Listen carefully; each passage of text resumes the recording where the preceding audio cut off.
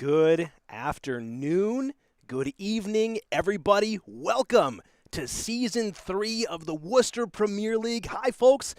Marty Martinez here, your host and commentator for this season. And wow, we can't believe that it's already been 5 months already. 5 months of waiting for Season 3 to start. And wow, do we have a fantastic season of darting action planned for everybody. Again, thank you so much for being here. We have tons of new rules, tons of new things to go over. But before we get into any of that, a quick thank you from all of us here at the Worcester Premier League to everybody tuning in, to our sponsors, Tee Up Taproom, U.S. Sports and Apparel, Balboni Darts. Without your support, none of this would have been possible. So thank you from the bottom of our hearts. Thank you, thank you, thank you. And now, enough of that. Let's get into the need to know for Season 3. And man, there's a lot that you guys need to know. Here we go. Season 3, while some things remain the same, like the roster of players, some things have changed. So some of the things that have stayed the same, the night win, 5 points still. Second place, 3 points. Third and fourth place, worth 2 points. So that means that the top 4, every single night, those players are earning points. No points for finishing 5th through 8th. Better luck next week. And all points are extremely critical with the revised playoff structure. The playoffs. What fun it was last season. But man, we had to add in that extra little bit of jeopardy, that extra little bit of spice for Season 3. So players finishing 1st through 6th, they will qualify for the playoffs. Players finishing 3rd through 6th will play in the first round. Players finishing 1st and 2nd in the regular season, they get buys into the second round in a guaranteed top 4 finish. So the points matter. Every single match is going to be a hotly contested game, and the excitement should be off the charts here in Season 3.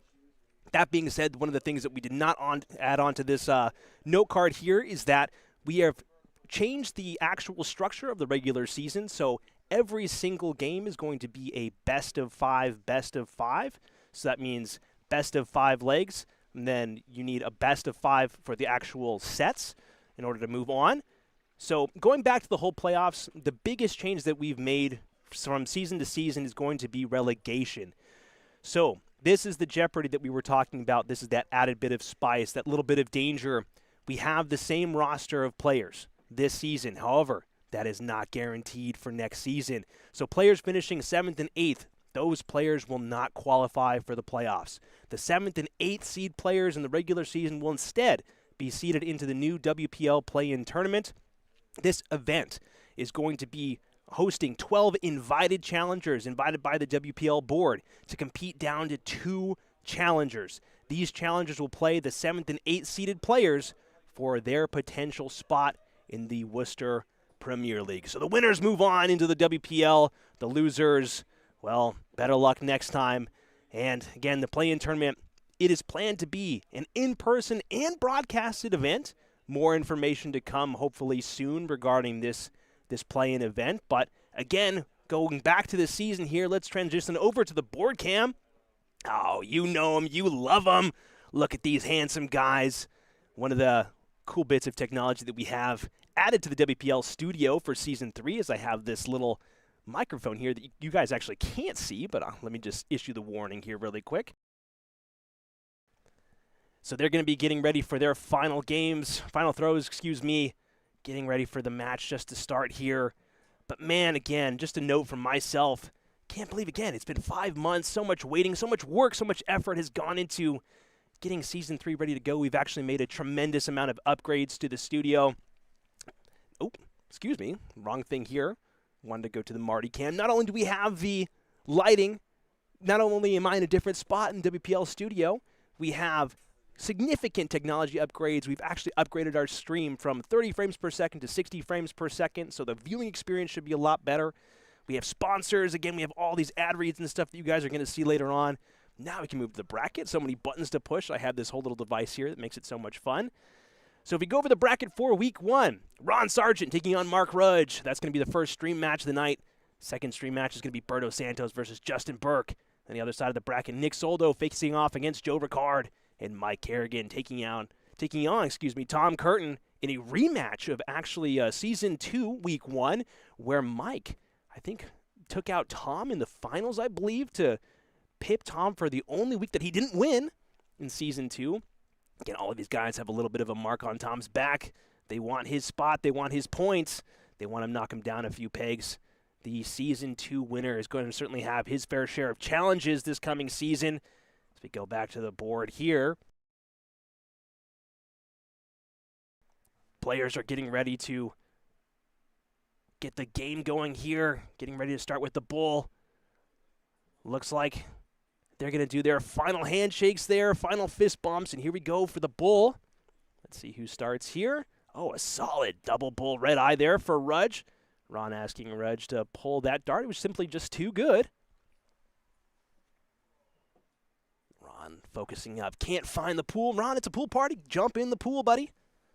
Rudge will have the honors of leading off the very first game of Season 3. Again, ladies and gentlemen, if you are joining us live, welcome.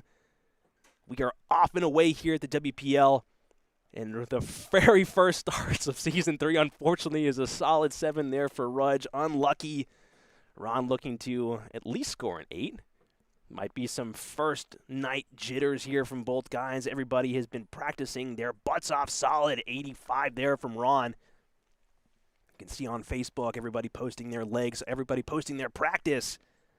Nobody wants to falter this season. Everybody wants to have that safety net, not have to fight for their spot. Ron looking to just continue plugging away here. Finds that another triple there right in the corner. I think he finds two. Big 125 there from Ron Sargent. Plugging away and knocking down those numbers. And Rudge trying to find something to try and keep up in this leg. And again, a little bit of extra breathing room. All the games will be best of 5 legs, best of 5 sets, so there is a long way to go. Somebody's not able to get their game going right off the rip. Certainly have a long way before it becomes too serious of a problem. And Ron destroying the scoreboard there. Another 140 to follow that 125. Rudge acknowledging the scoring power there of Ron. All the way back at 404, while Ron's eyeing a way out here. Things continue to be a struggle. 49, and Ron looking to try and punch out. 151 after 9. It's on. Will he go for the trip 17?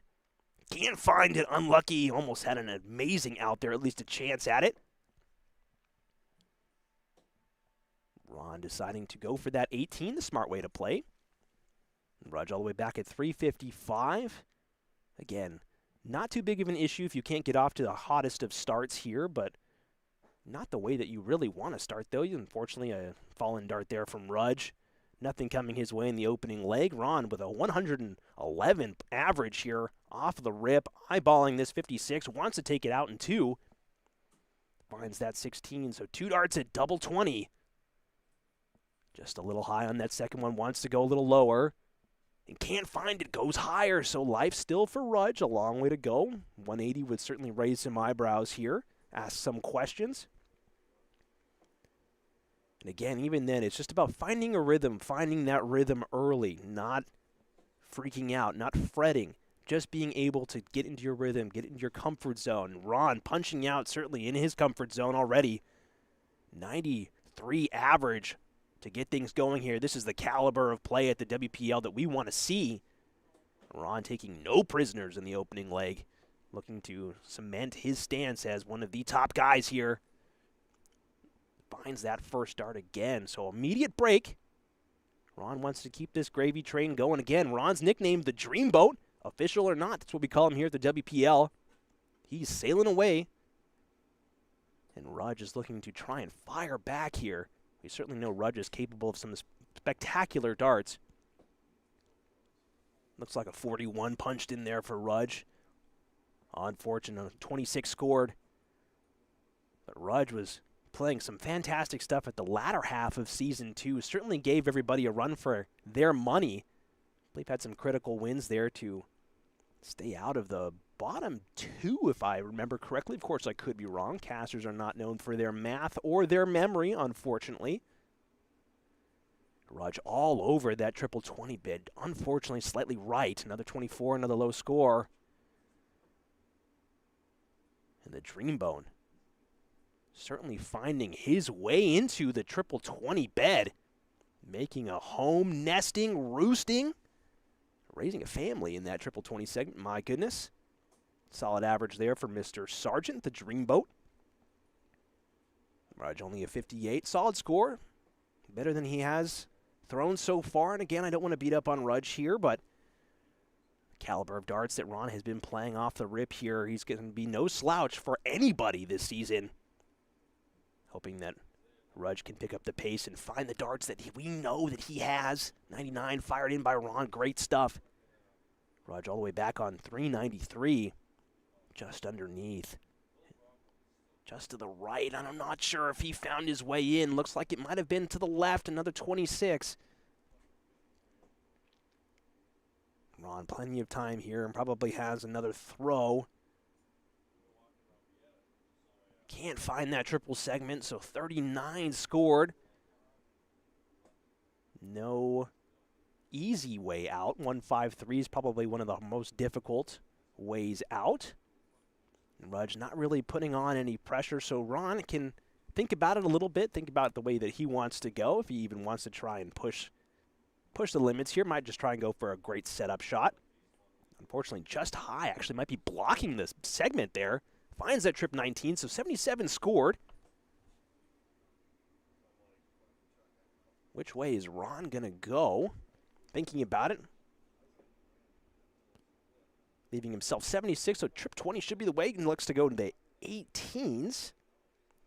Leaving himself 58, I believe, if my caster math serves me right.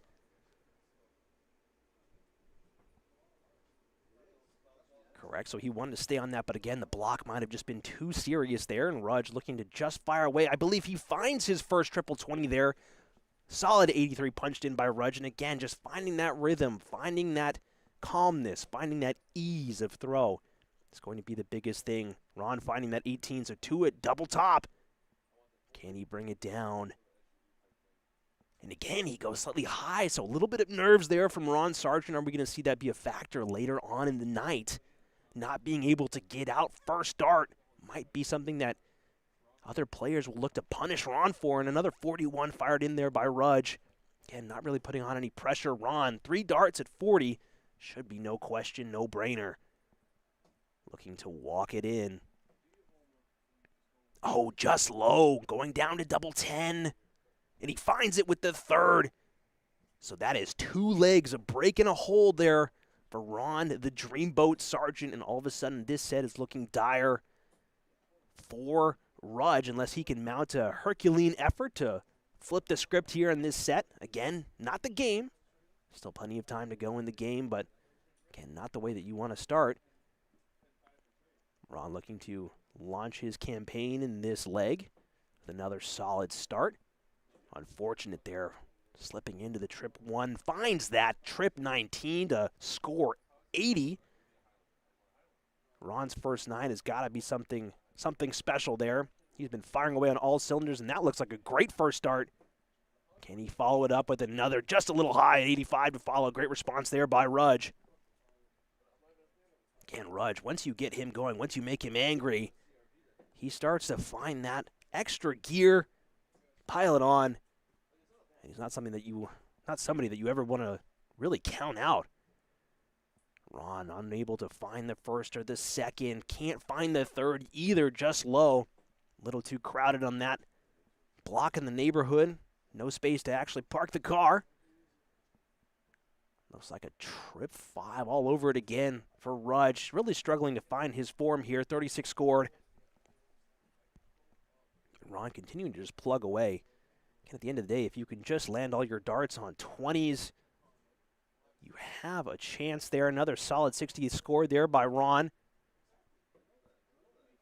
Rudge, not as distant as he has been in the past legs. Likes to go down to the 19s. Good switch there. Finds that trip 7. So 60 scored. Great effort there. Again, keeping it competitive in this leg. Ron sitting at 301 after 3 visits to the board. So not as spectacular as of a start, excuse me. Can't find it. Looks like both darts just there to the left. Oh, my goodness. Oh, he does find that right in the corner, 95. Excuse me. There's a reason why I wear glasses, folks, is for situations like that. And Rudge just below there, solid 99. Way to find that great score. And again, Rudge is starting to find his rhythm, find his way into this game. 176 to 206 from Ron. And are we going to see some jitters here for the Dreamboat? Some rough waves, courtesy of Mark Rudge. And again, lucky to find that trip 19. So Ron is the first to and out. This would be another break. Rudge needs to at least hit a 100 here to leave himself 76. Can't find it. Leaves himself to 116, so it's certainly gettable, but not as likable as he maybe would have wanted. Finds that 25, the opening dart there, so 100 left for the Dreamboat. Can't find the triple 20, so 80 left. Going to try and hit the double top, and he does. Spectacular stuff there. That is not an out there from Ron, but 85 to leave himself 40. Fantastic stuff. Fantastic setup play. Rudge finds that triple, so he's going to have one dart at double 18. And he finds it. Solid 116 take there from Rudge. Spectacular darts. What a leg there. Way to hang in there. Rudgy. Fantastic stuff. And again, just goes to show that there is nobody safe in the WPL. If you're sitting at 100 out, 170 out, you never know. There's always a chance. And Ron looking to get off to a flyer of a start here. Can't find the triple. Only 60 scored. Rudge, a little bit of self-confidence found, a little bit of rhythm found. Again, he has a howitzer of a throw. If he can just find that rhythm. 43 punched in. Ron looking to just try and not get phased by that leg. Looks like a single dart there in the corner again. 100 punched in. Ron's making me work extra hard tonight, looking at the monitor, trying to see if that's in there or not. Rudge certainly makes it easy for me. Looks like 2 in there. We're going to see 3. Oh, he's got the big 180. It is solid 180. Great darts there. Solid darts from Mark Rudge. Big visit to the board. And Rudge certainly getting it going, turning it on right when he needs it. And all of a sudden, this set might not be in the hands of Ron Sargent. We'll see how things go. Rudge looking to just keep it going. Unfortunate break of rhythm there. 36 scored right there on the edge on that second dart. 36 punched in, so when he's out of arm's reach, he may be leapfrog still. 35 punched in from Ron. He's going to need to find a big one. Can't find it. Looks like only 40 scored. So all of a sudden, Mark Rudge, out of nowhere, has come to a play here at the WPL, but those loose darts are going to punish him. 36 scored again, back-to-back. Looks like the 180, the jitters have gotten back into Rudgy's arm. And all of a sudden, what was a big advantage is starting to slowly dwindle away with that big 60 find there by Ron. 100 leapfrogs. Rudge leaves him 144 to 206. Rudge needs to find at least 100 here. That's a great way to find it. 2 in there again. Are we going to see it? He should correct. He should go somewhere else. Does do the right move. 138. Big darts there by Rudge. Way to find that confidence. Stay in there. Again, darts is such an emotional game. The fact that Rudge can keep a cool head, leave himself 68. No out there for Ron. So 144 minus 80, 64. So he should be going down to the 16s, and he does leave himself 48. So it's a do or die 68 there for Rudge. Needs to take it to keep this set alive. Finds that 5, so 63 left. Probably going to go 13s, and he misses the 13. Unfortunate, unlucky. Does well to correct, but that big miss on the big number again. Those misses will punish you. Ron eyeing 48. Finds the double 16 off the rip there, so leaves himself 16, just going upstairs. And he finds it with the third dart, so the first set in WPL Season 3 history goes to Ron Sargent. Rudgy, I can see it. I'm not sure if you guys can see it on the stream, but Rudgy giving Ron a good old chuckle, good old high five, a fist bump. In appreciation for that. Again, that was a great game right there at the end for both guys. Ron, 75 average after that first set. Great stuff there from the Dreamboat. Rudge Certainly not the hottest of starts, but he's found that gear. He's starting to blow it up. Just needs to keep it going. Ron electing to continue the party here. Finds a 100 to get things going. Great start there. What can Rudge do to answer? Almost feels like it's going to slot in, and it just doesn't, just goes low. So 60, great answer, though. Keeps it competitive between the two. And there, Ron just slightly to the left, trying to make those small micro adjustments. Finds it with the third, 95 punched in there. Great little correction there from the Dreamboat, finding that big 60 segment. Rudge just high. Great correction. And again, looks like a deflection into the 111 there. So 83, way to follow. Again, Ron is not running away with it like he has in the previous legs. Two in the big segment, trying to lower it. Can't quite find that adjustment. 60 scored. So both guys kind of settling into a little bit of a rhythm here. Finding their breath, finding their game, finding their corrections. And as right as I say that, of course, caster curse. I am so sorry, Mark Rudge, for cursing you in that moment. Ron looking to just keep things going. Are we going to see a 180 from Ron Sargent? Unfortunately not. Unfortunately, when that dart goes in right at the low part of that 20 segment, it makes it so difficult to fly in around it. If you're an overstacker, that's your dream, but a lot of the guys here are understackers here at the WPL. Great 140 there from Mark Rudge. Way to respond. So 146 to 209.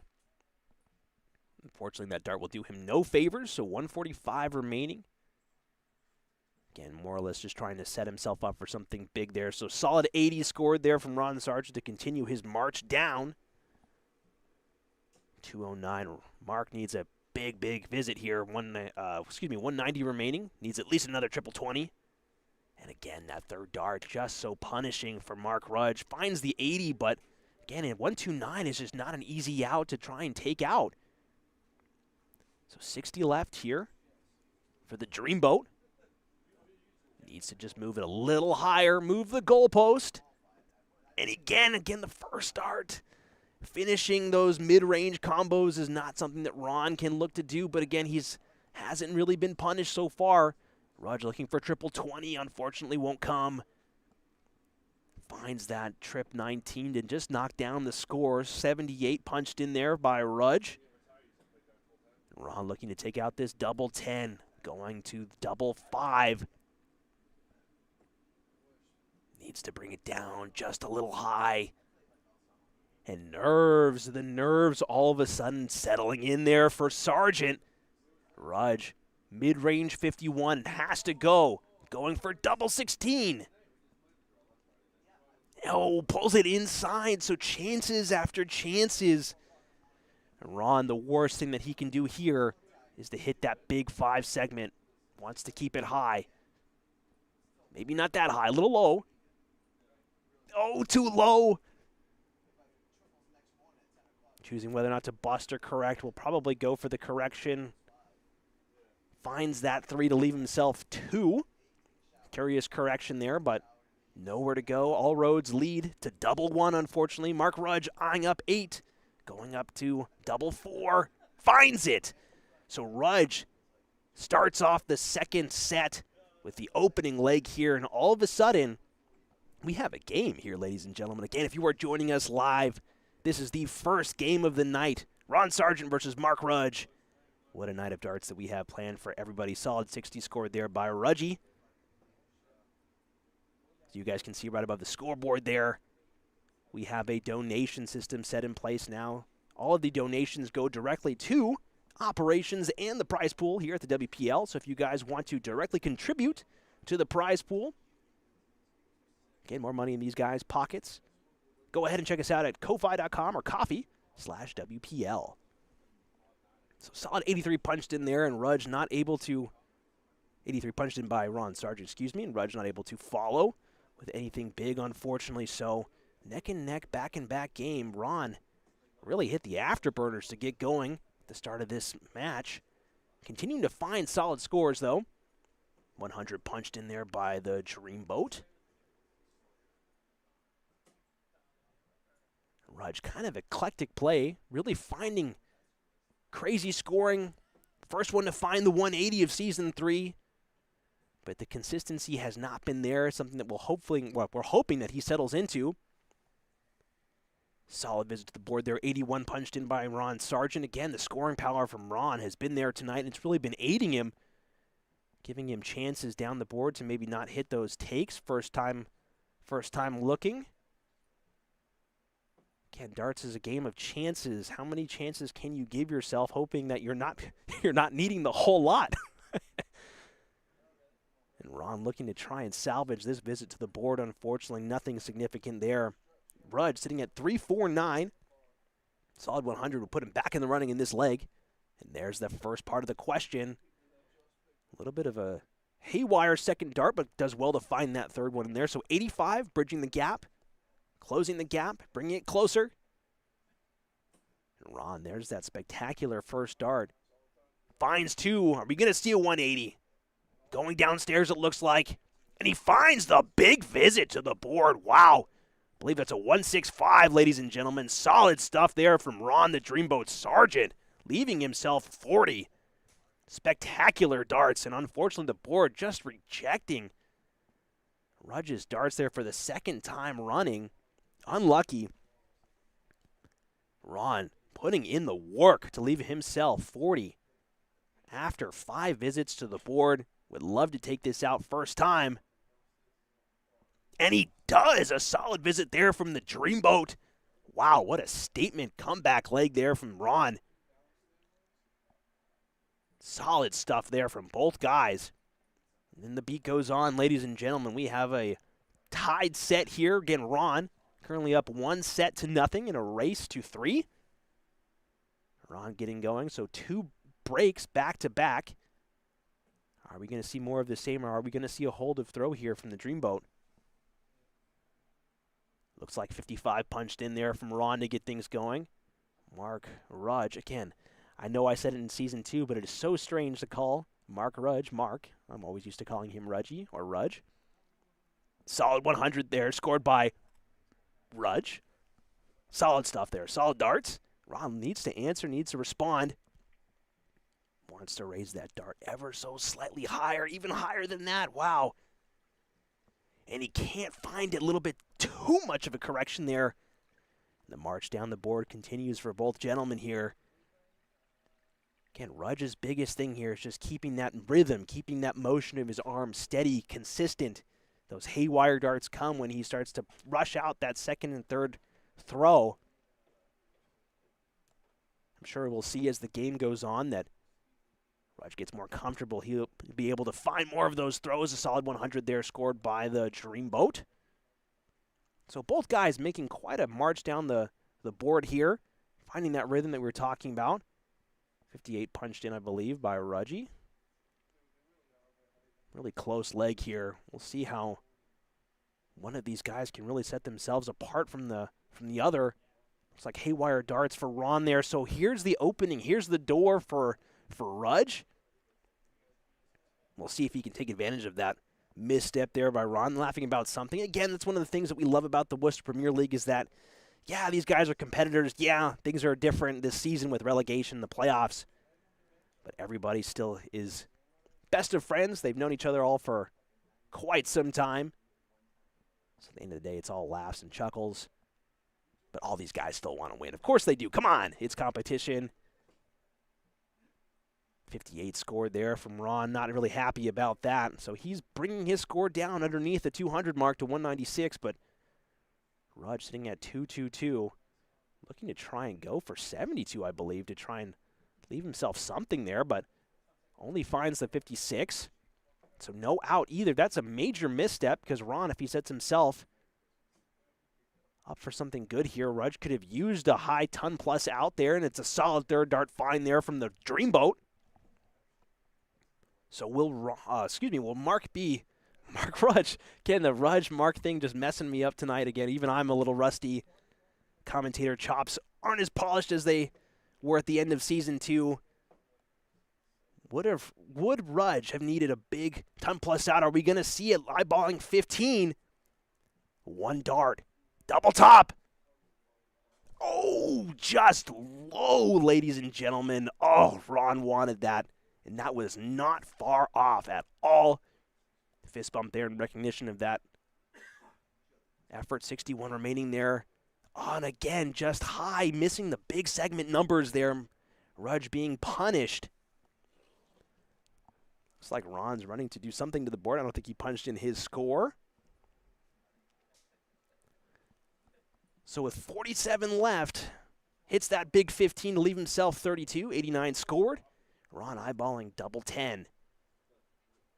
Just wide on that first attempt. Can he inch it in? This might be difficult, ladies and gentlemen. Can he find that third? It looks like no, he brings it inside even further than he wanted. And Rudge with a big opportunity here to go 2 legs up in this set. Put Ron on edge to maybe tie up the set. Of course, can't think that far ahead. Rudge, double 16. Hits the big 7 again. Unforced critical errors there and chances that Ron was not expecting. You could even see in his face there, even he was surprised. Ron Sargent eyeballing double 5. And he finds it with the second. Ron Sargent stealing that one away from Rudge. And again, chances, chances, chances. A little bit of exasperation there from Rudge. He wanted that. He knew he had it. Still a long way to go, though. No reason to give up hope just yet. And again, just the darts, a little haywire. Not following marching orders, unfortunately. 28 punched in there from Rudge. Ron looking to fill it up here. Goes just low, so looking for that 140. Might even switch, but chooses to stay. 83. Again, in that situation, ladies and gentlemen, with the bed that blocked, 2 flights angled slightly down, it might actually be worthwhile to go downstairs to 19. An unfortunate. So Rudge with the very first 180 of the season in the very first 5. Not the range that we would have liked to see from Rudge, but Ron hitting that 100, hitting the punish button, punishing Rudge there. Rudge needs to get things going here or risk falling too far behind and dropping down 2 sets to none here. And again, nothing is just coming easy. Really got to feel for Rudge in this moment in time. Ron looking to just keep sailing. Steady winds, steady waves. Easy as she goes for the Dreamboat. Solid 81 visit there from Ron Sargent.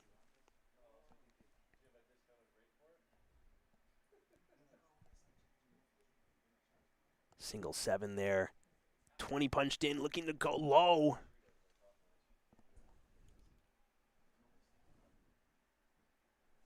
Shout out to Dennis in the chat. Long time. Haven't spoken to you in a while. Hope everything is well. Looks like a big 139 there, punched in by Ron Sargent. Big visit to the board. Solid stuff there from Ron. Again, leaving himself 98 after 4 visits. So Rudge under a lot of pressure.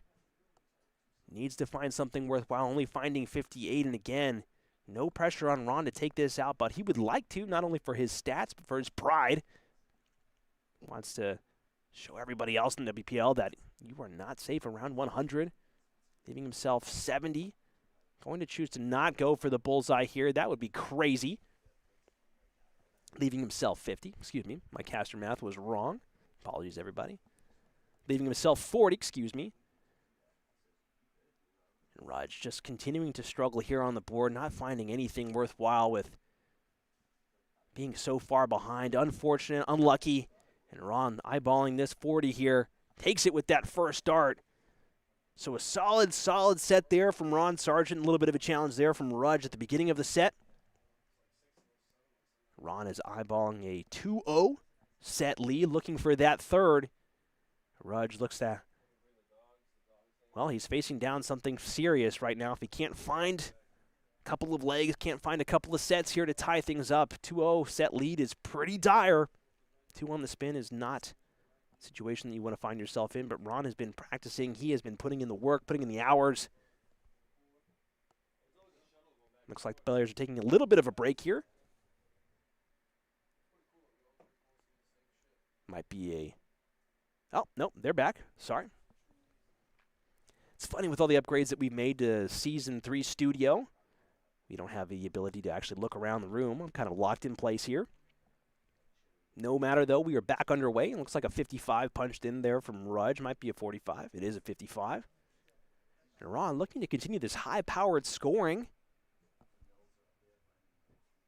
Again, 74 average after 2 sets. Again, his only reason why it's not higher is because he hasn't been able to take out those mid-range finishes. Solid 60 to get things underway here. And truth be told, Rudge is not really playing poorly either. He has been all over this triple 20 segment. Just his darts have been going left, right, center, every other way but finding their way home. And it really has been unfortunate. Ron has just been roosting in this triple 20 segment. Now we're going to fill it up. Oh, the nerves get to Ron there. 140 punched in, solid score. But the 180 is owned by Mr. Rudge. Looking to try and drop it a little bit lower. Can't find it instead. Looks like it deflects again into that one segment, so unlucky again. Ron trying to find more of what he's been, well, what's been coming so easy to him, that triple 20 segment. All over it, can't find it, just goes a little high. Again, this is a pristine example of darts is a game of mental fortitude and mental strength. You cannot keep it together in your head. Rudge does a fantastic job of keeping things cool, calm, and collected. If you cannot keep things in your head, if you start to look at the scoreboard a little too long, you forget that you have life. There's still a long way to go. Ron looking to try and find something big there, but only finds that 57. So Rudge, 241, both guys. Trying to find something serious there. Was he going to try and split it, actually? Looks like there's a little bit of space. Likes to go downstairs, but looks like he finds that triple 3. Unlucky, 49 punched in. 184 to 192. Ron finding that great first dart. Can't find it. Frustration there on Ron's face. Gosh, he wanted it. You could just tell these guys want every single dart in that bed. Does well to find that big segment, though I'm not sure if that's what he was aiming for. Leaving himself the 106. Rudge needs to find something significant to try and drop it down. Does. Looks like he finds 85. It might not be in there. It's indeed an 85. So it brings down the score to 106 to 107. Ron winning by 1 point. Not that that really matters anyway, but 86 left. 54. Can't find it. Goes. Oh, he stays on the 18s there. So 56 scored, leaving himself 50. Rudge, 107 remaining. Which way is he going to choose to go? Again, Rudge took out 116 earlier. Finds that 3, so the only way to go now is trip 18. Can't find it.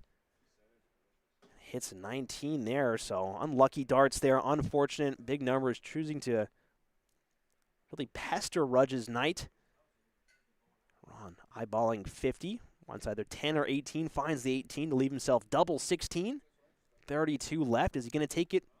2 attempts at the spin. Oh, just wide on that second dart. Third dart maybe. Finds it. Third dart take there from Ron Sargent. Fired in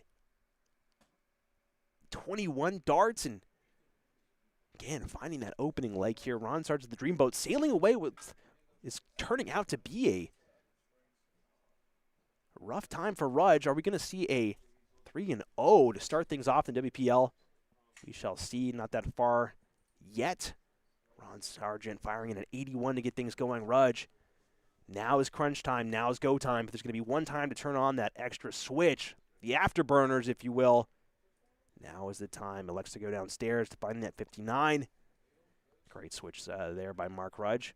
A little bit of a ejection of start ejected out of the board there. Watch yourself. Nobody gets stabbed in the toes there. Ron has been so reliable on this triple 20 segment. It's just been remarkable the consistency that's been able to hit it. 85 punched in. Hayfin one from the UK says, "Come on, Ron." Glad to see that we have international fans supporting the Dreamboat. Can tell you from personal experience that the man, he is quite the legend in person. Glad to see that he has some support from abroad. Hey, Finn, thanks for turning in. Appreciate you. Ron looking to eyeball 100, but can't find, only finds that 60. So Rudge, 400, already 100 points behind. Needs to find something big here if he wants to keep up. 41 punched in, so again, nothing easy coming for Rudge. Ron, big opportunity to really separate himself here from Rudge if he can just find at least one triple 20. Does find that triple 20. And finds the trip 19, so a big 137 punched in from Ron Sargent. Great darts there. Leaving himself the 138, so 359 remaining for Rudge. Tough situation. Again, the darts just refusing to go in. 60 fired in. Unlucky. Rudge has been all over it tonight. Again, the scores, the average, do not reflect how Rudge has been playing tonight. Again, he's just been getting unlucky. Solid 98 punched in there from Ron, so every time that Rudge has gotten unlucky, Ron has been there to punish.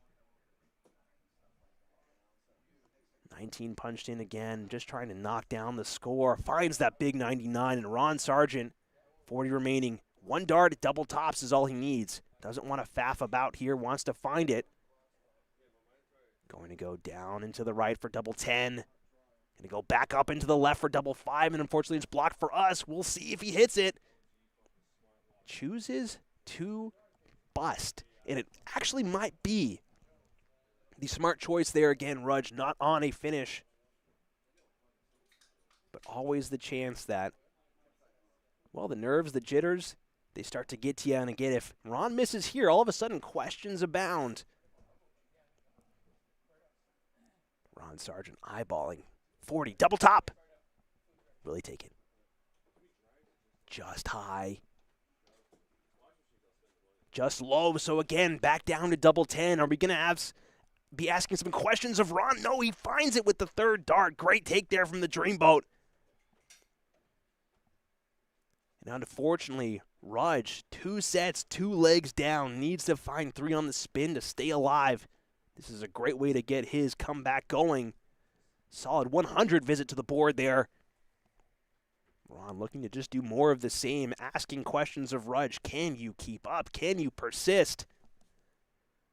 Ron looking to just keep on sailing. 60 scored there from Ron.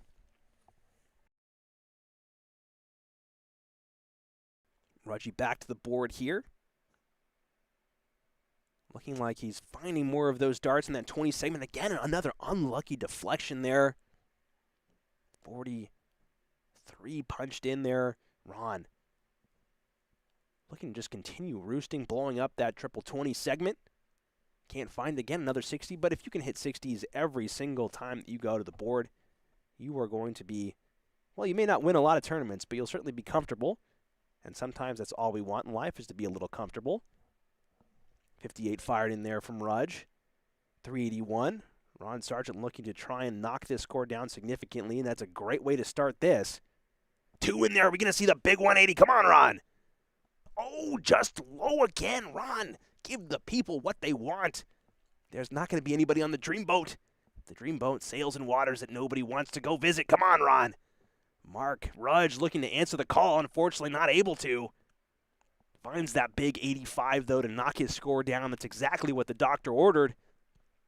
241, 215. Ron needs to find a triple here. Quick score update for everybody. Joe Ricard has beaten Nick Soldo 3-0.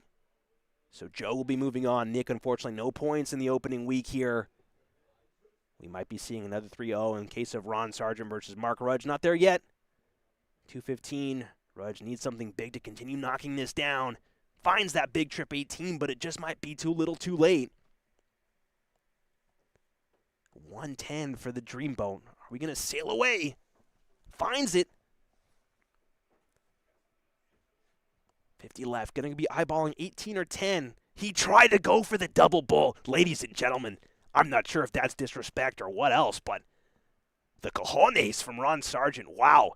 Gotta applaud it, but it might backfire. 30 left. Unfortunately, can't find it. Ron. Cheeky guy.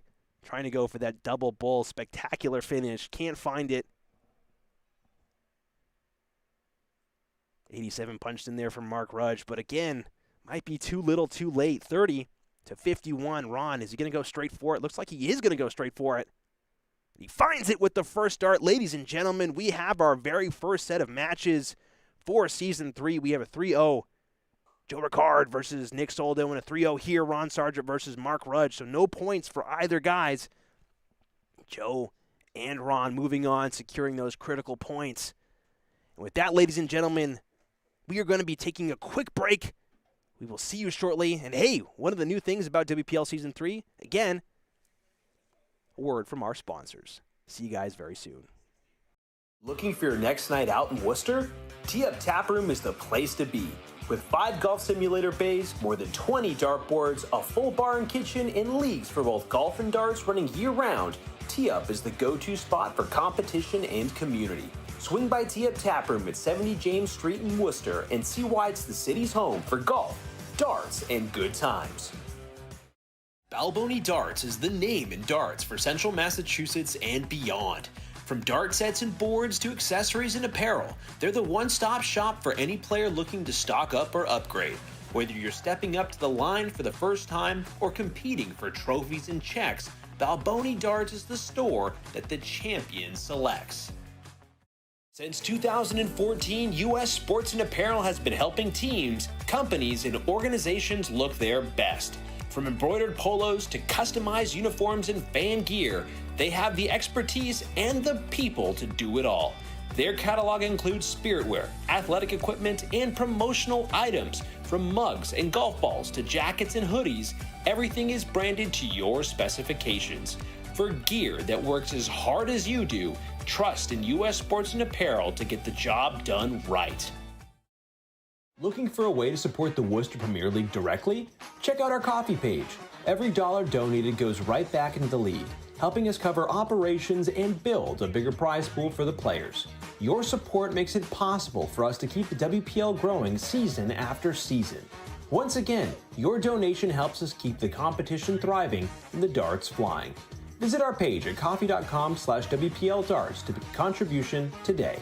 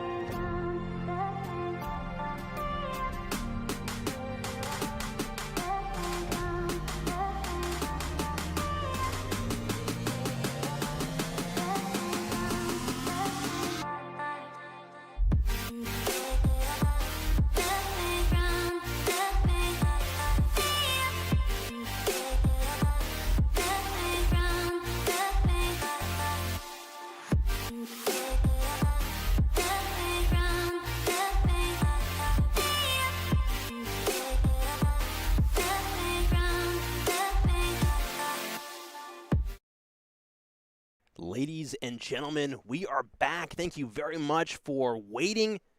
Season 3 is already off to a hot start here. Joe Ricard, Ron Sargent beating. So Joe Ricard beating Nick Soldo 3-0 and Ron Sargent beating Mark Rudge 3-0. Both guys in the mid-70 range there. Joe firing away with the 73.45, 75.26 for Ron Sargent. So that is the target to beat tonight. And again, that is the first top half of the bracket, excuse me. So the next matches we have coming up here is going to be Berto Santos, Justin Burke on the live stream, Mike Carignan, Tom Curtin. They will be off the stream, but they will be right next to the guys. So we will be joining them very shortly here.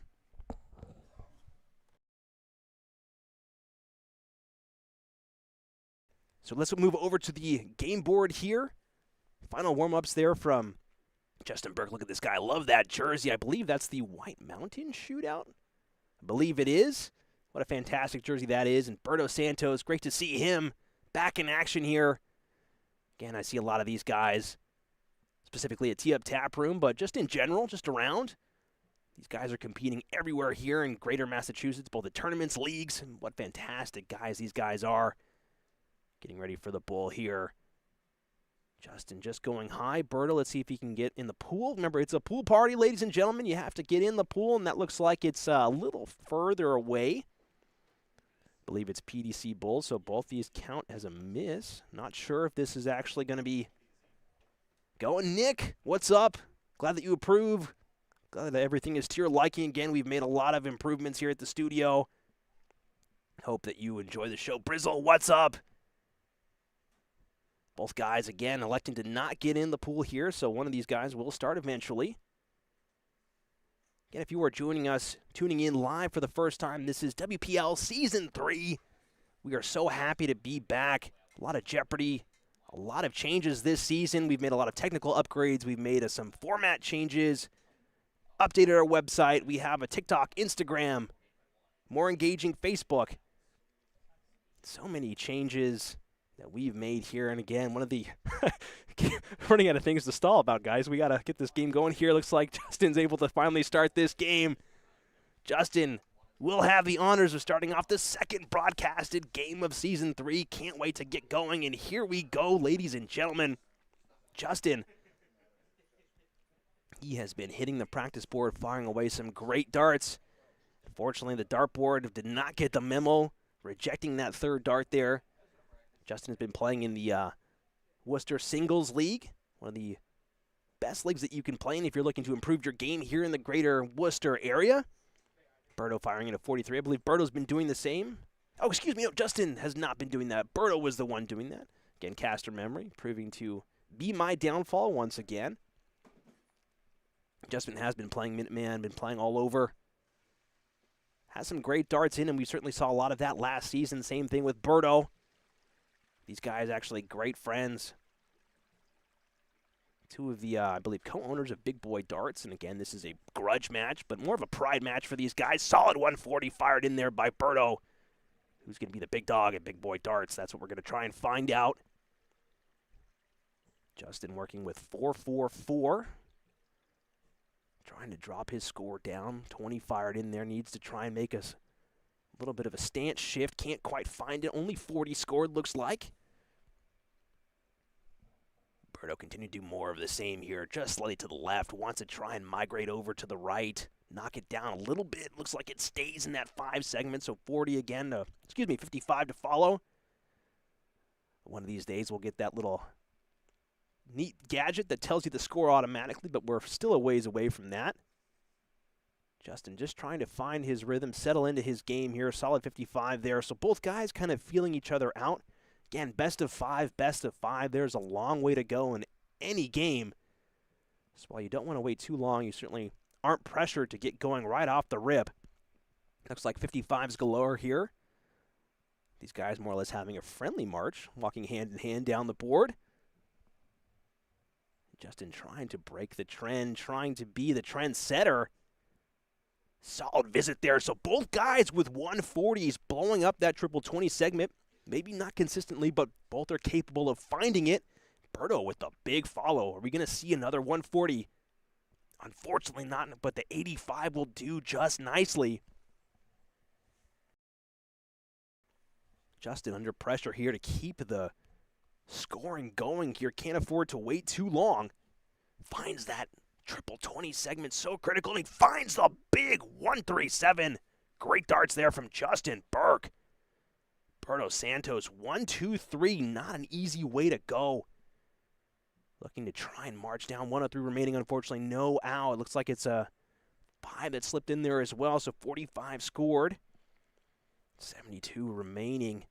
Is he going to go 12s? Is he going to go 20s? Again, sometimes darts is a matter of feel, not about what's right. Try to go for that 12, but he hits 9 instead, leaving himself 63. Again, thinking about ways to go. Is he going to try and go for the 13s here for the bullseye? Looks like he does. We're going to see it.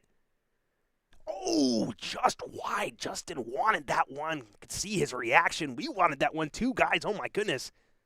Not far off at all on that attempt. And Berto working with 78.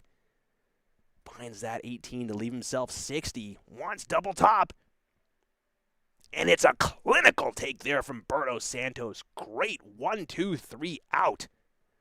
Solid start there from Berto. 71.57 to the 68 of Justin.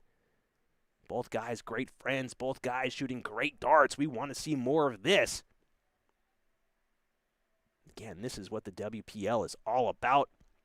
Not only are these guys, well, hey, you get to see them almost every single day, but wow, great stuff. This was something that Berto was also known for last season. I believe in the opening week of Season 2, Berto, I think he took out 3 ton-plus finishes. Really never actually was too far out of a leg, just because he was never really that far away from taking out a leg. When Berto's on, his finishes are something spectacular. 62 punched in. And again, we know that Justin certainly has the capability to just blow up the board with 180s, big outs, big scores. Both these guys really push each other very well. It's because they know each other. They're best friends. It's exactly the level of competition that we want to see. 60 fired in there from Justin Burke. Berto looking to continue to do more of the same there. 398. Can't find it. Looks like the first dart played blocker. Only 45 found. Justin Burke, 434, so off to a little bit of a slow start. Needs to keep things going. Find that little bit of nitrous to really get going in this leg. Only a 30 there, so a little bit of jitters, a little bit of nerves there from both guys. We want to see both of these guys clean up those throws, but again, best of 5, best of 5. Long way to go. Not that anybody wants to wait too long, but still. 45, 45. Darts is a funny game. It almost seems like if you throw 45s, more of them start to arise. And if you throw 100s, 140s, more of those start to arrive. Maybe it's a mental game. Maybe it's a mental aspect of the game. But certainly want to try and keep those happy thoughts in your head. Keep that smoothness of the rhythm. And look at that, 85 found there from Berto. So bucking the trend. Staying on target. And Burke, 363 left after 4 visits to the board. Needs to find something. Fortunately, left and low. And again, low again. Can't find that triple 20 segment. So close yet so far. Berto with 2-2-3 after 5 visits to the board. A little low, wants to go a little higher. Fortunately, can't find anything significant. So these types of visits breed questions. Not being able to run away with gusto, with confidence, allows the other guy to slowly creep in if they can find the big scoring segments there. Justin choosing to go downstairs, hits 44, but again, not enough to really catch up. Berto with 178. Not a way out, but certainly a way to leave himself something handy here. Maybe a little bit of lethargic throws there, 32 found, leaving himself a very challenging 146, but again, Justin sitting at 264. No pressure on Berto just yet, unless Justin can find the triple 20 segment, and he can't. 41 haywire darts. So as we saw a flyer of a start from both guys, maybe a breath needs to be had between both players here. kind of settle in, find their game. Give me a chance to breathe too. Wow, I've been trying to keep up, ladies and gentlemen. If you can't tell, I'm a little under the weather, but I'm trying my best here. Got a whole gallon and a half of honey water. I'll try to keep my voice in check here, as we have a long night of darts ahead of us, and 95 scored there by Justin Burke. Solid dart, solid stuff. But is it enough? Berto sitting at 86, going to go for 18s. One more would leave himself bullseye. Is he going to try and take the chance against Justin Burke? Thinking about it, thinking about which way he wants to go. Really taking his time to think about it here. Elects not to, so telling Justin, you can't take out 128. Again, we said it in the first game, the cojones on Ron to go for a double bull when he didn't need to. Isn't that going to punish Berto as we get later on? And unfortunately, no punish there from Justin Burke. A little bit of disappointment you can see in his reaction there. That's more of the mental side of darts when your opponent leaves you something that, okay, maybe I have a chance, and you can't hit it, and you go, oh, it starts to get you steamed. Berto eyeballing this 32.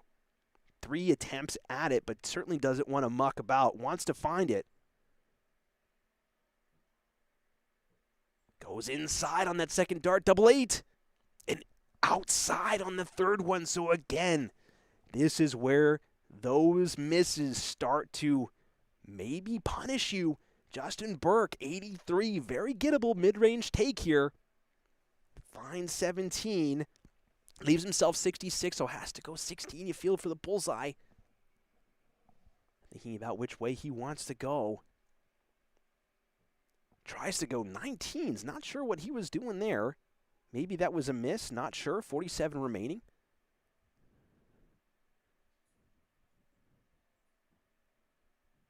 Finds that big 15 to leave himself 32. So, ladies and gentlemen, 16-32. Who's going to flinch first? Who's going to take it? Who's going to find it?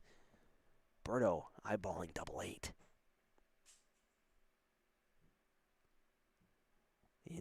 Outside again. Needs to bring it inside. And he brings it inside and low, unfortunately.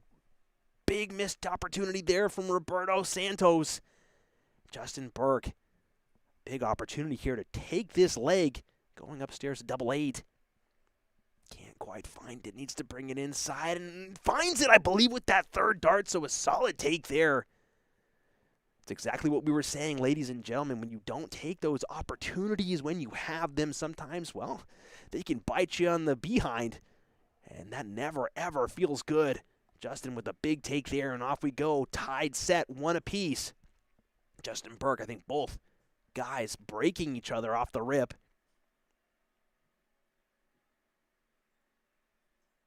Not a great start there from Justin Burke. Only 30 fired in. Berto looking to try and punish off the get-go here. Unfortunate slip with that second one, but he does very well to find that third dart. 81 punched in. Great start there from Berto. And again, this is something that we saw a bunch in the first game. Ron Sargent versus Mark. Rudge.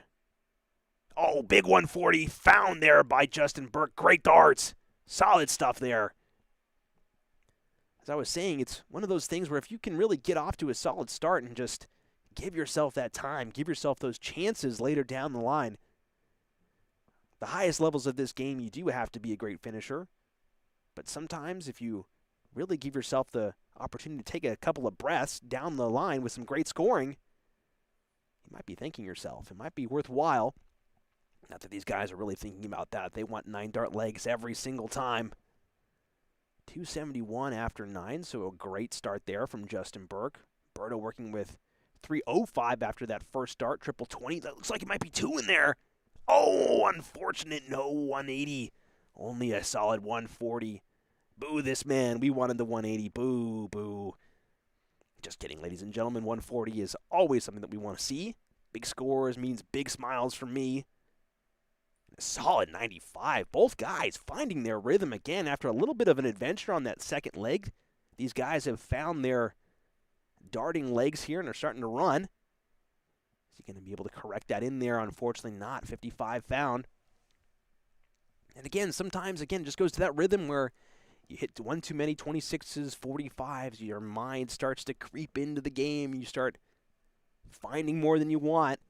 If you start finding that triple segment, sometimes those triples breed more triples. 98 found there. Thanks, Brizzle, for those kind words. Appreciate that. Been battling some sickness all weekend, unfortunately, but trying to keep it together. Berto with the big opportunity at the 170, just couldn't find it. So Justin can breathe a little easier at the 78 look. Is he going to be able to find it? Finds the 4, so 74 remaining. A little bit of a tricky way to go. Many options. We'll see which way he chooses to take. Finds that 54 to leave himself double 10. Oh, can't find it just to the right. That would have been a spectacular out there from Justin Burke. Great attempt there. Great stuff, and Brizzle, I certainly hope not. I know that the seasons are changing and it's going to get cold here in Mass, but hoping for a sick-free season for you, Brizzle. 80 scored there from Berto. Leaves himself very handy with a 98 punched in. Great scoring there. Great leave. And Burke, double 10. Wants to find it with the first. Going high. Has to. An unfortunate single 5 found, so he leaves himself 4, electing not to bust. 52 left for Berto. So 20 or 12, which is going to be his route. Goes 20 for double 16. And finds the big 7 again. Nerves. Maybe a little too fast on that second dart. Does very well to correct there. Leaving himself 20. But Justin Burke eyeballing this double 2. Wants to take it first time, does not want to mess about or have to switch upstairs.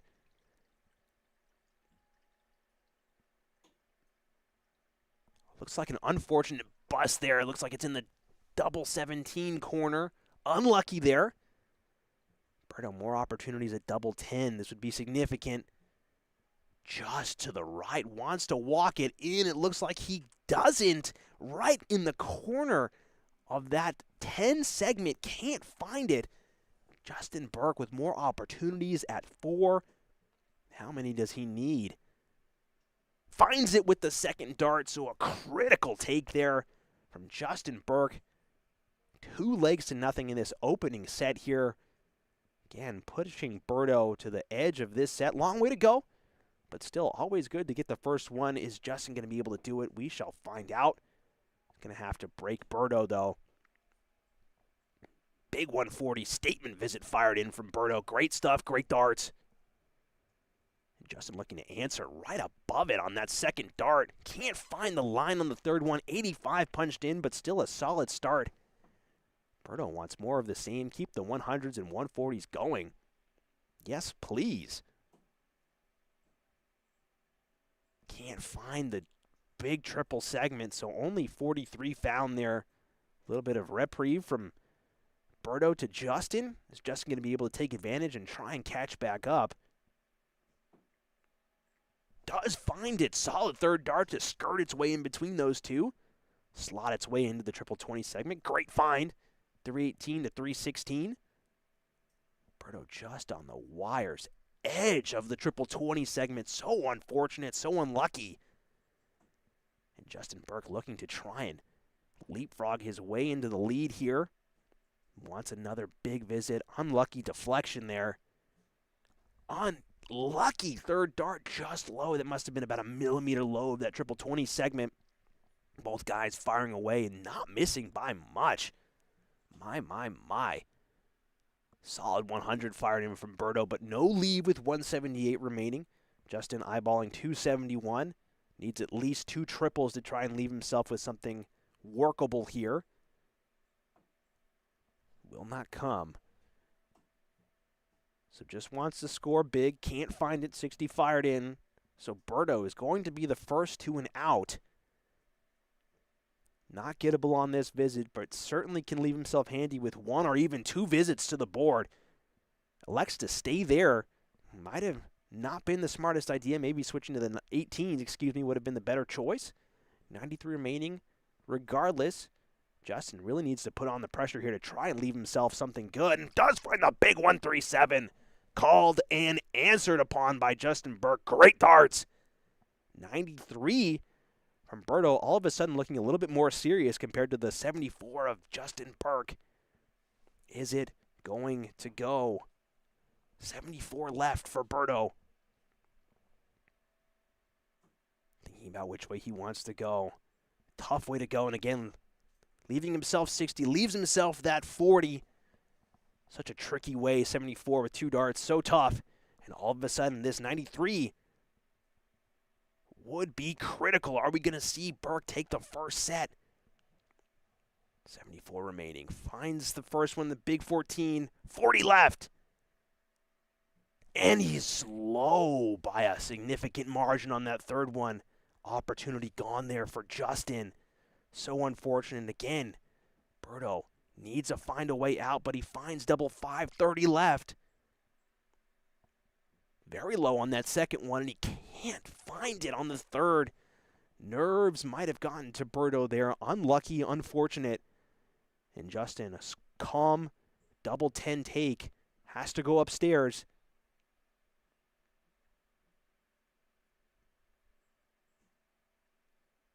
And again, goes high, the nerves. Both these guys want to just live in the pressure, live in the suspense. But guys, we want to get on to the next set here.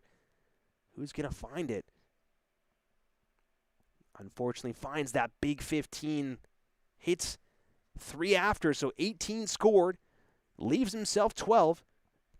Justin Burke still eyeballing double 5. Needs to walk it in, follow the line. Oh my goodness, just to the left. Millimeters make the man, and wow, jeez, not missing by much, guys. Unbelievable stuff there. And Berto finds it with that first dart. So a little bit of nervy action here between both guys. Both guys firing away, scoring well, but edgy games, razor-thin margins as we get to the latter half of these legs here. Both guys just not wanting to get out cleanly. It's great suspense, but man, sometimes it's tough to watch. Not just because it's bad viewing, but you just have to feel for the guys in the moment. Dart after dart, low millimeters off. Oh my goodness.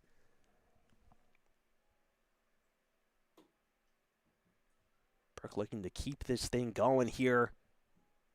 Again, had the opportunity to steal the leg away.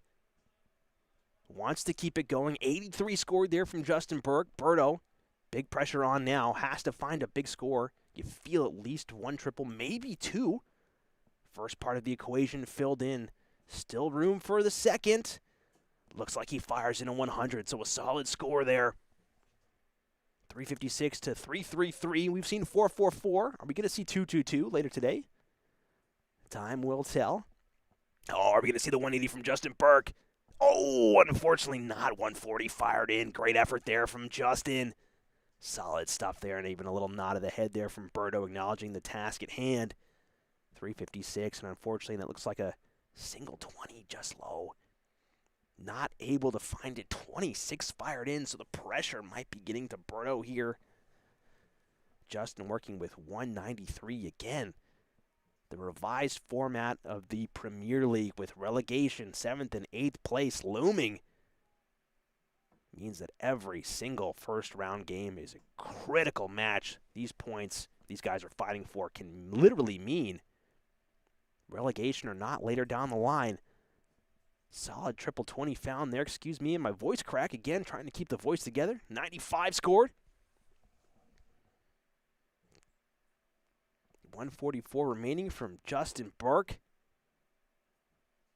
124 now. Again, that 5, just a little bit of haywire. Not following the rules, not following the plan. Every darts player has a specific set of instructions for their darts. Every time they go up to the board, and sometimes those darts just decide, I don't really feel like it. And that's why we hate this game sometimes. It's also why we keep coming back, because when it's on, baby, it's on. And unfortunately, 45 not on there for Berto. Santos. 190 left. Justin eyeballing a 110. Probably going to stay straight. Goes down to the 19s instead. Curious way to go, though. Leaving himself 74. Solid hit there. Big 57, leaving himself 56. Indeed, it is a love-hate relationship. Again, there are some days where we hate this game. Some days that we hate this game. And, hey, I think there's some days where we also hate this game sometimes. But, you know, hey, there's that one day a month where we all love this game. That's why we keep coming back. We're all snake bit. No unfortunate 169 there. No out there from Berto. 53 remaining from Justin. 2 darts at tops to steal the set. Holy, going downstairs to double 19. You feel like it has to go, and unfortunately, the big 19 segment. No pressure on Justin. Just makes things a little awkward for right now. Berto, that one is not going to do him any favors as he looks to just try and knock down the score. But now this is the tricky part. This is the hard part of darts, where you have to correct into a double. Pressure's on. Finds the 3, going left for double 8. Needs to walk it in. Oh, it looks like it deflected off of the second dart into the double 16 segment. So unlucky. And again, this is the hard part. This is the awkward part of darts. Solid 60 fine there. Unfortunately, will not go to leave himself double 4. 60, I think 48 remaining. Leaving himself 40, I believe. Might be 60. It is indeed 40. My caster math helping me out there. Thank you, Brain. Appreciate that. Justin looking for attempt number 2 here on this 3 to double 8. He cannot find it second time lucky, so Berto hanging on for dear life. Was on the ropes in this set, taking a quick breath just to try and focus up. Just low on the first one, double 10. Finds it with the third, and Berto stealing the first set. Burke had him on the ropes. And Berto able to just hold on, hold steady, and take that opening set. Both guys going all the way. This is the type of stuff that we want to see. I'm going to say it again and again. You guys are going to be tired of me saying it. It's going to be a broken record by the end of the season. We love last leg deciders. We love last dart deciders here at the WPL. But again, we begin anew with a new set, new leg. Both guys off to a little bit of a shaky start here. Only 45 and I believe 41 fired in by both guys.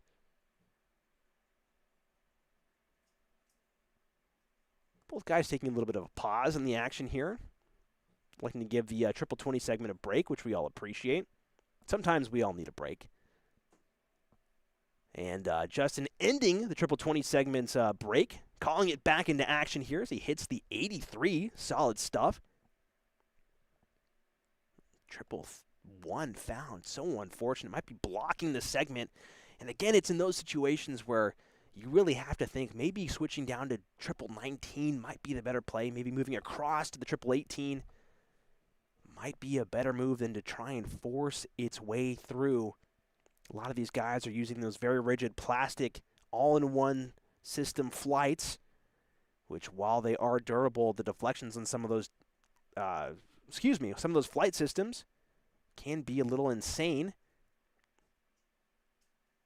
Nice find on that third dart there from Berto. 66 fired in.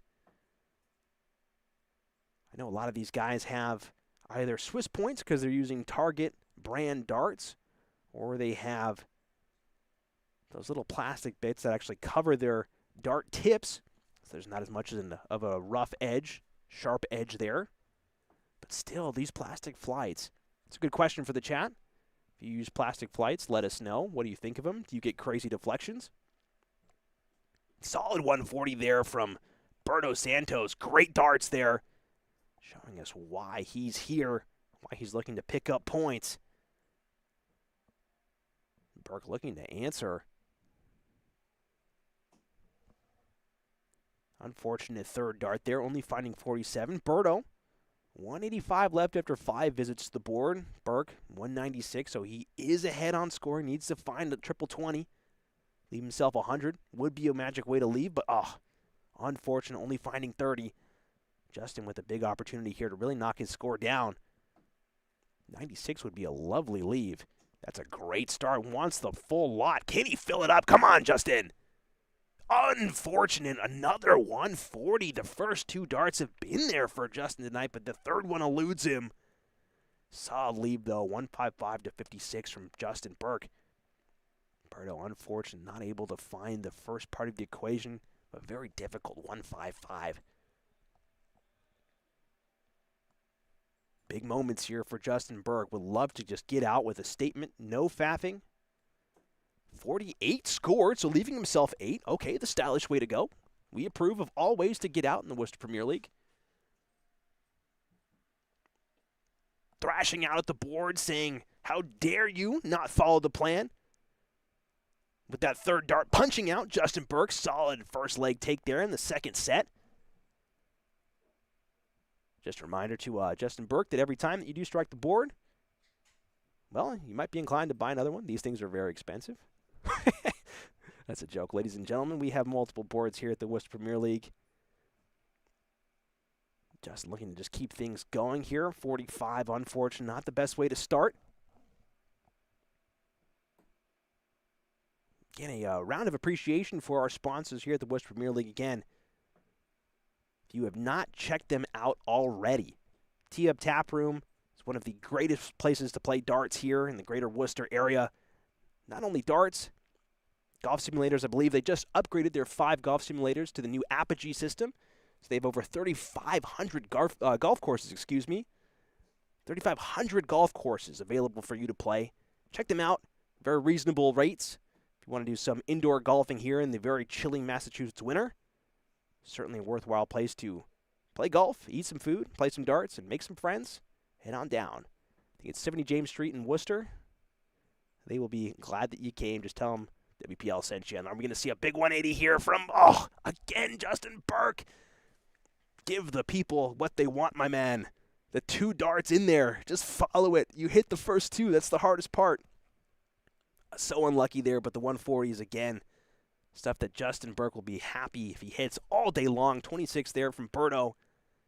Not really coming together there for Berto in this leg. And Justin with the opportunity to just run away. 777 is never a bad, never really a bad dart to hit. So good he hits it twice, I guess. 33 scored, I believe. 47. Can't do the math. Berto sitting all the way back on 390, so a long way to go for this leg. Berto just not able to find anything. Can't force his way through into the trip 19 segment either. While things are looking very good for Justin Burke here, sitting at 226. Can't get too lethargic, can't get too slow with his scoring prowess. In a 24, all of a sudden starts asking a lot of questions here. Berto with a big 100, ton plus. Might just find his way in here. Looks like just low on that first dart there. Berto just low again. Can't find his way through, so not missing by much. The marks are there, but the scoring is not. Speaking of scoring, I have a little bit of a score update for everybody. Tom Curtin's currently leading. Mike Carignan, 1-0. Oh, big 170 there from Justin Burke. Solid darts there. Leaving himself a very, very respectable 32. Again, the 180 is not something that we've seen from Justin Burke, but we'll just have a 170 for fun, ladies and gentlemen. Great stuff there. Awesome, awesome darts. And it would be fantastic if we can see Justin take out this double 16. And it's in there, a clinical 170 to 32 follow-up. Great darts there from Justin Burke. Spectacular stuff. I'm going to lose my voice, ladies and gentlemen. My goodness, if these guys keep doing stuff like that. And I would be happy about it if I did. My goodness. Unfortunate start there from Berto, 41. I can't believe it. We've been on this guy all night for him trying to hit a 180. First 2 darts in. He just says, forget it. I'm going to go down to the bowl. And he nails it first time. Unbelievable. Darts really is a special game, ladies and gentlemen. 95 fired in there from Justin Burke. Great stuff. Berto again looking to try and keep things going. Wants to try and hit big here. Does find that first dart. Unfortunate deflection. Still plenty of space, though. 100 is a great hit. Great follow-up. Great darts.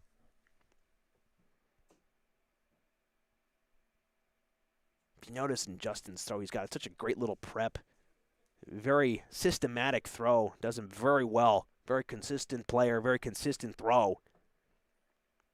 Both guys staying neck and neck here. A little bit of a haywire action there on that second dart from Berto, just doing him no favors. So unlucky, 45. Again, we're talking about in the first game where if you can just keep a consistent 60, 60, 60 every single time, yeah, you may not be blowing up the board, but you'll certainly be keeping pace. And sometimes this game, especially when it goes long, really is just about keeping pace, just keeping the energy, keeping the rhythm. Berto just trying to regain his rhythm. Another unfortunate throw there, 26. Big opportunity here for Justin to just try and push away, and that first dart is money. Second dart slightly to the right. Third dart follows suit, 81 scored. So a nice punish there from Justin Burke. 184 after 4 visits to the board. Berto needs to find something big here to try and keep pace. Big find there, 100. 189, so questions, but Justin Burke should be the first one down to an out. He can find 1 or 2 triples. He will certainly leave himself very handy. It's a great line, great marker. So unlucky with that second dart deflecting into the 5. 44 punched in to leave himself 140. And all of a sudden, Berto can leave himself a low out here. Not finding that line off the rip, and a little bit of a pause there from Berto. Might be nerves, might be jitters, might be frustration settling in. And Justin taking a breath. 140, he's capable of it. Unfortunately, will not go. Does very well, so he wants 100 here to try and leave himself tops, and he does very well. Played there from Justin Burke to leave himself double 20. And a 140 here would set Berto up very nicely. Is he going to try and set it up? And again, just squeaks into the 5. So unlucky there. 84 punched in. So certainly within range for Berto, but Justin looking to just close the door. Finds it with the second dart, so that door is shut. And the second set goes into the ledger books of Justin Burke. Both guys at 1 set apiece. Ladies and gentlemen, this match is just getting started. Looks like someone has to correct the scoreboard there. Game's restarted. Here we go. Fist bump there, and these guys are off and away again. Between these two guys, we actually might see it go all the way. Very even between both of these players. I think that might be 100, might be 85. We'll see shortly. Big 100 fired in there from Justin Burke. Are we going to see a significant follow here from Berto? Santos can't quite see with the angle of the board there. Solid 80 follow. Great darts. Both guys settling into their pace, settling into their rhythm. Not missing by much there on that first dart, and that's a significant block on the bed. Can't quite get under it. Only 40 found there from Justin. As these guys continue their scoring away here, the Worcester Premier League is proud to present our new merchandise store in partnership with U.S. Sports and Apparel. Guys, if you have not checked it out already, check out our website. There's a little tab at the top that says store, and we have shirts, sweaters, hats, all the sort of gear that you guys would love to wear, rep around Massachusetts or beyond. Again, thank you to U.S. Sports and Apparel for hooking us up with all that fantastic stuff, made to order, plenty of sizes, plenty of colors. Guys, check it out if you haven't already. All the sales, well, part of the sales will go to the prize pool for this season. So if you want to support the prize pool directly, hey, rock a hat. Why not? You'll look good wearing it. Back to the game here again. Both guys struggling to find some sort of rhythm. They both started off well this leg. Might be nerves. Again, with these close battles, you really do feel like you are just fighting for every single point. It's just a scrap. Bloody knuckles sludge fest between these two guys. 100 fired in there from Berto. 225. Justin working with 280. Would love to hit a 180 here. Come on, you hit the 170. Oh, man, just can't find it. And again, another dropped dart there from Justin Burke. The grouping might just be a little too good. A little bit of frustration there from Justin. 2-2-5, Berto hitting that big one to start. Needs to find a triple to try and leave himself handy. Can't quite do it. 184 to 200, so no out there from Berto. Burke here with plenty of opportunity to leave himself something handy, but not if he can't find significant darts, and only a 30 found, so the 170, Justin, you've hit it before tonight. You just got to repeat it. We know it's there, so there shouldn't be any excuses here on this 170 leave. Berto just not able to find any triple to leave himself something easily workable. 139 remaining, not an easy out. 170 remaining for Justin, will not go. Finds the 100 there. Great start. Great darts. Leave himself 70. Would rather have that every day of the week compared to the 139.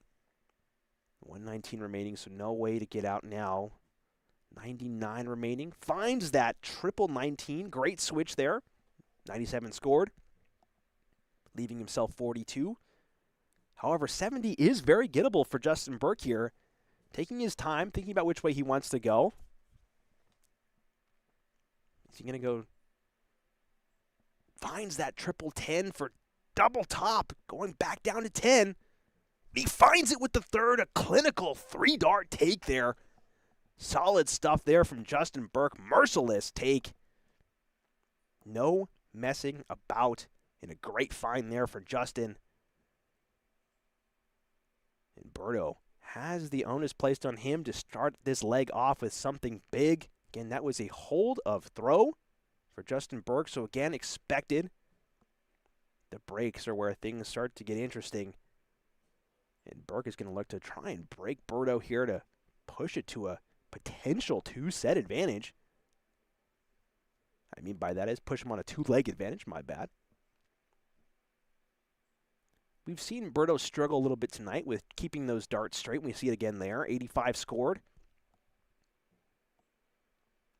Would love to see Berto maybe slow down a little bit. Just take a little bit more of a breather in between those darts. Again, don't want to break the rhythm, but sometimes if you really are getting into a match, sometimes you start to just tunnel vision in on your throw and your rhythm, and you start to play a little bit faster than maybe you'd like. 83 scored there from Justin Burke.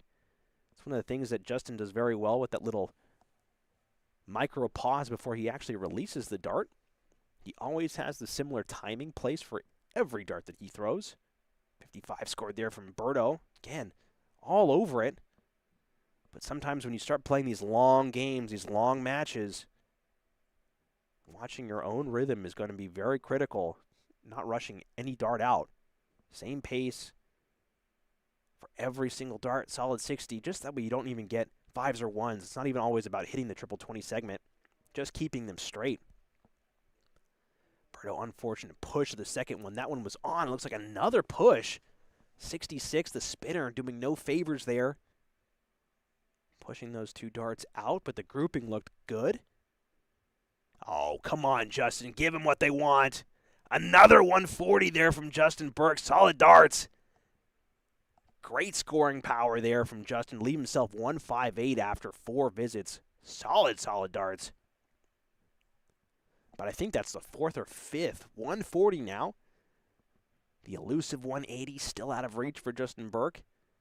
Berto knocking his score down to 145. So right there, are we going to see it? Has to stay there. And again, it won't go. So it has to correct now. Finds the 19 to leave himself 80. Berto working with 145. This is going to be a difficult one to take out. Not an easy way. Can't find it, so it's already gone after that first dart thrown. Looking to try and find something big, and a shake of the head there. Frustration from Berto. Justin Burke eyeballing 78. Knows he can take it out. Finds that 18. Finds the 20. 1 dart at double top.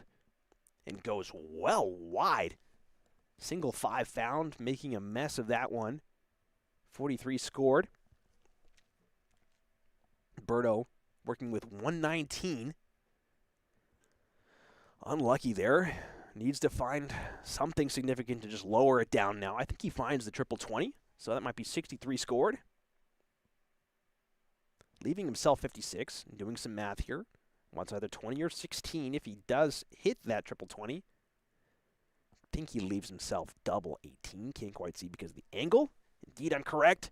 Leaving himself 36, so the pressure on Burke to try and take this out. Try and correct. Going to double 16. Just wide. And again, just wide. The pressure was there. It was on from Berto, and all of a sudden, Berto has a chance to come in. Take the leg. Is he going to find it? Just low, double 9. Just missed it by, well, a wide margin. Unfortunately, was all over it on the double 18 segment. Unlucky darts there, and Justin eyeballing double 16. Goes inside. Goes inside again across the way to double 4. And he just can't find it. Looks like it's just outside there. Indeed it is. So Berto with some life needs to find it. Double 9.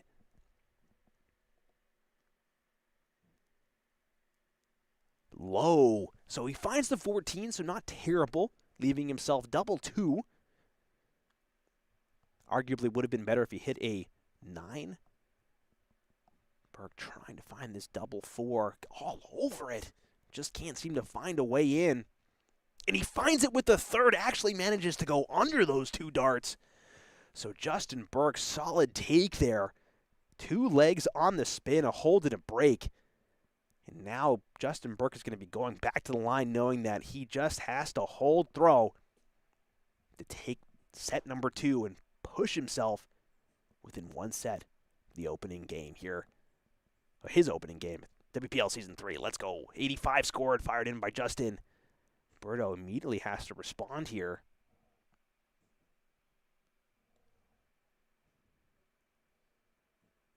Again, no rhythm, not really finding much of anything workable. Berto, 19 scored. Unlucky, unfortunate.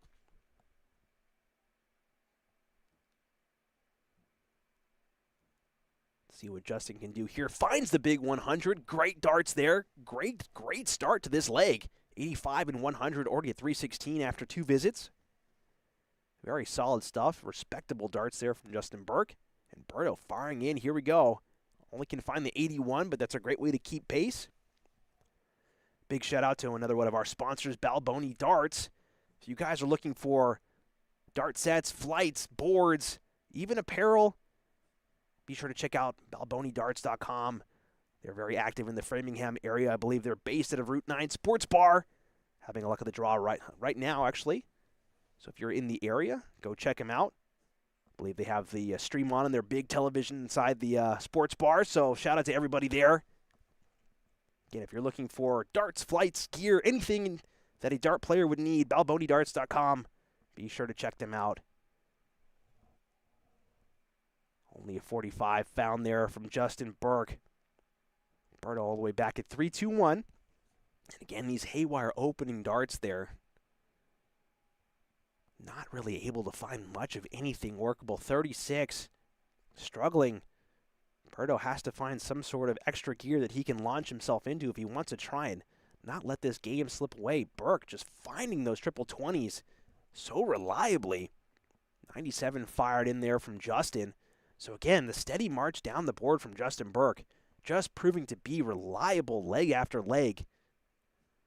Similar story to what we saw with Ron Sargent versus Mark Rudge. Sometimes if you can just keep pace down the board, it really pushes a lot of pressure over to your opponent just to try and keep up. Solid trip 18 found. Oh, can't find the double 20. So close from taking out a big 114 there from Justin Burke.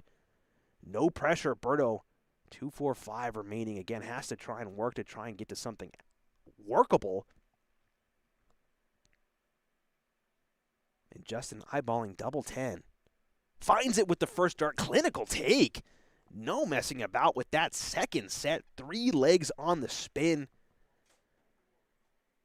And Berto has, I believe he will be starting this fourth set, excuse me. He will have the hold to throw. Deep breath there from Berto. Needs to try and find something to keep this thing going. Bit of a score update for everybody. Tom Curtin has taken out Mike Carignan. 3-0, so we aren't going to have a complete night of 3-0s with this match ongoing between Justin and Berto. It seems that the 70 average mark is the benchmark. Tom firing in a 71.95. So 70 average is the benchmark for the opening week. Both of these guys locked in a very close battle. Scoring has been there, but the outs have just not been as clinical as they would have liked at the beginning. Burke finding his stride. Berto struggling to find much of anything in this game. We're hoping that he can turn it around, find some solid darts. More of those, please, Berto. Does very well to find the 85 just to the left on that third dart. Justin just keeping a calm, cool head. Throwing those darts in again, even when he has slip-ups like that. You know he can reliably come back to such a consistent throw to kind of keep him in the game, keep his head where it needs to be. Berto all of a sudden throwing on big pressure, back-to-back 85s. Solid darts there from Berto. Burke, see, this is exactly what I'm talking about. Even after he has a little bit of a slip-up there, just back to business. 100 fired in there from Burke. Great darts. Way to keep his mental game there. Steady, compact. Berto ramping up the pressure here with some great visits. Solid 100 fired in there. So 209 remaining from Berto. Justin sitting at 236. Just high on that first dart. Only 60 fired in, so I believe that is going to leave him outside of a workable finish. 209 remaining for Berto, so nothing workable for Berto, unfortunately. 176 remaining for Justin. Again, it's a game of just setting yourself up for something within reach. And again, Berto, while he's the first to get down, he's just not the first to get down to something easy. Burke finding 76, so 100 remaining. Can't find the triple 20. That's a great way to go with 176 remaining. 96 fired in. Great darts there. Great route. Berto finds the first part. Finds the second part. We're going to see 149. Oh, just wide. That would have been an insane 149. Even Justin acknowledging how close that was. My goodness. 131 fired in by millimeters. If you don't hate the game, oh, are we going to see double-double? Oh, my God. That is insanity. A double-double take after a near 149 pinch by Berto. Unbelievable. Look at the little bit of a laugh these guys are having now. That is nuts. Sometimes the cojones don't pay off, and sometimes they do. Wow, that's some great stuff. Great showmanship there from Justin Burke. Awesome darts. Solid 100 to start. I am flabbergasted, ladies and gentlemen. I can't believe that man just did that. Love to see stuff like that here in the WPL. We love to see those 50 left, just go for a double bull. 80 left, go for top stops. Why not?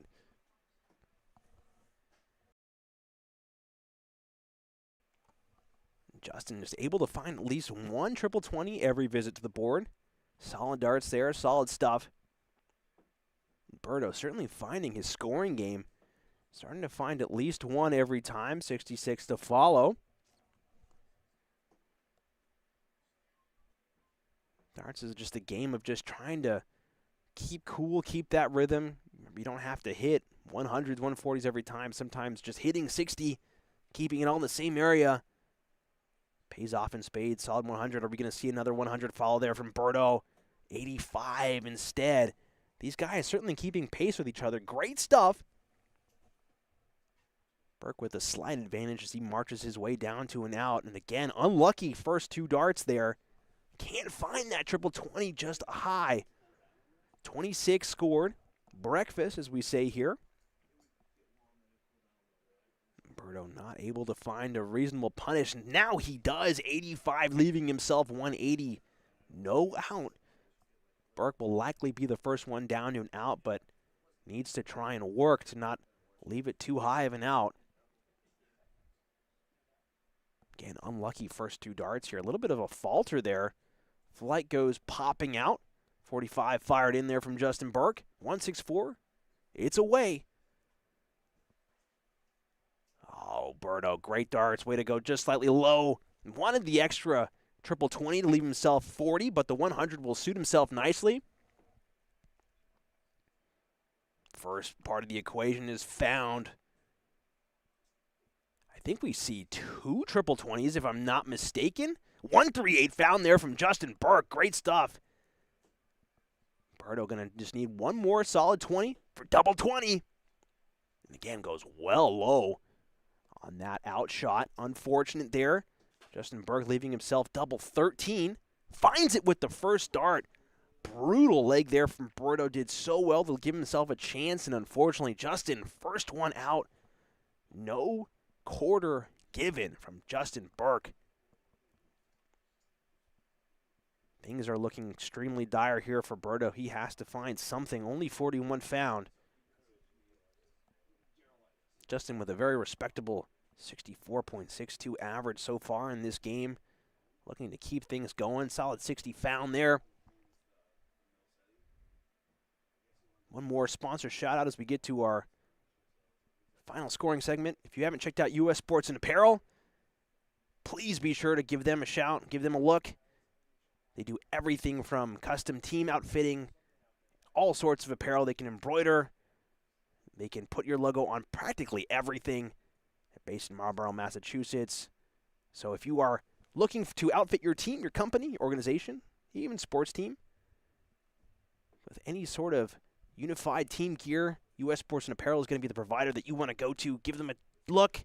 We have all the information in the description of this YouTube stream, and we have their link on our website, WorcesterPremierLeague.com. Give them a look, guys. They are one of the sponsors of Season 3, and we couldn't be more thankful to have their support, bringing you Season 3 action. Back to the game here. Solid 95 punched in by Berto. Again, he hasn't been throwing poorly in these past couple of legs, but Justin has just been ruthless. All of the outshots not giving Berto any chance to breathe when it seems like there was chances abound and aplenty in the first part of this game. Berto certainly firing away, not making it easy for Justin. Great dart there. Finds the solid 100, so to leave himself 125. Justin, very rarely we've seen him this far back in a leg. He's been competitive and been consistent every single time. But he's earned the right to take a little bit of a breather. Not saying that he doesn't want to get it done immediately, but under no pressure in the grander scheme of things. Solid darts there, Berto, come on! Oh, missed it again! That would have been a seriously awesome take if you had found it. Great effort there by Berto. 60-25 to just barely miss double top. But it's looking like he will have more time to try and punch out and secure himself a leg here in the fourth set. Goes well low and wide. A little bit of a pause there. 15 scored. Unfortunate. Oh, sorry. 22 scored. My bad. 18 left, and he can't find it. A little bit of frustration there from Berto expressed. Not going to plan at all, and Justin still well out. Big 180 or big 140 here. Even a 125, 85. Just finding one triple, 86 scored. Starts to raise the pressure levels on Berto. 9 remaining. Can't find the correction, so a bust there. Frustration starting to show from Berto. Justin out of nowhere, 1-2-2 remaining.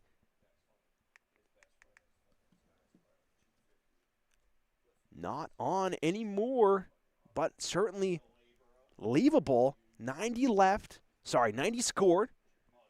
Leave himself 32. So all of a sudden, again, Berto, 2 chances to try and get out, leaving himself 9, going to double 4, and it's just wide by millimeters. Berto has been there, off by a millimeter on multiple attempts tonight, ladies and gentlemen. That is so frustrating. You've really got to feel for Berto tonight. Looks like there might be a scoreboard error, some confusion there. Burke taking a pause, eyeballing 42. 2 darts at double 16 for the game. 1 dart at double 8. And he just goes wide, so there is life for Berto. Looking to try and find a leg, find some life, find some fight. Come on, Berto, find that double 4. Goes inside, double 2. Finds it, so we are not done yet, ladies and gentlemen. Berto Santos able to fight tooth and nail for that leg. Well, it certainly gave Justin Burke chances. Again, that was a hold of throw for Berto. So Justin looking to get things done here on his hold. For those who are not familiar with the terms that I'm using, a hold of throw, darts. Every person starts the game. It alternates. Certainly hope that every person gets a chance to start the game with scoring. So if you go first, that is your throw, because theoretically, you are the first to get down to an out. If you score big, you don't want to be leapfrogged or broken. That's the worst thing that can happen, because then again, if theoretically you're supposed to get out first, you're already at a disadvantage for the greater game that these guys are playing. The set game, not just the legs. So pretty even start for both guys. Berto, Justin, 3.86 for Berto, 3.81 for Justin, respectively. Justin has been able to reliably find that triple 20 segment, really push the pace for these guys, really dominate the pace as the entire match has developed.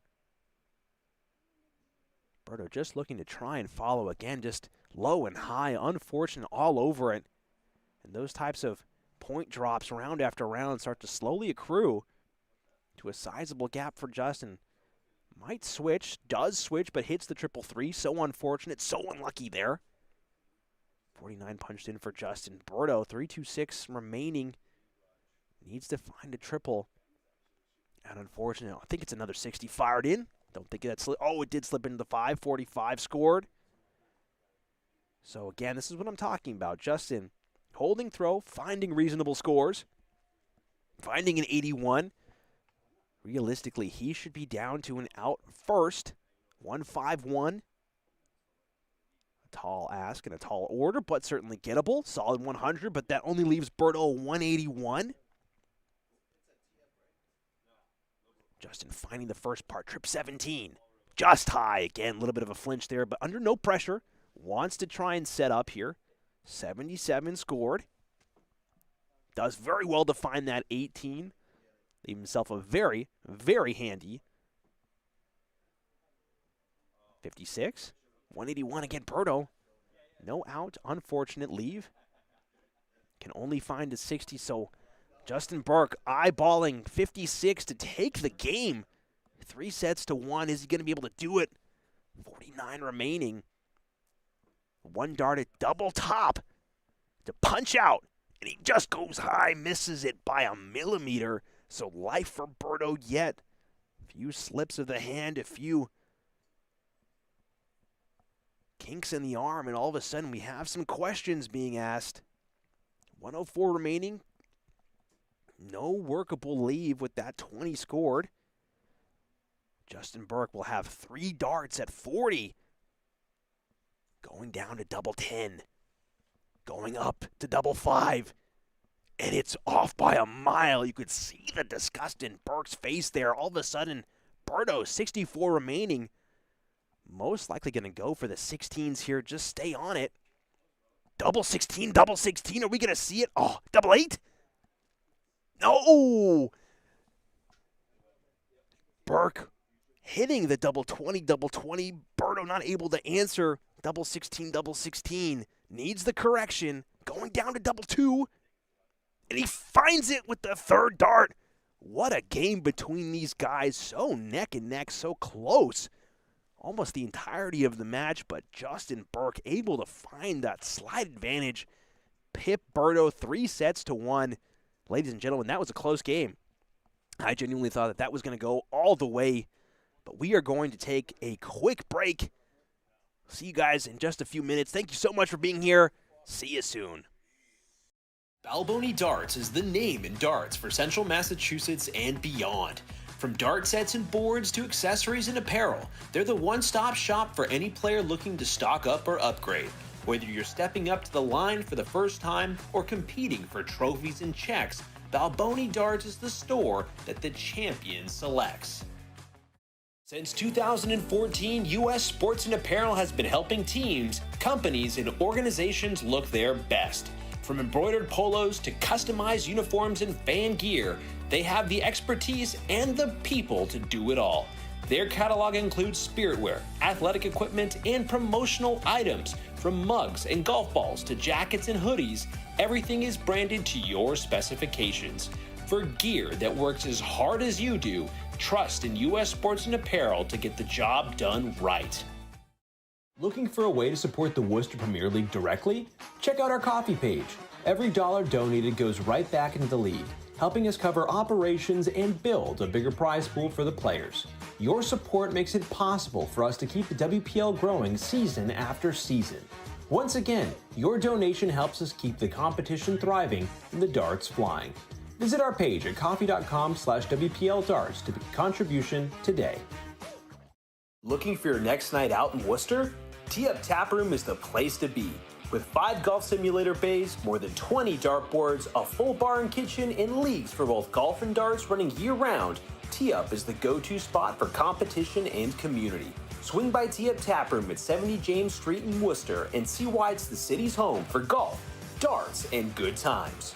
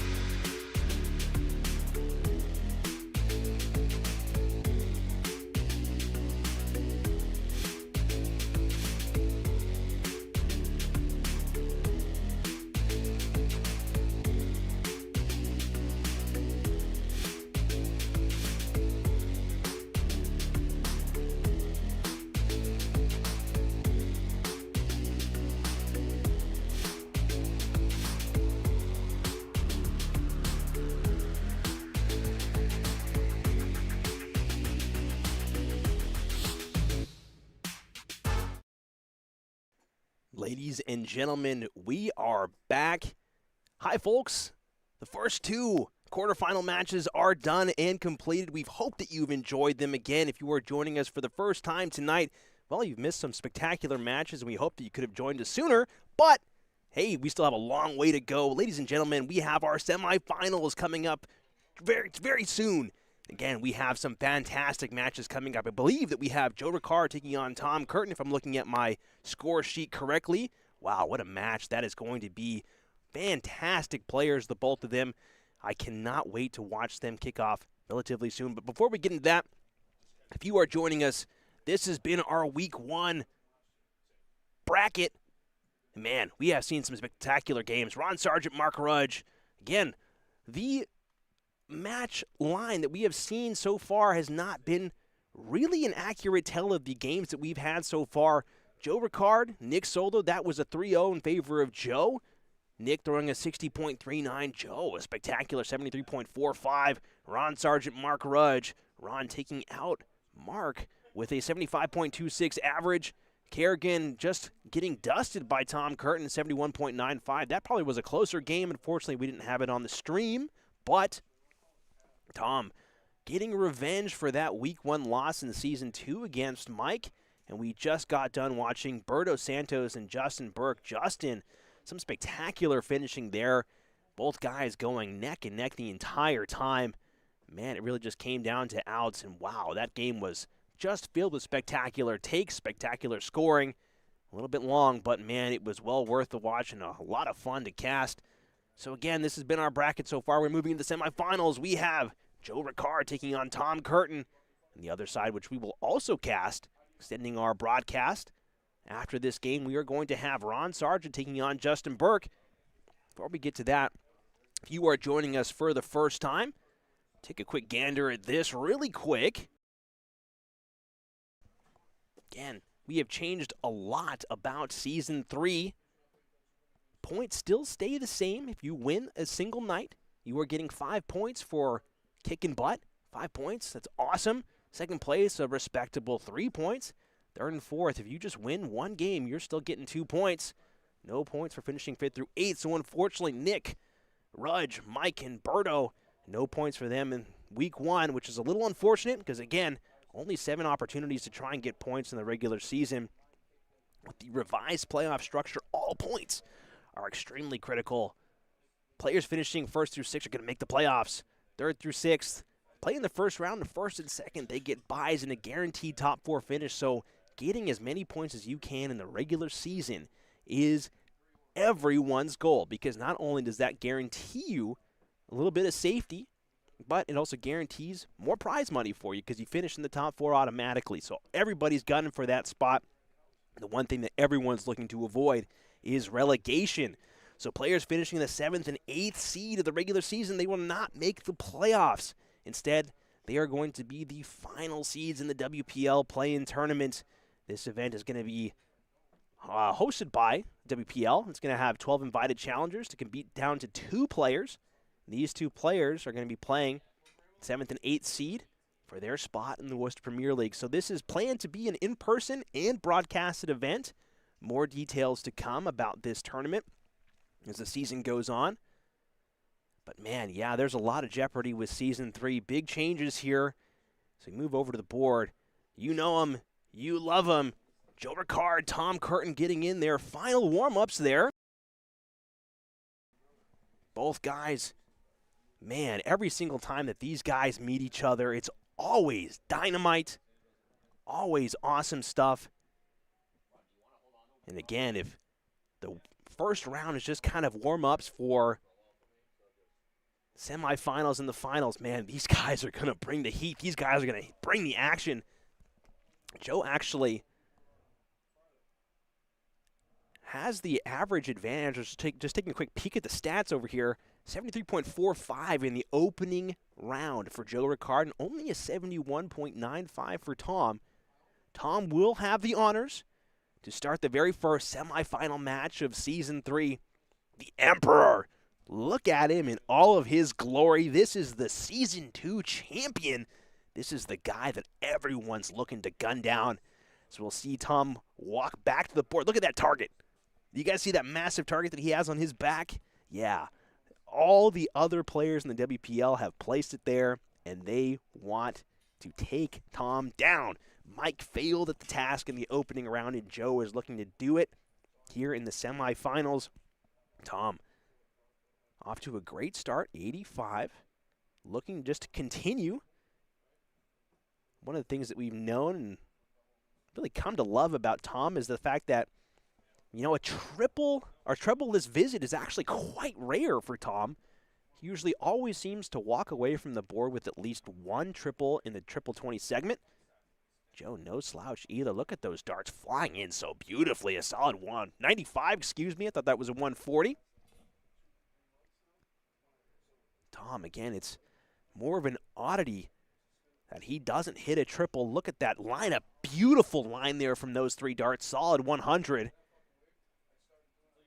Tom, such a reliable scorer and even more fearsome on the outer segment of the board. And Joe certainly has the task in front of him, but more than capable of giving Tom a worthy challenge. These guys produced some great games in Season 2. Tom and Ron also had some great matches. That was the Season 2 finals between Tom and Ron. Tom really seemed to just kick into another gear. Solid 1-2-1 fired away there from Tom Curtin. Joe looking just to continue this high-flying scoring, high-flying start. Great averages from both guys to get things going here. 85 punched in, 86.75 average, leaving himself 154. First part is found. Needs a trip 18, can't find it. Just looking to continue to set up here. Solid 98. A little bit of a nod of the head there. Unacceptable, says the Emperor. Sure, some guy just got strangled in the background, one of our interns. The Emperor's Jedi mind powers or Sith Lord mind powers. 45 there from Joe, not leaving himself anything worthwhile. 154 is a big, big ask. Tom looking to take out double top. Finds it with that second dart, so a merciless opening salvo there from Tom. The Emperor has arrived.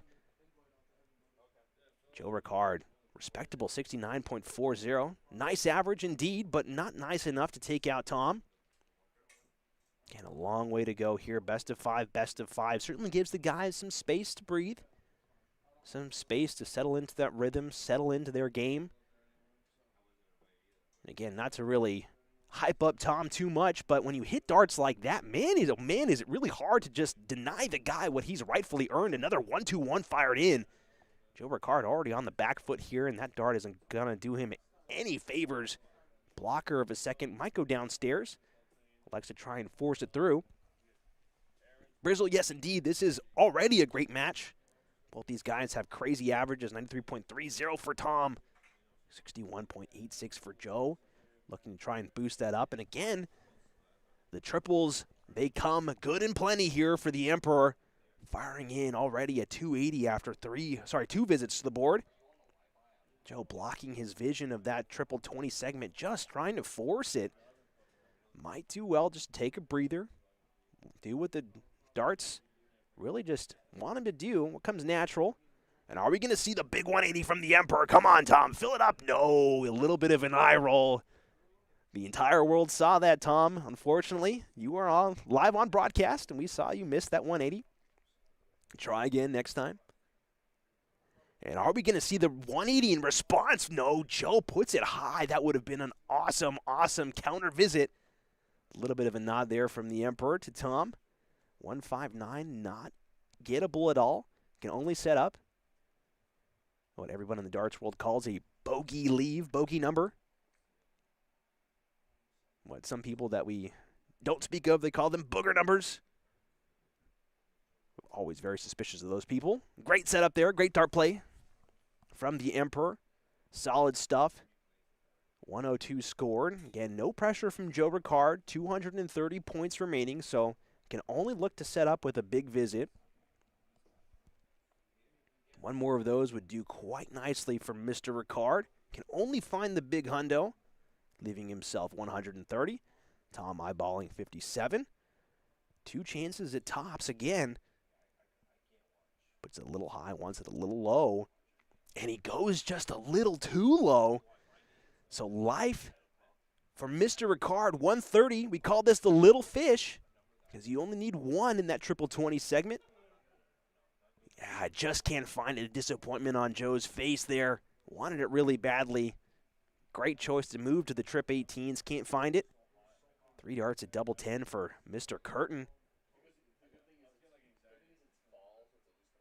Pulls it well inside, going upstairs, and he can't find it, so a little bit of questioning of the board, questioning of the darts, just questions in general. Joe, 72 left.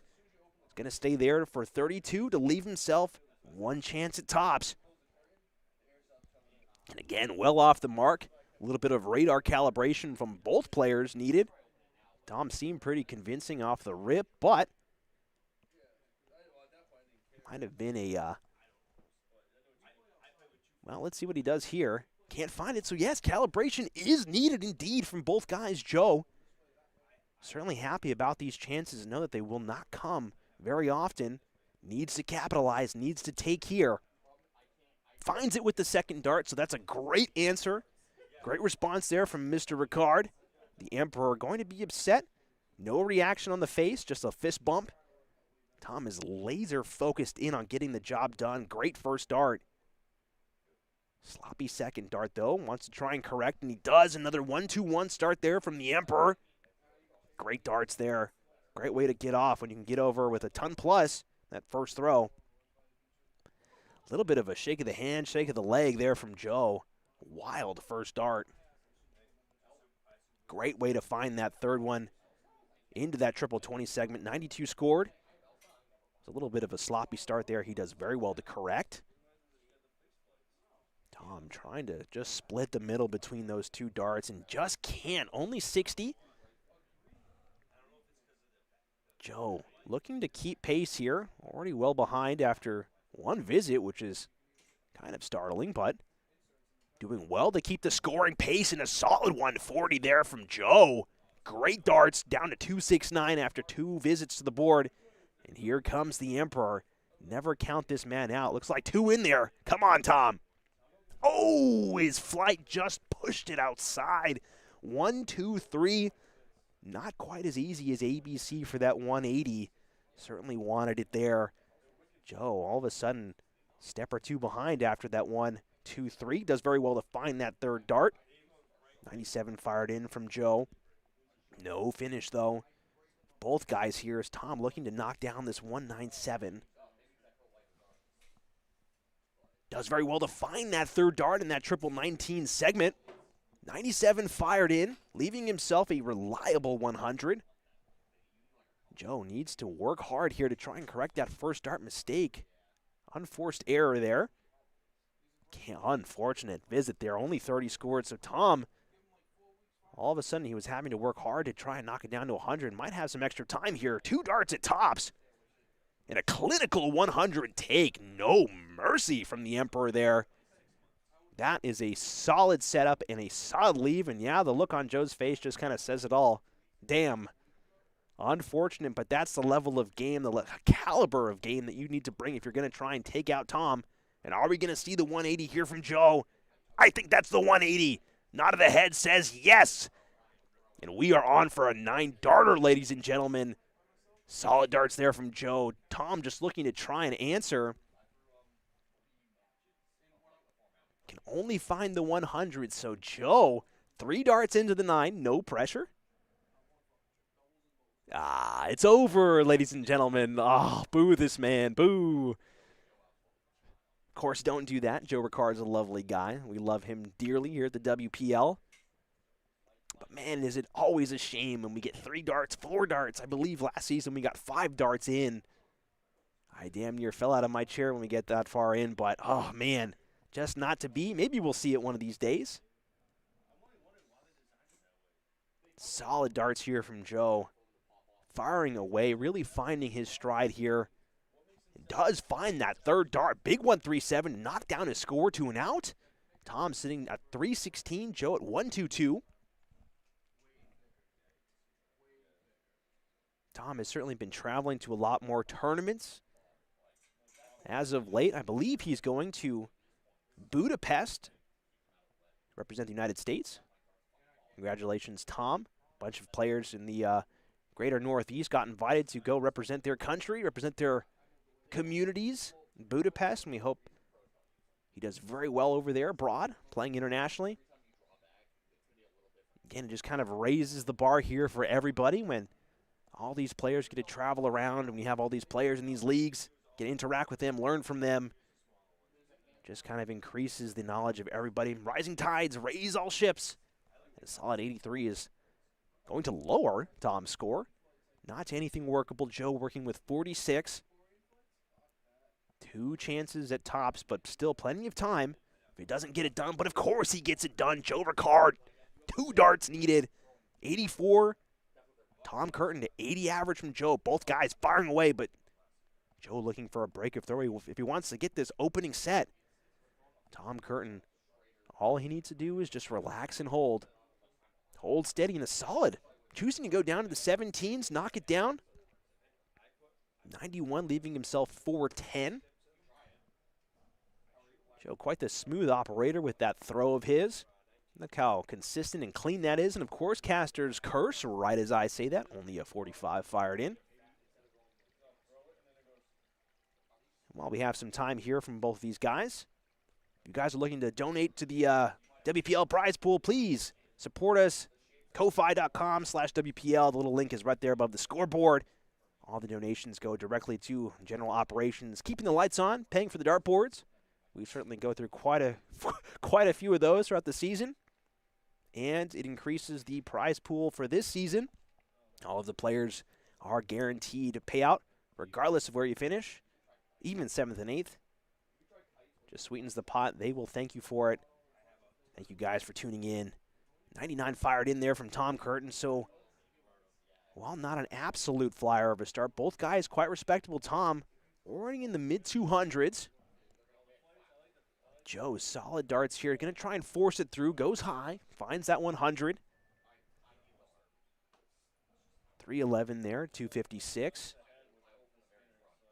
Tom looking like he might have the advantage in this leg, but he needs to find that triple. So a little bit of a misstep here from Tom Curtin. Joe Ricard, about 100 points out exactly. If he can find a 100 or 140 here, all of a sudden starts asking some questions of Tom. Does very well to find that 100, so both guys, okay, who needs to start from 501? 211 it is. Oh, Tom looking to just run away with it. Can't quite find that second dart in there. Finds the big 137, leaving himself 74. Joe, no out. Going to have to rely on some mistakes from Tom Curtin, which is, well, it's like asking for the sun not to shine. Never know when an eclipse might be on the schedule here. Only 60 fired in from Joe, so going to have to really rely on some missteps here from Tom Curtin. Finds the 14. 20 to leave, 40. 1 dart at double top. And, of course, it's Tom Curtin. It's the Emperor marching away with that opening set. Both guys going all the way in the opening set there. 2 legs to 3 for Tom. Great darts. Level of play here for both these guys. 78 for Joe. 83 for Tom. We saw in the first round. Mid-70s is the benchmark for all the players here in the WPL. At least if you want to advance in the second round. Solid 140 there from Joe. Tom, as we saw last season, we really saw it from everybody at the end of last season. There was just that extra gear. And are we going to see an extra 180 tonight? No, we are not. Both guys opening the massive barrages of 140s, blowing each other up here on the scoreboard. Another triple 20 found. Joe playing very well, finding the 100. Again, sometimes darts just comes down to who gets lucky and hits the red bit more. I mean, both these guys are all over it. There's only so much focus, only so much concentration. Neck and neck down the line here, guys. 261 to 261. What a match we have developing here between these two amazing players. Joe, unfortunate there not to find that triple 20. Looks like it was on target. Just clattered into that low dart there. Finds that triple 20. Tom doing very well. finds the big 140, so punishing Joe Ricard there, capitalizing on that 60 scored there. Already down to an out. Joe outside of the village there. Needs to try and hop the fence to get inside. Join his comrade on his way to the outer ring of the board here. 121 remaining, only 101 left. Going down to the 17s, can't find it. So there will be an opportunity for Joe, and these are the types of finishes that really the rest of the Worcester Premier League is going to have to try and capitalize on time after time. Tom has proven to be so reliable under 100 that you really have to try and snatch as many ton pluses as you can. Solid 25. Solid second dart. Are we going to see the 101? Oh, by a millimeter, ladies and gentlemen. That was so close. Wow. Great effort there from Joe Ricard, almost snatching that from the jaws of potential defeat. If Tom can find this dart here, and a little bit of a miss. So drama is abound. Joe getting under the skin, rattling the cage of Tom. We might just see a double 4. Simple take, but nothing is ever simple in darts. Finds it with the second dart. My goodness, that was close. Both guys, even a little bit of smile from the Emperor there. He knows that was a good leg. There's no denying that one, Tom. Come on. Sometimes this game can be fun.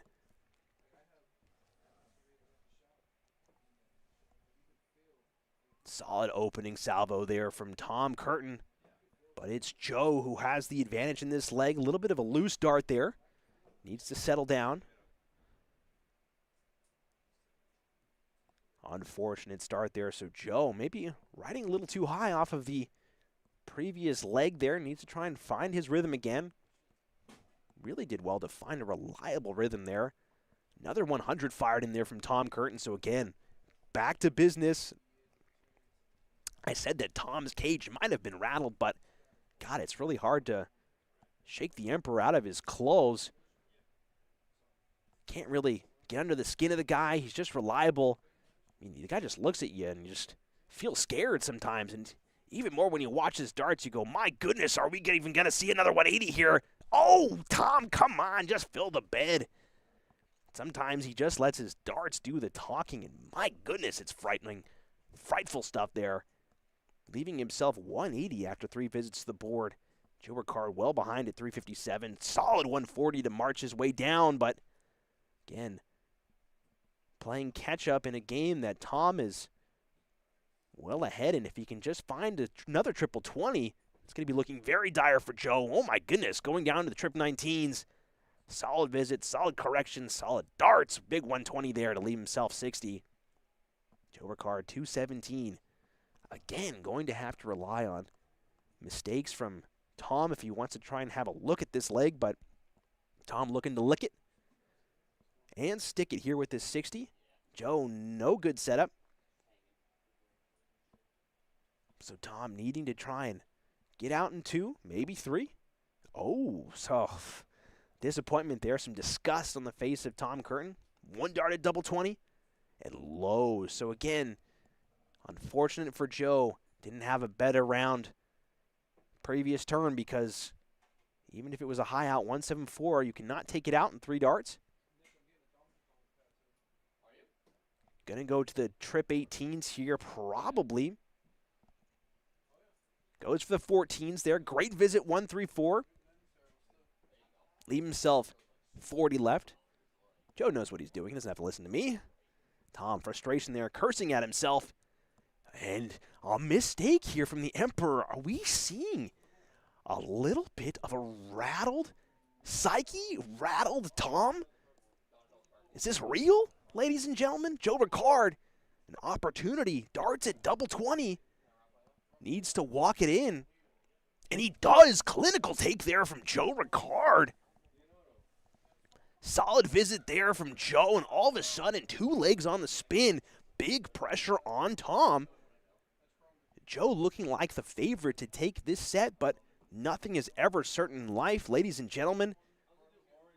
Joe still has to get it done. Needs to find a triple. Does. Big 95 there.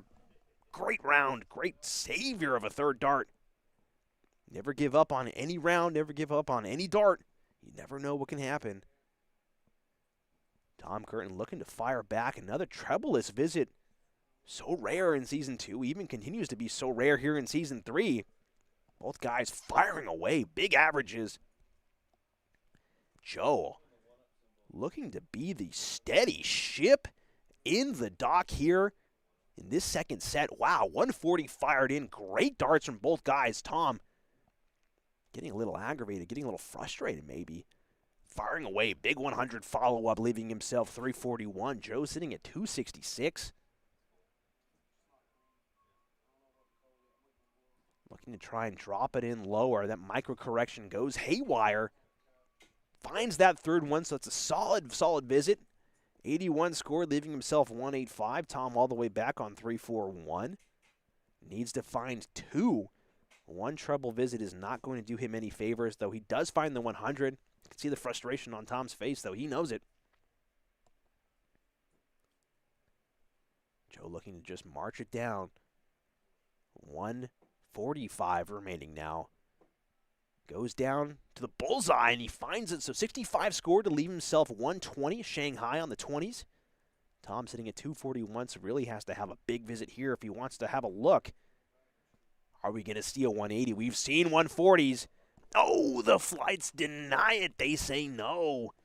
Still a solid visit regardless. All of a sudden, Tom, big pressure on Joe out of left field. Joe, first dart is perfect. Second dart, money. And the third dart just can't cash out. We were so close to seeing a Shanghai. Great effort from Joe there. And Tom looking at 101, 81 remaining. Can't find it with the second dart to leave himself a way out. So Joe, one dart away from taking set 2 here, tying up this game at 1 set apiece. Is he going to be able to do it? Just wide. Just high and wide. And a solid third. Uses those first two as a cradle. Guide those darts in. Awesome stuff there. This game is tied, ladies and gentlemen. What a match that we have for you guys here today. Both these guys really stepping up their game. 81 and 85 respectively. Uh-oh, it looks like the Emperor is upset, and the 180 is found. Big 180 there from Tom Curtin. No more messing about. No more child's play. Joe has to answer back after a big opening barrage there from Tom. Ah! What a catch there from those darts. Hey, solid 80. What a weird way to get it. And all of a sudden, we're 4 darts in from Tom. 5 darts in from Tom. Are we going to see it? 6 darts in from Tom. Is that a back-to-back 180s? Oh, my gosh. Ladies and gentlemen, I'm going to damn near fall out of my seat if he does this. 421, Joe, well far behind, but unfortunately, that's just not the story of this leg anymore. Come on, Tom.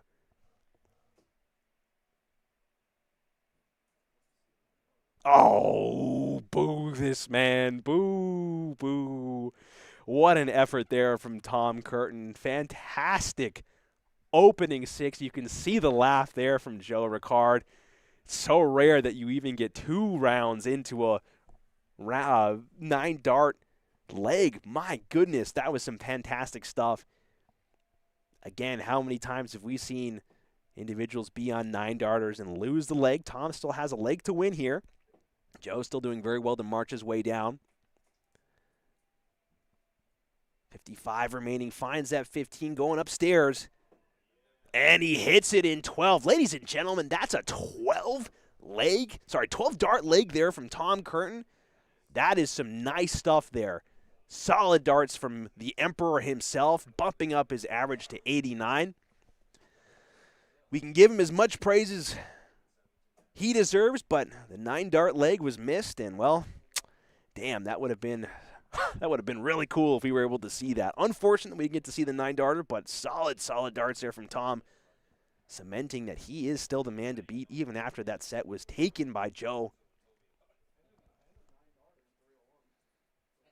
45 punched in from Tom, so again, we've seen this before where a little bit of shaky nerves after you have a fantastic leg, and all of a sudden Joe really firing on all cylinders here. Another 100. Back-to-back hundos. Solid stuff.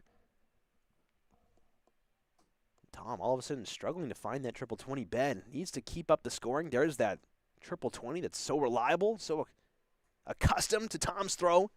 Only 81 found. It's a little bit of a hiccup here in Tom's march down the board, but Joe doing very well to just keep steady, keep cool. Finds that triple 20 right in the bottom right-hand corner. 95 found. Great stuff there from Joe. And Tom far behind, but no leg is out of reach for the Emperor.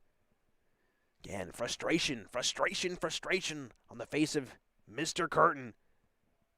Joe just looking to keep on plugging away. Solid darts there.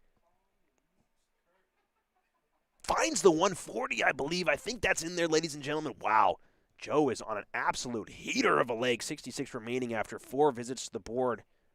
Tom sitting all the way back on 320.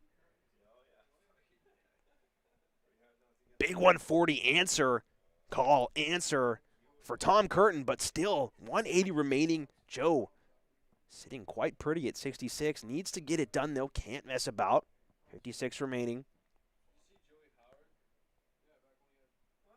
I believe that was a misstep there from Joe.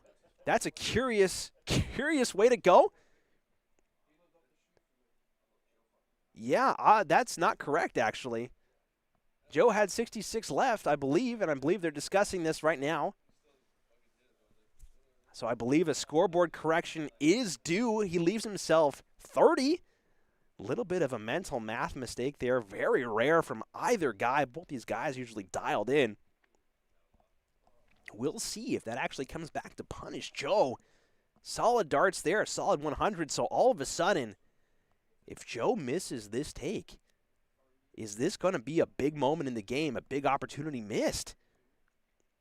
Big 15 is hit, goes down to the 7, looking to nail it, and it was never in doubt, ladies and gentlemen. Come on, never in doubt. Joe Ricard always had that in the bag, my goodness. Who are we to doubt this guy? My goodness. But, yeah, that was pretty scary. I don't think Joe would probably – I think he would probably look to avoid that in the future. That all happens, though. Again, we're not robots. We're all human beings playing this game. Sometimes we get tunnel vision, and sometimes we make mistakes with our math. Lord knows that I certainly do it. I think every single league night it happens at least once. Can't fault these guys. Again, if you were just joining us live, man, one set apiece, one leg apiece. What a time to join us. You have missed an absolutely fantastic game so far. Look at the averages of these guys blowing it up. 88 for Tom, 81 for Joe, but neck and neck. And Tom, are we going to see a 180 here? Come on. Oh. Frustration, disappointment, really. Tom doesn't really express frustration. He just is disappointed with his darts. And, God, I can't think of a worse thing to be on the receiving end of is, well, Tom, again, his darts probably go through much abuse with how well they're used to playing. So Tom more or less expects triple 20s. Again, we're so used to seeing him just walk away every round with at least one. Can't find it this time, so only 45. Joe doing very well to stay cool. Rattle Tom. Really get under his skin here. What a game that these guys are having. Unfortunate second dart there. Finds the third dart. 81 found. Every single point is worth its weight in gold, ladies and gentlemen, between these two guys. 80 scored. And a solid 100 found there from Tom. Even looking to try and check if that was not a 140, but 195 after 4 visits. Not bad at all. Joe looking to just try and find some more. One more of those will do quite nicely, and he does find it. Great darts, great visit. 194 to 195. Joe winning by 1 point. Not that that really matters anyway. It's just fun to say. All of a sudden, a curious visit here from Tom. Does very well to correct. 2 triples from Joe will set him up quite nicely. Tom still sitting at 119, which is gettable, but it's maybe not as friendly as he would have liked. An unfortunate, disappointing throw there haywire second dart. Can't even find the triple 20 bed. Can't find the trip 19 to try and correct. So Tom, all of a sudden, what was a relatively scary moment, looking to clean up this 119, finds that trip 19 off the rip. Finds the trip 12. Wait a minute. Needs to do some math. Hold up. He actually just might be correcting. Sorry, just checking to see where that even landed. Finds a double 13. My goodness. Tom Curtin, he doesn't need to know his math. He just needs to check to see which side the dart hit. And he just nails it. Perfect perfection. Third dart. What a take there. 119 out from Tom Curtin. Unbelievable. Believe that's Mr. Pilch in the comments. Thank you. Hope that you're having a great night. These guys are certainly having a great time tonight with their game. My goodness, look at the averages. It's certainly been a lot of fun to be back on the broadcast. Everyone's certainly happy to be back, showcasing the pride of Massachusetts here, the best of the best regional players. Again, we are so thrilled to bring this to you all live every Monday for the next couple of weeks. Man, oh man, if every game is like this, I'm not going to have a voice by the end of the season, ladies and gentlemen. Joe looking to fire in 100. There it is. Solid visit there. Tom, 4, 5, 6. Looking to continue the monstrous scoring that we're so used to. Fires in a big 140. Both dart points right in the corners of that triple 20 segment. Doing very well to catch back up. And, oh my goodness, reliable. A little bit of confetti there. That might be 100, though. It is indeed a 100 scored. Scoring power of both of these guys have just been immense. You find yourself in a match like this where both shooting so well, it really can be quite nerve-wracking. The best thing that you can do is just not get in your own way. Let the darts flow naturally. Do what you do best. These upper levels of darts, the mental game is usually the hardest part to overcome, not letting the frustration of these near misses get to you. Joe will do well to rally after that 45, sitting at 201. Tom looking to try and punish here. Finds that triple 20 again. Finds that single bull. Indeed, that is what we call power shooting, power scoring, just power darts. Joe looking to try and find some more to try and knock down his score to an out to leave himself a chance. A little bit of a step back, wants to try and leave himself something to work with. Hits the 3, so maybe too long of a pause there. Break of rhythm. Tom eyeballing. 95 is going to go. Looks like single 18. Might be a bullseye. Not quite sure. Finds that trip 19 to leave himself double 10. Wow. Great finish off of a misstep of that first one. And Tom takes the third set. 3 legs to 1. Both previous legs, Tom, first dart was a little bit of a mistake, a little bit of an error. Finds his way home regardless. Again, the outer ring of the board has just been there for Tom tonight. 89.21 average. My goodness, that is quite scary. Joe firing away with a 41 to get things going here in this fourth set. Needs to really work here. Tom won the first set. Joe won the second. Tom takes the third. So theoretically, if we were following that pattern, Joe should take this. Joe's been so reliable on this triple 20 tonight. Again, a little bit of a block there. Choosing to stay there, but can't quite find it. Again, in that situation, it's a little curious why they don't move down to trip 19 or trip 18 across. Sometimes you just get a forest of flights in the way, and it's not quite worth it to barge your way through. But if you're Tom Curtin, I guess it works out in the end. Solid 100 there from Tom. Solid darts. Joe looking to try and fill it up here. There's 2 darts in there. Third dart. Oh, just wide. 1-2-5 scored. Again, great darts. Way to catch back up. Put the pressure back on Tom to try and keep on running.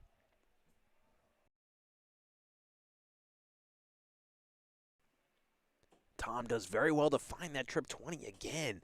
So rare that we walk away from a single visit without Tom hitting at least one triple, buying himself that time, buying himself those opportunities, and Joe feeling the pressure every single time that he steps up to the line. Big shout out to Anthony Cromie for our new Worcester Premier League throw lines. They look fantastic. The players love them. Really appreciate that you got that done for us, Cromie. Thank you very much. Tom looking to fill up the triple 20 bed. Get in there, Tom. I think that's a 180. I think he got it done. Big 180 there from the Emperor, leaving himself 44. Solid stuff. All of a sudden, a lot of pressure there from Joe. Try and keep pace to leave himself something workable. Only a 60 found, so Tom just looking to clean up. Will probably go 12. Down to double 16. Goes a little wide, needs to try and correct. And again, can't find it. So all of a sudden, opportunities out of nowhere for Mr. Ricard. Joe looking to take out 118. 98 remaining, has to stay there. Can't, well wide. He can even see the disappointment on Joe's face. He knows that that was an opportunity. Shot down, only 44 punched in. Rudge in the chat says, my homie Cromie. Indeed. Tom Curtin eyeing up double 16 one more time. Finds it with the second one, using that first dart as a great guide, great line. The first leg of set 4 goes in the ledger books for Tom Curtin. Joe not far behind, but just not quite keeping pace with the scoring power and prowess of the Emperor. Looking to try and find a 100. He does. Again, it's never in doubt. Pressure right back on Joe to try and keep up. First dart's money. Second dart just can't quite follow the line. Still plenty of space there. Looks like it goes into the trip 5. Does find the big 1-2-5. So second dart, a little bit of a problem child there in the triplets that Joe has in his hand. Another solid 100. Back-to-back hundos there for Tom Curtin. And Joe just trying to keep pace. Needs to find a 120 plus here. Again, the second dart just not following orders. Third dart stays straight. Only 85 found. Tom, 301. Joe barely edging out a slight lead. Really relying on missed darts there from Tom. And again, 2 weird ones there. Reliably finds that triple 20 there. Uses the first 2 more or less as a fence to catch that third dart. But this is the opportunity for Joe to really leapfrog if he can find 2 in there. Still plenty of space. He's going to stay. Looks like he doesn't find it. 100 found just below by millimeters. Again, not the lead that Joe was looking to try and take. Wanted more. One more of those is going to do Tom very nicely, and he does find it, the big 1-2-3. My goodness. What significant pressure on Joe now. Really needs to find 2 if he wants a chance at this leg. Needs to seriously correct here, and that's an overcorrection. Unfortunate. It's all just falling apart there. 26. Not an out. Bogey number, 165. Tom working with 116. 96 remaining. So it will not go this time. But he will look to leave himself 16, and he does. Solid savior third dart there with 16 left. Joe staring down, no way home. Can only set up from here. What's another one of those? Will look to stay for 95 if he misses, so 95 punched in. But Tom eyeballing double 8. Will he find it? Just wide. Finds it on the second one. The correction's there, and all of a sudden, 2 legs on the spin.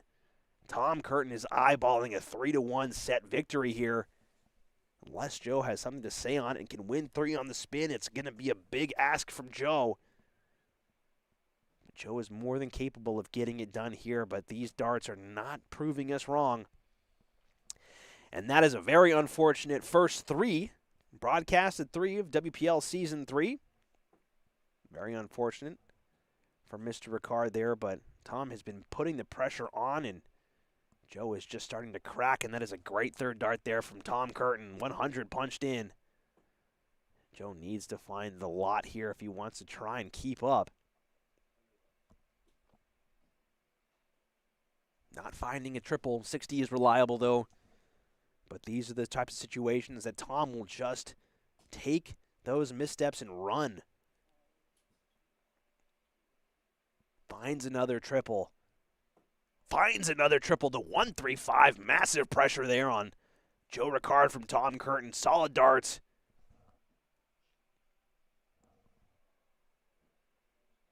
Joe needing to find more of the triples. I mean, they're all great darts. Does very well to find that 100 to try and keep pace. 338 remaining. 266 for Tom Curtin. And they just seem to flow so naturally. Goes downstairs, 99. Another solid visit. Tom hovering around 100. Unbelievable stuff there. Joe right around 78 himself, which is a respectable average, but again, just not quite able to keep pace in the long term. He was right there neck and neck in the opening legs of this series, but Tom is really running away, doing very well to leave himself 167. Will not go. But these are the types of shots the highest level of players will make as they'll leave themselves the 167 regardless, because it's the right thing to do. Joe looking to eye up. Oh, another loose dart there. Needs another triple. Can't find it. 85, so he will leave himself 210. Tom looking for 67. 16 left. Just wide, double 8. One more dart. And he goes inside. So again, no pressure on Tom, but for his own sake, he wanted that one. Joe really needs to fill it up here if he wants to put the pressure on. I'm not sure if that's in the triple 20 bed. Believe that's only 76. Indeed it is. And Tom, double 4 for the series victory here to go on to the finals of week 1. And I believe that's it. The Emperor has taken the match against Joe Ricard, 89. That'll update here shortly. 89.04 to 78.21. No mercy, no quarter. And what a game between these two guys. Wow, what a fantastic start these guys got off to. But really, Tom just kicked in the afterburners, and he just ran away with it midpoint in the game and just never turned back. Joe, respectable effort there. He will end his campaign for the night. But wow, if he continues that average and continues that level of play, Joe is going to be a consistent he's going to be very consistent throughout the season. Excuse me, ladies and gentlemen. It's getting quite late. Almost 10 o'clock here. My goodness, and we still have two games to go. Both guys played phenomenally. I'm going to take a break. We'll be back just a few minutes, guys. See you very soon.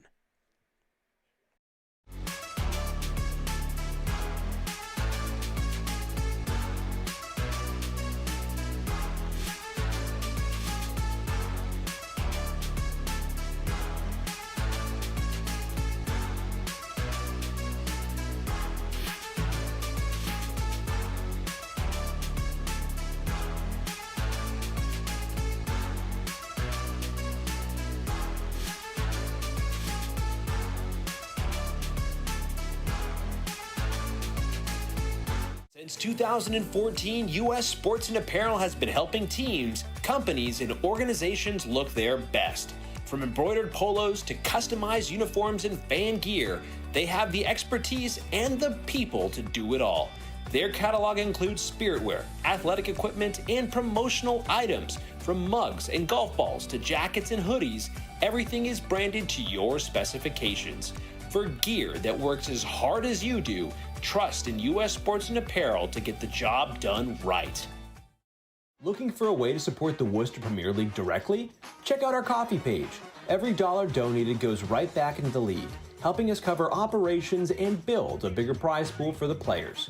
Your support makes it possible for us to keep the WPL growing season after season. Once again, your donation helps us keep the competition thriving and the darts flying. Visit our page at coffee.com/WPL-darts to make a contribution today. Looking for your next night out in Worcester? Tee-Up Taproom is the place to be. With 5 golf simulator bays, more than 20 dartboards, a full bar and kitchen, and leagues for both golf and darts running year-round, Tee-Up is the go-to spot for competition and community. Swing by Tee-Up Taproom at 70 James Street in Worcester and see why it's the city's home for golf, darts, and good times. Balboni Darts is the name in darts for Central Massachusetts and beyond. From dart sets and boards to accessories and apparel, they're the one-stop shop for any player looking to stock up or upgrade. Whether you're stepping up to the line for the first time or competing for trophies and checks, Balboni Darts is the store that the champion selects.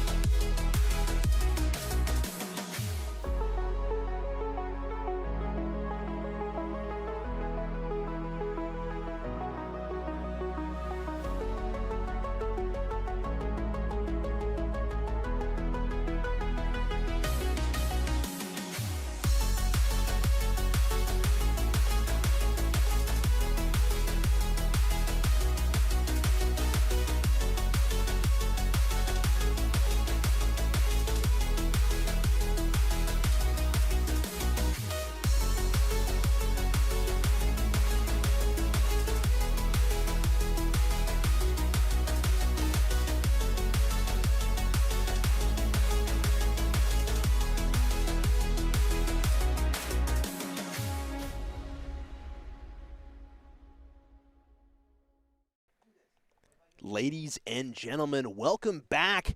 Worcester Premier League Week 1. My goodness, what a spectacular game that we had. Tom Curtin, Joe Ricard. Tom with an 89.04 average for that set.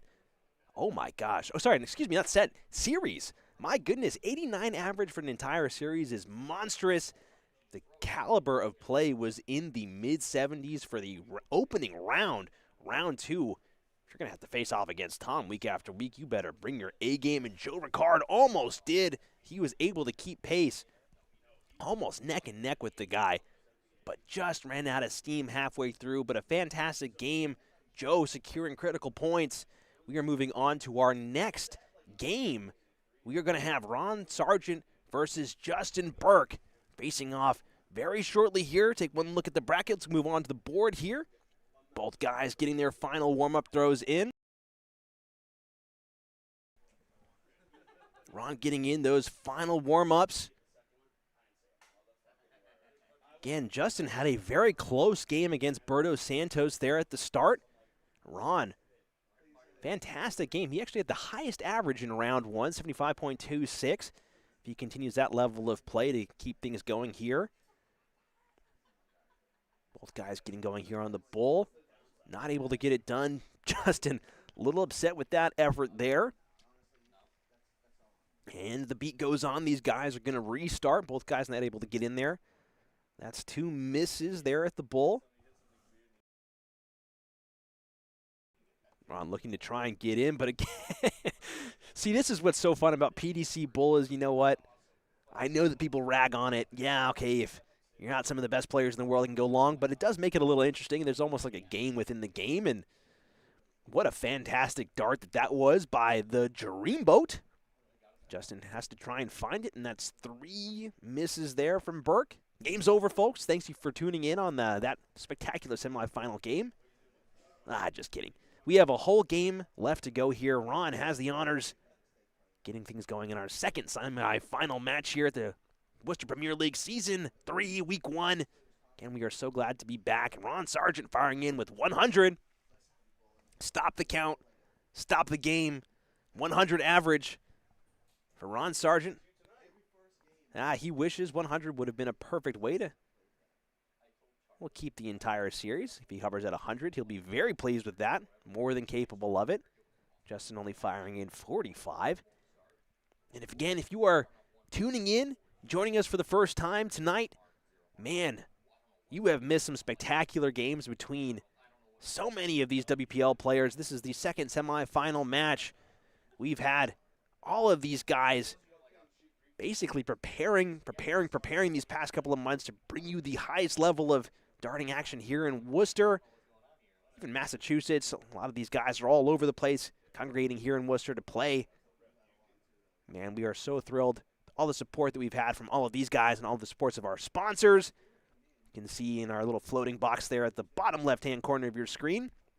Again, if you haven't shown them some love, please head on down to the bottom part of this live stream here, description. All of their links are there. If you want to, go to our WorcesterPremierLeague.com website. You can also get access to their website there. Ron having an absolute stunner of a game. Justin Burke really picking up the pace here. 89.33, really turning things around. Ron, 2 solid darts in the board there. Finds the 97. Hey, Mike. Thank you for joining us in the chat here. Yeah, it was a stellar match between those two guys. Man, both guys firing away. Fantastic game there. Again, if you guys are just tuning in for the first time, what a game that was. And don't worry, we will have all the games uploaded onto YouTube by Thursday this week. Every game, not only streamed, but also on YouTube. No 144 out there from the Dreamboat. Can only set up here. Working with 104. Tries to go the 18 route to leave himself 50, but only finds that single 18. So Burke sitting at 205. No out. Can only set himself up.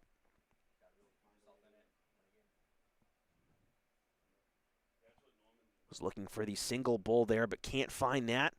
Not a bad hit, though. 50 scored. Leaving himself something workable with a 155. Ron looking to stay on the 18s. 82 remaining. More or less forced to go the bullseye route here. Wanted the triple 14. That's also another way. It's a little late and my brain's not quite working as reliably as it should, but that's okay. Getting all the rust off from the 5 months of not being on the broadcast, trying my best. Burke looking to take out this 1-5-5 here. It just won't go. First start, eliminating any hope of trying to take out the 1-5-5. Only 59 scored there, so Ron Sargent, maybe some breathing room. Doesn't want to leave this for too long, though. Finds that 48 to leave himself 16. 2 chances at double 8. Finds it. Clinical 2-dart take there from Ron Sargent. Great out, great take.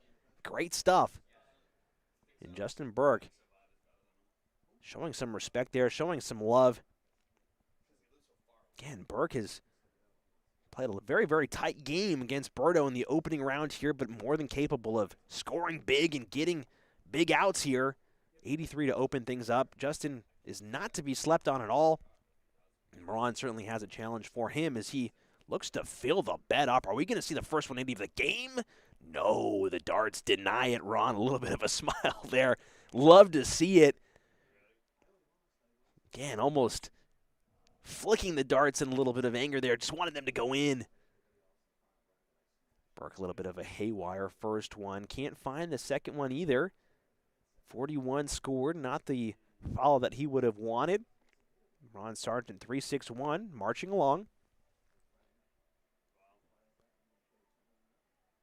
Looking for that triple 20, trying to hunt it down. Can only find the 60. And again, sometimes darts is a game of just hitting those 60s. Just being reliable, being consistent. You don't always have to blow up the board. You just have to kind of keep your head in the game. Again, those haywire 1s and 5s, just too many drop points start to add up too quickly, too fast. Ron firing in, punishing immediately with that triple 20. Will we see him fill it up? Come on, Ron. Only another 140. Dang it, Ron.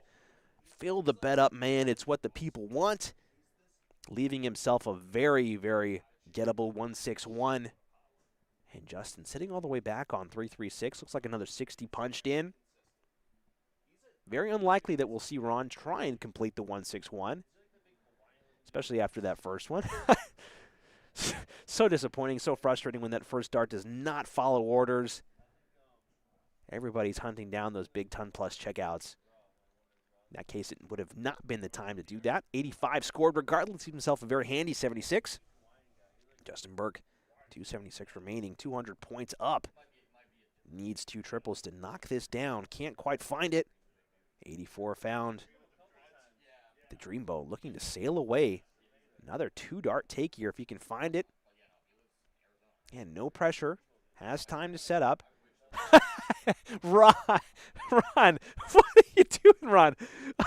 He wanted to leave himself 50. He wanted to go for the single bull, the double bull, and I have to respect it, but he is too good. And the reason why I laugh is because that dart looks to be just about dead center as you can get, ladies and gentlemen. You really have to feel Ron. You have to feel for Ron there, excuse me, pardon me. Don't feel Ron. But, man, you really have to feel for the guy there when you're just too good to miss. Happens all the time. And, again, Ron will have another look here. Solid 82 punched in by Justin. Ron looking to take out this double 8. Finds it with that second dart. Great take, great leg of darts there from Ron Sargent. The Dreamboat continuing to sail away. Justin Burke just happens to be 1 or 2 darts behind right now. Can't quite keep the pace. Certainly getting down to outs, but just not getting down enough to challenge. Ron Sargent right above it. That opening dart, wanting to just correct ever so slightly, only finds the 60. Let's see what Justin Burke can respond here. Slight correction needed and moving slightly to the right. Goes down instead. Can't find the big 20. Ladies and gentlemen, if you're joining in tonight, first time, yeah, Ron's up 2-0, but it's been close. If you want to contribute directly to the prize pool, please buy us a coffee. Support us at ko-fi.com/WPL. You can donate directly. All of your donations go not only to the prize pool, but to our operations budgets. That way we can keep the lights on, buy some more dartboards, maybe buy some upgrades for our new and improved WPL studio. Every donation is not only cherished and appreciated, but again, it goes to the prize pool for these guys so they'll be competing for more money. And we always love to see that because that just raises the seriousness of the league. So again, ladies and gentlemen, Ko-Fi, coffee.com/WPL.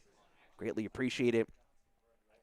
Ron Sargent finding a solid 100 there, knocking his score down to 241. Justin sitting at 432. A little bit of a tough leg here. Might be a tough set unless Justin can find a 2-treble visit here.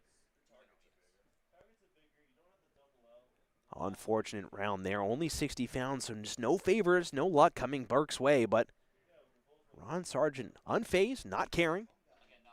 Just wants to focus on getting down to 0 as fast as he can. One little half step down, he'll find it. Goes all the way downstairs. I'm not sure what he was trying to go for. Trip 17 for 91, but hits the 2 instead. Leave himself a very awkward 199. Oh, there's 2 in there. Come on, Justin. And the solid 180's found. The first one for the night from Justin Burke. He has been threatening that all night, and he finally gets it. Look at the respect and love shown between those two guys. Got to love Ron. Not only is he a great player, he's just a fantastic human being, great guy. Yeah, these guys are competing to move on to the finals to play Tom, but still friends first, and we love that here. That's the level of camaraderie and friendship here at the WPL. Love to see it. Justin working with 192. Would love to find a 100 round here. Can't find, only 45. And Sargent, 104 left. Finds the 54. Will probably stay there. Leave himself double 16. Great first 2 darts. Can Ron take it out? Just wide. Third dart was almost there. At least, doesn't really matter, though. Ron would have wanted that a hell of a lot closer. Burke, an opportunity here, and the opportunity's gone by the wayside. Unfortunate. Can't quite find much of anything to really help his cause. Unlucky round there from Justin Burke, and Ron Sargent focusing up, taking a breath. Eyeballing double 16. There's that breath again. Focusing. Come on, he says. Goes inside on the first one. Goes to double 8. Can't quite find the double 8 either. My goodness. That might have scraped the wire, ladies and gentlemen. It was that close. Shanghai on the 20s will do nicely, but Justin not able to find the combo he needs. Choosing to go upstairs instead, but no help is found. Unlucky round again, back-to-back. Just unfortunate rounds there from Justin Burke. Ron Sargent, the Dreamboat, eyeballing double 4. Flight might be in the way. Finds it with the second dart. So Ron, 3 legs on the spin. Justin Burke challenging, but just not able to keep up or keep pace and really get down to even a look. Ron playing a very controlled game here. Sometimes darts is about managing yourself, and sometimes darts is about managing your opponent. Ron's really just managing his game quite well. Ron eyeballing triple 20 segment. He's also been fairly reliable tonight, finding the red bit at the top of the board there. There he is again, another 100 start there. Great start there from Ron. Justin looking to continue his march down, but these haywire darts, again, we saw this a lot with his previous match against Berto. Maybe it's just a lack of focus, loss of concentration, but these types of visits will just start to accumulate and build up. Again, 1 visit is fine, but 2 visits, poor scoring really starts to put you in a hole that you really have to work hard to dig yourself out of. 95, solid punish there from Ron Sargent, exactly what I'm talking about. Justin Burke sitting at 438 after 2 visits to the board. Certainly want to be clear of 400 after 2 visits. Can only find 45, so just not finding his rhythm, not finding his game. Burke showing flashes of brilliance there, but just not quite able to keep up. March down the board. Ron slightly off there. Wanted to correct, but goes high instead. 55. Punched in from the Dreamboat. Justin, a little bit of an opportunity here to try and score big and catch back up. Going downstairs to the 19s. Well off on that second one. Only finding, I believe, 56. 54, excuse me. Caster math. I'll try to keep as reliable as I can as we get into the evening hours of the night here in week 1. Still have one more match after this. Only 57 found there from Ron Sargent. So this is one of those games where, okay, not really much is going on in the scoring department. Of course, right as I say that, Justin finds it. Finds the big 100. Great darts there from Justin Burke. Putting some pressure back on Ron. Ron needs to at least get down to a respectable out here. Anything ton 50 plus is just going to be an open door for Burke to walk through. And again, this is what I'm talking about, 154. If Justin can score big here, getting down to slightly ton plus, one more of those will do nicely. Probably going to stay there, go downstairs, maybe finds the 99. All of a sudden, inviting problems. Mitigating risk, mitigating your opponent's chances. Justin Burke doing very well to buy himself these opportunities. Wasn't able to find much of any in the opening set here. Ron not finding much of anything. 39 found another awkward leave. Justin 140.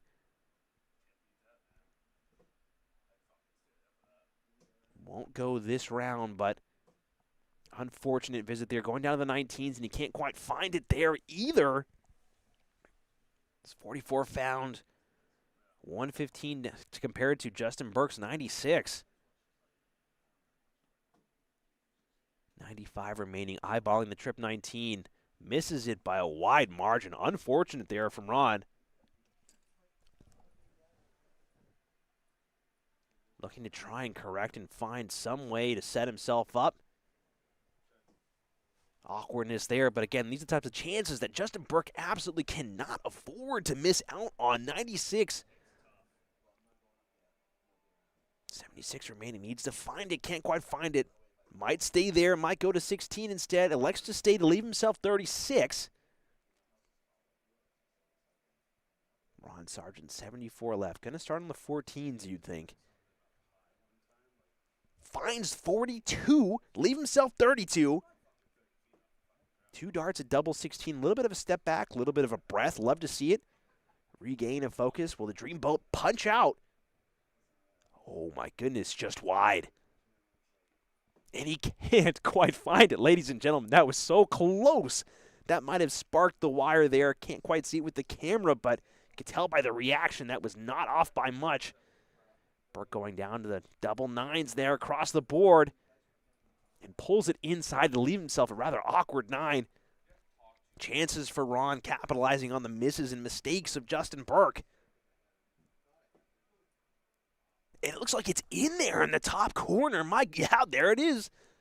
Thanks for doing that, Ron. Showing the camera, showing the people what you did. You certainly did well to get out of that leg. My goodness, that was right there, tucked in there. Give that thing a pillow and a blanket and put it to bed, Ron. My goodness. Ron, so focused. One of the things that Ron really focused on in the offseason here between WPL Season 2 and Season 3 is his math and really his emotions. He's playing a lot more level-headed and cool game. Not really reacting negatively to poor situations or missed darts, and it's certainly showing. Big 1-2-5 there from Justin Burke. Solid darts, solid way to get off the line.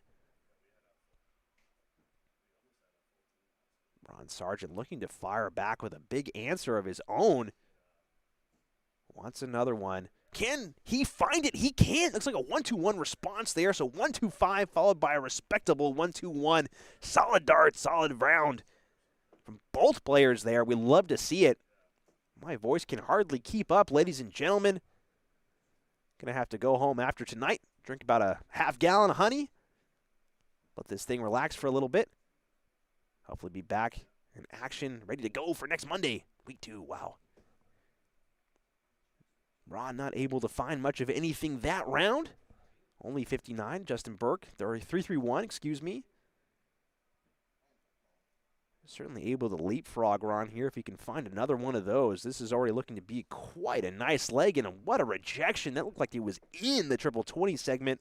So unlucky. Sometimes the board just says no. As in life, sometimes it's no fault of your own. Sometimes it just doesn't work out. Darts is an unfair game, and unfortunately, Ron is here to punish the solid 100, dropping his score down to 161. Ton plus out. One of the big ones, and Burke just has to try and keep up. Only 59 found, so no reprieve for Justin Burke here. Ron Sargent, again, under no pressure to try and take this out or force it through, and it won't go anyway. So just looking to set up here. Trying to focus up, can't find that 91. Only 57 found. So again, Justin Burke needs to try and get down to respectable out, and that's a dead center triple 20 scored there. Makes it very difficult to try and follow. As in life, like I said previous, sometimes you're just too good, and that makes it hard to follow up. I'm not saying be bad on purpose, but you know, sometimes you're just too good. It makes it tough. And Ron, what a fantastic first dart there. That dart is too good as well. My goodness. 44 remaining, eyeballing 12. Down to double 16. Oh, missed it by a million. Look at this guy. Justin Burke will have to do well to not get distracted by the shenanigans of Ron's reaction there. That was funny. Love these guys. Love the way that they play. These guys are playing each other as hard as they can possibly imagine. Close one there.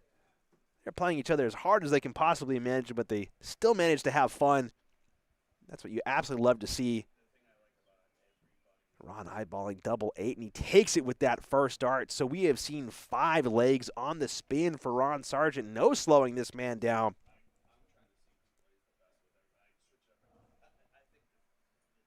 Looks like the Dreamboat in the offseason got upgraded with some new engines. This guy is just cruising through these stormy waves here, no problem. Solid 100 fired in there from Justin Burke.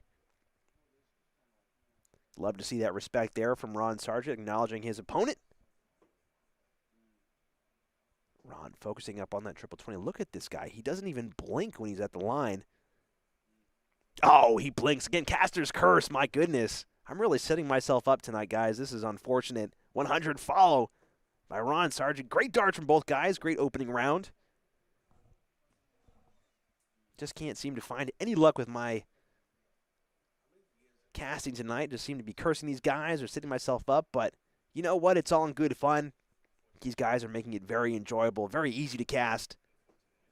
Always a lot of fun to come out and really just have a good time on the stream here. Worcester Premier League, always fantastic. 41 fired in there from Ron Sargent. Not what he wanted. A little bit of a show of what he thought about that round. Justin looking to try and punish here. Wants to go slowly to the right. Can he find it? He does. Solid 80 punish there. One man's misfortune is another man's, well, fortune. Really is that simple. Justin Burke just wanting to keep the gold flowing. Keep the treasure a-pouring. Ron, God, just not by much, man. All over the triple 20 segment, but the darts just aren't listening. A little bit of a wild dart there. Choosing to stay. Finds the 41. Ron Sargent not too far back. It's still very, very, well, he's very much in the realm of being able to catch back up, not leapfrog anymore, but, oof, that drop dart there on the 19. My goodness, 59. Certainly aiming for the triple there to try and catch back up, but Justin seems to have control of this leg, just needs to keep it steady, keep it honest. Looking at the score here, might go downstairs, looking to stay, actually. His eyes deceived me. He fooled me. 59 punched in, leave himself 180. So again, Ron is not too far back. He can still very much catch up with a big score here. Finds that triple 19. Solid score there from Ron. Again, not quite sure if it's enough to really. Oh, actually it is. 164. All of a sudden, where it turned out to be a big advantage for Justin Burke is all of a sudden he's under threat, under fire. We saw him take out 80 with tops in a previous series. Are we going to see him do it again? 164 for Ron. Can he respond? Is he going to go 20s or 19s? Goes the 20 route. It fails him, so it will not go this time. And Ron not able to find a triple at all. So unfortunate. Now, this would be madness if we saw Justin go tops again. Oh, he went for it. I know he went for it. He can't deny that. I'm going to talk to him after this game and ask him about that. Only 60 found, double 10 remaining. 106 left for Ron Sargent. So, again, gettable, but a little awkward, 106. Finds the first bit. 6 and 10 leaves outs right in the middle. Choose your destiny. Goes for 14 instead. Leave himself 32. Goes the third option. Will he find it? Oh, my goodness. Just wide again. Wow. A little bit of a clap of the hands, a little bit of reaction to the caster there. My goodness, so close. And, oh, Justin just not able to find double 10. Finds the single 6, thinking about his options. 14 remaining, double 7. And he busts right in the corner of double 19. Ladies and gentlemen, that is so unfortunate. Ron looking to clean up this second set here. Can find double 16, and he does. The first dart taken, punished. Wow. You got to feel for Justin Burke there. He was right on the edge of finding that leg, but the punishment came fast, hard, and swift from Ron Sargent, the Dreamboat. Looking like it's going to have no problem sailing to its destination tonight, and the destination is the finals, but 3 more legs needed for Ron Sargent. 1 more set. Take him to a rematch of last season's finals. Ron Sargent and Tom Curtin looking to face off again. Justin Burke looking to have something to say about it. Justin certainly scoring well, playing a fantastic game, but he's just been 1 or 2 steps behind Ron tonight. We'll see if he has anything left in the tank to try and mount a comeback challenge here against the Dreamboat.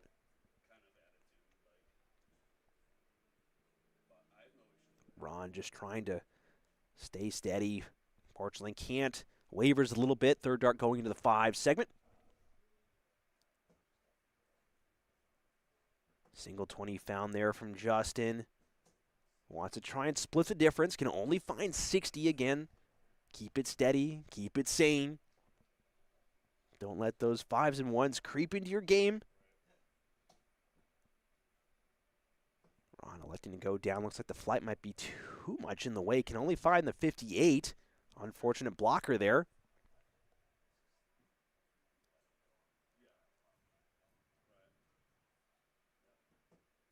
How can Justin Burke respond? In these types of situations, you guys are welcome to comment in the chat. How do you keep cool if you are this far behind? Solid 140 there from Justin Burke. Obviously hitting 140s, 180s, 100s. Certainly put your mind at ease, but what are your tips and tricks for staying cool in a game that's just not going your way? Oh, my goodness. Ron Sargent. Oh, 140. Come on, man. Give the people what they want. We want more 180s. These 140s will simply just not do. That first dart's just not going to do for Justin Burke, who's trying to mount his comeback charge here. Unfortunately, tripping all over himself with the 43 punched in. Ron Sargent, 183. Looking to just continue to knock this tower down.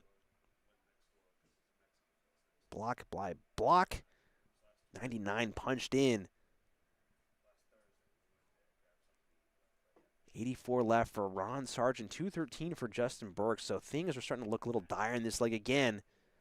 Again, these just slightly off darts. 1, 5, 3. If you do that more than once, the points really start to add up. But Justin doing very well to leave himself 170. The smart way to play.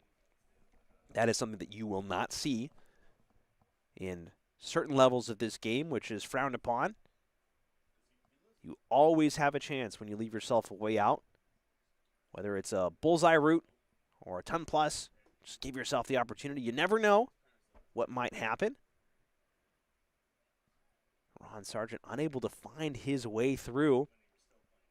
Only 44 found there, so leaving himself 40, but Justin, a 170 would be beautiful. He hit it before in scoring, but just can't quite find it. Again, if you didn't tune in earlier, Justin Burke hit a beautiful 170 setup shot and hit double 16. One dart to follow that up. That was an amazing sequence there. And that is an amazing dart there from Ron Sargent. Fantastic stuff. Ladies and gentlemen, that is 7 legs on the spin for Ron Sargent, I believe. Things are starting to look a little ugly here for Justin Burke, which is unfortunate. Justin is certainly capable of playing some stellar stuff, and his scoring, when it's on, wow, it's on. Solid 100 there. Get things going, get things underway. Second leg of this third set here. Ron unbothered, unfazed, in his element, hydrated, looking good, enjoying Season 3 so far. Answers with a 100 of his own. Fantastic stuff. Both guys doing very well to keep the pressure on each other. See how Justin can try and find that. Can only find the 60. So unlucky there. Want to try and go over just a little bit higher, but just can't quite find it. Ron having the opposite problem. Needs to bring it down. Bring it back up again. Looks like he brought it up a little too high, only finding 45, so high and to the left. Unlucky there. Justin, big opportunity to run away with it here, but that dart is such a brutal block. I don't know if that would let anybody in, no matter how hard you asked. Oh, my goodness. 59 scored there. Ron Sargent finding that first dart right dead center. Wants to try and follow that line, follow it through, only finding 85.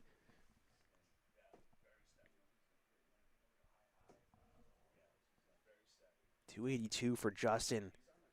Certainly manageable. Needs to find a 100 here to try and put some pressure on the 41. Disappointing. You can see in the reaction there.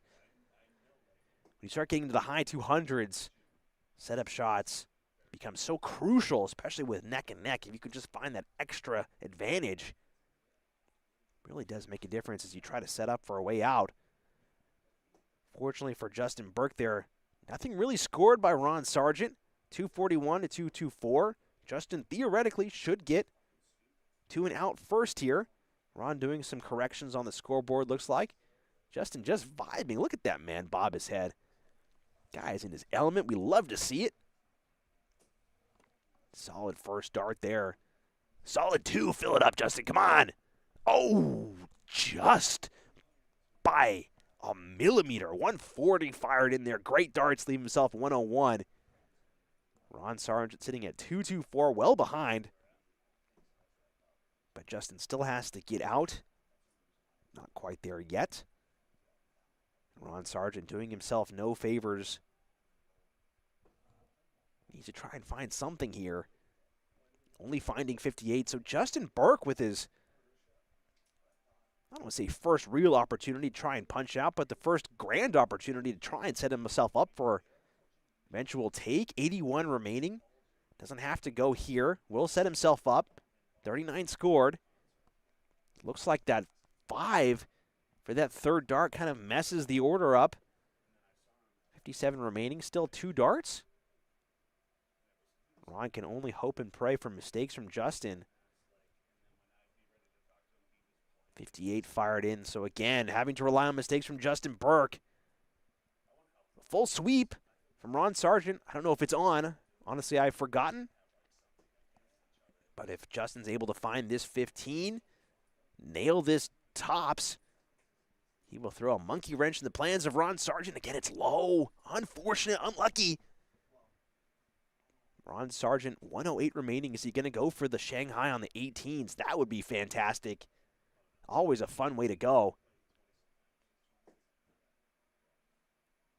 Likes to go the 20 route, so 88 remaining. Try to go for the 18s there, so doing some mental math. 24 scored. Leaves himself 84.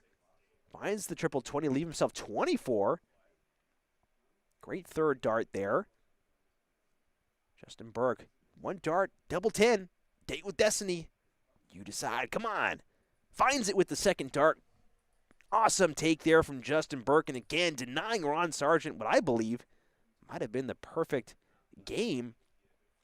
But again, Justin has been fighting, clamoring, working hard to keep pace with Ron Sargent this game, and he more or less deserved at least one. Fantastic effort there from Justin Burke, and a great take. Great scoring power that leg, but Ron looking to get back to business here with a big opening salvo. 100 fired in. Both guys started with 100 last leg. Can you keep it going, Justin Burke? Let's see what you got. Come on. Needs to drop it a little low. And that's the risk that you run trying to force that dart through. Ladies and gentlemen, sometimes the risk is just not worth it. Just go down to the 19s. Rather have 19 points than no points at all.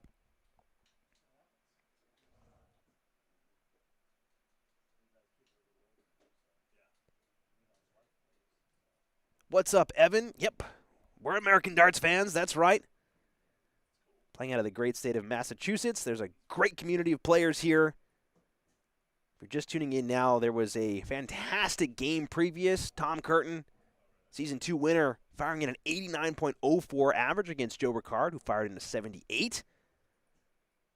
Have some very capable players here in this region.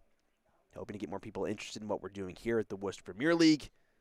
Certainly happy that you're joining us. Thank you for tuning in, my friend. As we get back to the game here, Justin Burke, 437 after 2 visits to the board.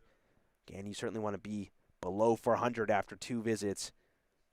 Needs to work hard to try and bump up his scoring power, and disappointment there.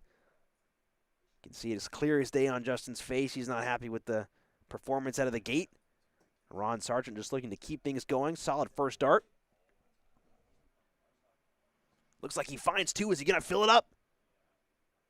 Oh, it goes wide. Ron disgusted with that effort there. Wanted the big 180, only finds the 125. Unlucky, unfortunate, but does leave himself the 156 checkout. Justin hitting 81.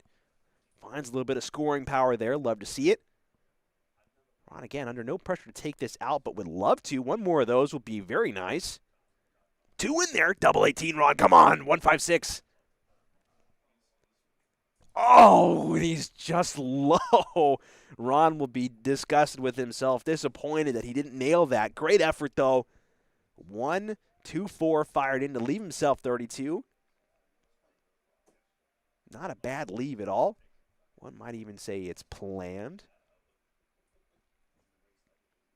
Justin doing very well to fire in 95, I believe. But is it going to be enough, or is it too little too late? Ron Sargent focusing up those laser beams. Double 16. Goes inside. Single 16 segment hit. Double 8. And pulls it inside again. Millimeters, ladies and gentlemen. That was close. And again, more chances will come for Ron Sargent. Justin Burke sitting at 206. Just to work hard just to try and find something, but that one is just problematic. Frustration setting in for Justin Burke. Ron, more opportunities here at double 4. Going high, my goodness. A little bit of a wall there to try and bounce it in, but just goes inside. Frustration from Ron. He wanted that one. And again, what we saw on last leg, missed opportunities from Ron led to a door opening for Justin. 18 hit. Can only set up from here, I believe. Again, a little bit of some confusing math here. Justin having to think about it. Can't find that triple 20, and again, disappointment. Not off by much, but they're just refusing to go in easy for Justin. Ron Sargent's going to be eyeballing this double 2, praying that he doesn't pull it inside to leave himself the madhouse. 40 scored there for Justin. Finds it with that first dart. Crisis averted for Ron Sargent, but the crisis for Justin Burke is just continuing. Shake of the head there. Certainly not out of disrespect for Ron Sargent. Just wants to give him a better game. Knows they got it. Knows he's capable of it. Solid 100 there from Justin Burke.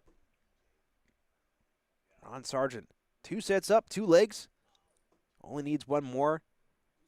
Doesn't even have to break here. He can go back to his throw. This one doesn't go his way, but the 140 is a great way to kick things off. Awesome stuff there from Ron Sargent. Justin Burke looking to try and just go blow for blow here. Try and find it in the 22 is just unfortunate. Unlucky darts there. Ron Sargent, just keep the boat, the course. Keep on sailing, buddy. Can't find anything significant, though. I think that's 29 punched in, 44. 10 managed to squeak into the 20 segment. A little bit of reprieve for Justin Burke. He tries to find that triple 20 segment. Needs at least 1. Can't find it. Only 59 found. So Ron Sargent, 317. Justin Burke's 320. Close game here.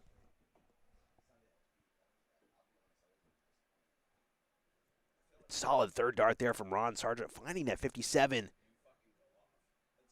Solid 63 punched in. And again, it's not out of reach for Justin Burke. Justin can still leapfrog him if he just finds 1 or 2 triples. And again, he has the perfect marker for the first one, but he just can't follow the line. So unlucky. Opportunities slipping through the cracks here. So Ron Sargent just starts to pull away. Triple here would just be brutal. Leave himself a 154 potentially. Can only find the 60. Justin Burke looking for at least 140 here to leave himself something. Great guide. Unbelievable how the second dart just won't go. It looks like all 3 are slightly low. Solid 60, all of them right there. Ron looking to continue the course. Again, another great guide. Solid second. Tried to nab that trip 18. 98 scored. Certainly a great round. Justin Burke again needs at least 100 plus. Try and put some serious pressure on Ron. That's a great first dart. Again, the third dart just a little haywire. Would have loved to keep it all straight. 83. It's a chance. 137. 96 for Ron. 76 remaining. Wants to keep it there. Can't quite find it. Either has 16 or 20 available. Going to 16s looks like. Finds it, so he will leave himself 3 darts at tops. Justin Burke can't take out this 137. Probably go 19s first. We'll see what he does. Can't find it. So unlucky. Finds the trip 18 there. I don't believe an outshot is possible. Looks like Ron's running to do some math for him. That's some great sportsmanship.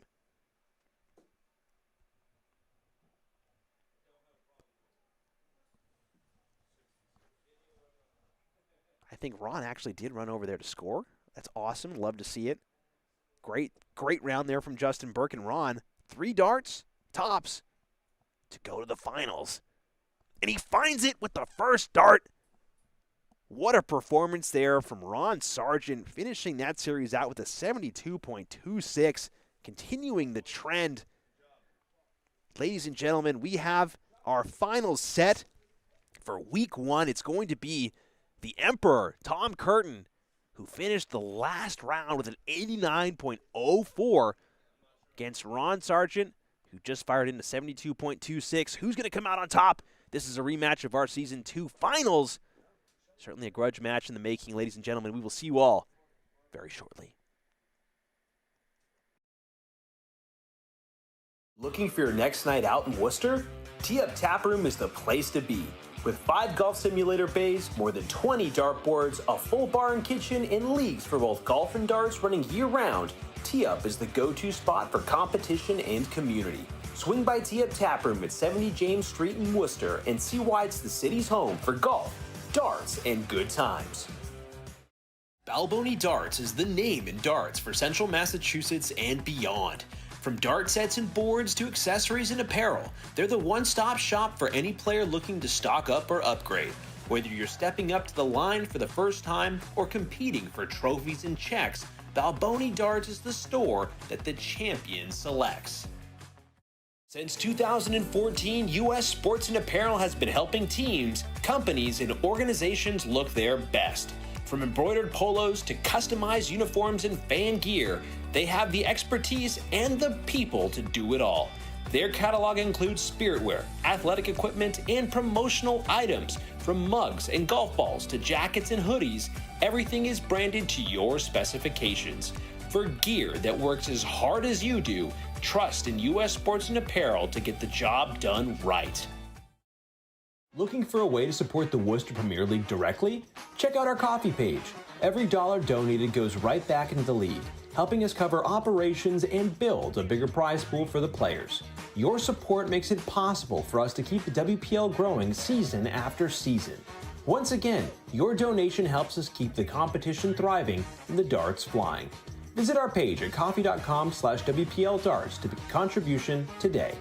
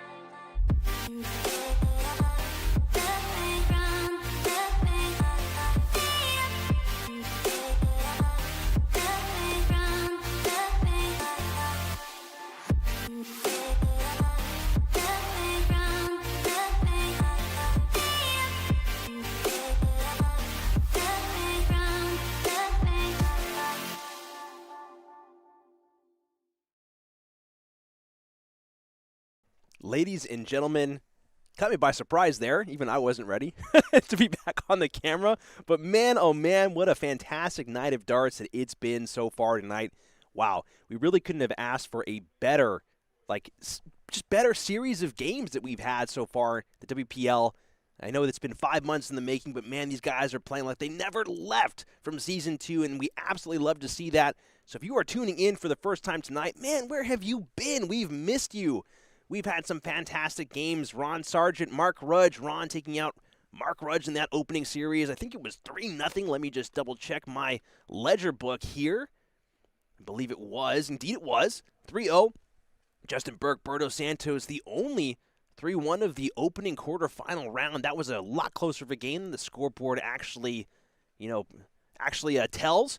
Mike Carignan, Tom Curtin, surprising 3-0 from Tom Curtin there. Mike Carignan putting up a solid fight, but not able to stop the Emperor on his march into the second round. And Joe Ricard and Nick Soldo. Nick Soldo falling the wayside of Joe's darts, 3-0 as well. Now the second round, some amazing games there. We saw a fantastic second round between Tom Curtin, Joe Ricard. Tom firing an 89.04 average for that series, something fierce. Joe firing in a very respectable 78.21. Both guys, man, oh man, they were shooting lights out. Unbelievable. And we just saw Ron Sargent versus Justin Burke. Again, Ron firing away in the mid-70s, a little bit lower than his first round performance with a 72 rather than a 73.45.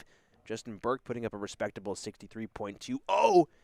But the Dreamboat, upgraded engines, upgraded mindset.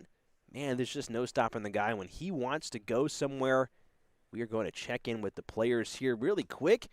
Tom Curtin getting some warm-up throws in here. Ron Sargent somewhere in the background. Sure we'll get these guys underway very shortly here. Again, final warm-ups there. I think it's bad luck to shoot a 180 in warm-ups. I guess luck doesn't really matter when you're as good as Tom Curtin and fire away as brutal as he does. Looks like it was a double bull there to get off the actual diddle here.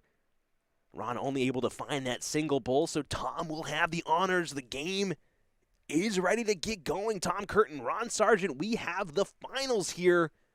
WPL Season 3, Week 1. Thank you very much for joining us. If you've been here the entire night, man, you really have seen some great games. And that's the whole point of the Worcester Premier League, is we have a lot of great players in this region, in this community. We want to give them a platform to not only showcase their skills, but really provide them an awesome place to compete. Oh, Ron, fill it up, buddy. Come on. Oh, only a 140. Again, if you're just tuning in tonight, this man right here, Tom Curtin, got 6 darts into a 9. I was just about able to go ballistic on the microphone for the very first time.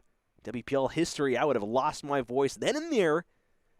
But then on the 7th dart, he hit a 1. And I was very sad. And we all were sad, honestly. But man, what a great start for this game. Ron, solid darts here, 66. Previous was a 140. Tom, no slouch either.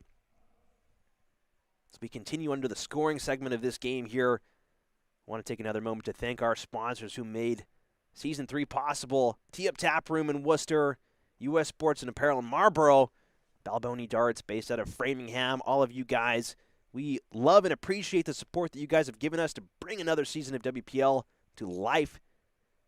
We are really looking forward to the next 7 weeks of action here, next 6 weeks of regular season action. Trying to determine the opening night winner. See who clinches those lucrative points here with our revised playoff structure. Again, if you missed out on the explanations for revised playoffs, we'll have more of that in the coming weeks. We'll go over it again. It'll also be posted to Facebook. Let's focus in on the second half of this leg here. Ron Sargent, 235, hits that 59 there. Tom looking to knock down 280. Thank you, Sean, for the kind words. Appreciate it. Brizzle's been here the entire night. Love and appreciate the support. Brizzle and Nick, it has been a hell of a start, man. This is Exactly what everyone wanted to see out of the gate here at the WPL. Ron Sargent eyeballing 176. Looking to knock it down. And 140 here would do quite nicely. Wants to a little bit higher up. Fortunately too high. Hundo would be quite nice. Can't quite find it. Might have actually slipped into the 5 segment. Only finds a 60. Tom looking to just knock down the score. One of the very rare times here that Tom has not been out in front in a leg. Again, Joe in the semifinals really put a lot of pressure on Tom. Really asked for the best of Tom in his play. And boy, did Tom deliver, man. Call in answered by Tom. Ron working with 76 here. Wants a triple 20. Finds it to leave himself double 8. See a little bit of a smile there. Tom Curtin. No way out from 178. Can only set up. Can only knock down the score. Another one of those, or maybe even the 18s. Finds the 98. Great darts there. Ron Sargent wants to get this leg out. No faffage. 1 and done. 2 will do. Finds it with the second dart. So great start to this set from Ron Sargent. The Dreamboat sailing away. Has pulled away from port. And is ready to sail to his destination. But he still has a long journey ahead of him. Maybe not quite the Iliad levels of length. But certainly doesn't want to take quite an adventure as those guys did. My goodness. He wants to get there soon. 60 punched in there from Ron. Tom Curtin looking to start this leg off quite a bit better than the previous one.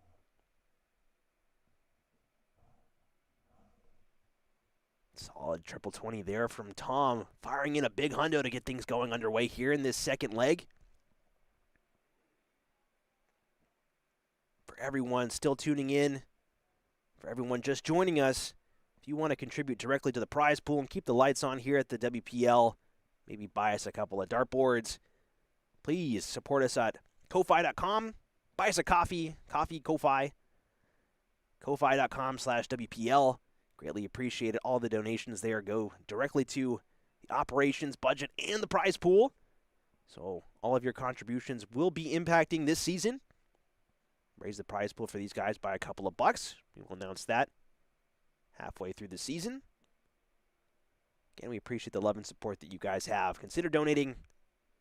Thank you very much. Solid 100 there from Ron Sargent. Dropping his score down to 241. Tom Curtin being beaten on the scoring segment of the game, which is not something that we're used to seeing. Of course, right as I say that, 180 chance here, and he does fire in the big 180. Caster's curse for Ron Sargent. Sorry, Ron, my bad. Great 180 there from Tom Curtin. Solid stuff. And are we going to see an answer from Ron? Come on, Ron. Oh, back to back. 180s denied. Even Tom. A lot of respect there. Only 140 found, but he does drop the score down to 101. So Ron is within range, ladies and gentlemen. Finds that triple 20 again. Very rare that we see a visit to the board from Tom Curtin that doesn't end with at least one triple 20. Leaving himself a very respectable, very gettable 91. Ron Sargent working with 101. 41 remaining. Probably going to elect to go 9 here. Finds the 9. This would be a significant take. Ton plus, any way you can get it. One dart at double 16. Can he find it?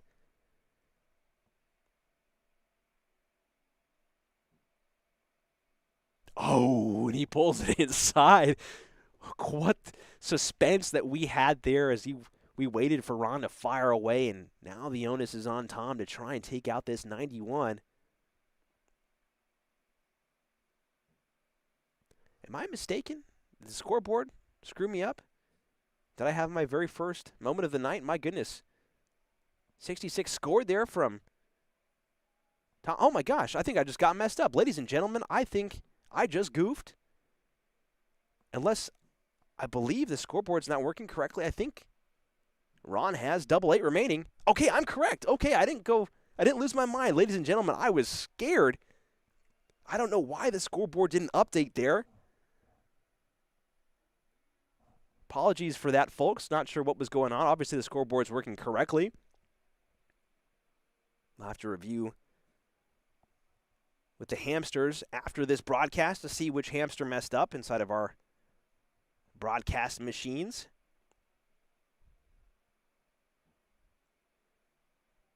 Unfortunate start to the leg here from Ron. Can't find much of anything, but hey, third dart saver finds a way to score big.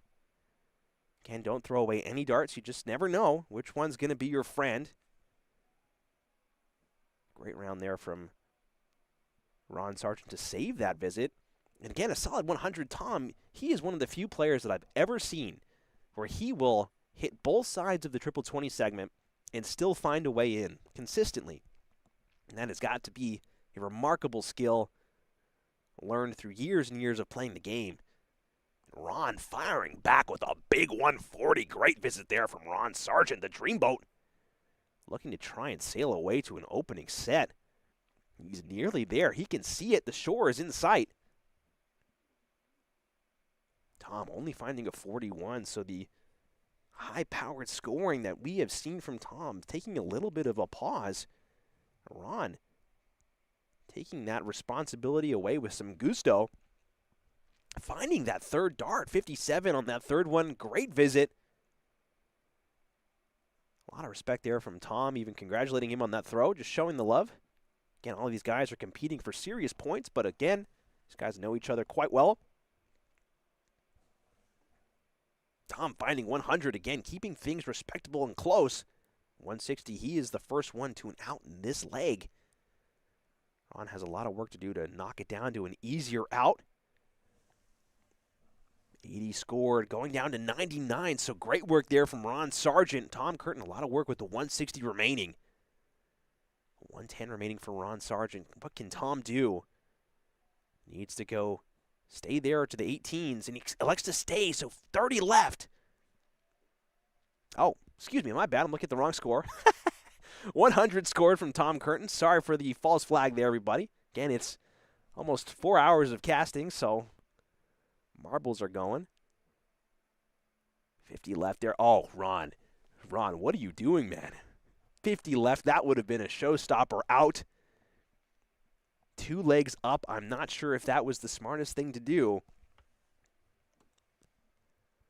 Again, I don't think I would give a guy like Tom Curtin extra chances. Eyeballing tops here, and he goes low, so maybe the risk was worth it. Ron will have 3 darts at double 8, and I don't think he quite believes it. Having to psych himself back up again.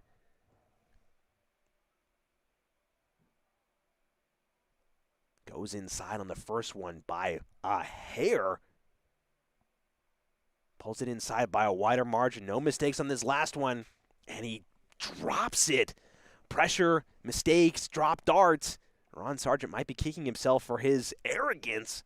Trying to end that with a triple 20 double bull. And Tom Curtin punishes the arrogance there with a single dart take on that 20. 19 darter there from Tom Curtin. Great stuff. Both guys, great averages so far. Great pace to this game. Absolutely love to see it. Here we go again. Ron Sargent looking to try and light up the scoreboard to get away here. 85 punched in. Great last start there. Tom Curtin again. He has proven to be one of the most reliable operators at hitting triple 20 again and again and again. He's probably going to find it right here. Oh, caster curse. I really have to stop saying things like that, ladies and gentlemen. Otherwise, these guys are going to turn around and mutiny. And I will be in deep trouble. May not be back for next week. We'll have to see. Of course, I probably will stop saying stuff like that. 81 punched in there from Ron Sargent. Tom Curtin just looking to try and keep this scoring train going. Try not to lose this rhythm that he's built up, that he is just riding out. A little bit of a hiccup there in that previous leg, but the rhythm has been there for Ron again. One of the things that Ron has worked on these past couple of months between seasons is just finding that rhythm, staying cool, calm, and collected, and a solid 140 there from Ron Sargent. Great stuff. Tom, all of a sudden, under a lot of pressure here after 2 visits, not out of the 400s. Not characteristic of Tom's play at all. Solid 100, but still a long distance away from him and Ron. Ron needs to at least hit 100 here, maybe even 95. Just get down to something respectable. Looks like he's going to move, and he does find that trip 19. Great third dart there. Solid stuff. And the poll that I've activated in the chat here has gone to 50-50. Nobody knows who's going to go and win this series. Again, it's a lot easier with hindsight, but what a match that we have developing here. Ron Sargent looking to take the opening set. If he can find the combo for this 98. 44 remaining here. Finding that first dart on the 18s, trip 18 segment. Finds a 12, so he's going to go down to double 16. This would be a monstrous take here from Ron Sargent. And he finds it. Solid darts there from Ron Sargent. 98 and 3, 15 dart leg. Up a set on Tom Curtin, the Emperor, faulting a little bit. Ladies and gentlemen, we have ourselves a game, but as we have seen before, if you push the Emperor around, he starts to get angry. One of our interns starts to worry for their lives. Because if you look at Tom the wrong way when he's down a game of darts, a weird air starts to fill the WPL studio. Ron Sargent has a monstrous task ahead of himself. Again, it's a race to 3 sets. 1 set's all well and good, but he needs 2 more if he really wants to have anything to say. We'll see what he can keep on doing. Solid 85 from Ron Sargent to open up this set. Tom Curtin looking to blow up the scoring.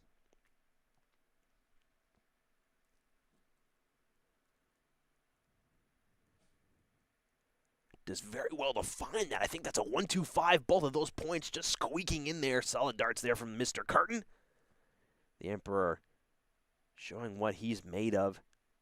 He will not be pushed around as this game continues to develop.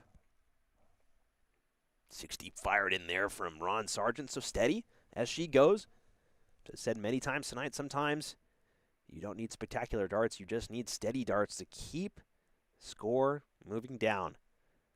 Frustration being shown by Tom as he hits that 1 again. Just not sure what's going on. He's got some sort of kink in the arm, something on the brain, but something is not communicating with something. And Ron is just looking to take advantage and punish while he can. Looks like he finds 85. Third dart goes haywire.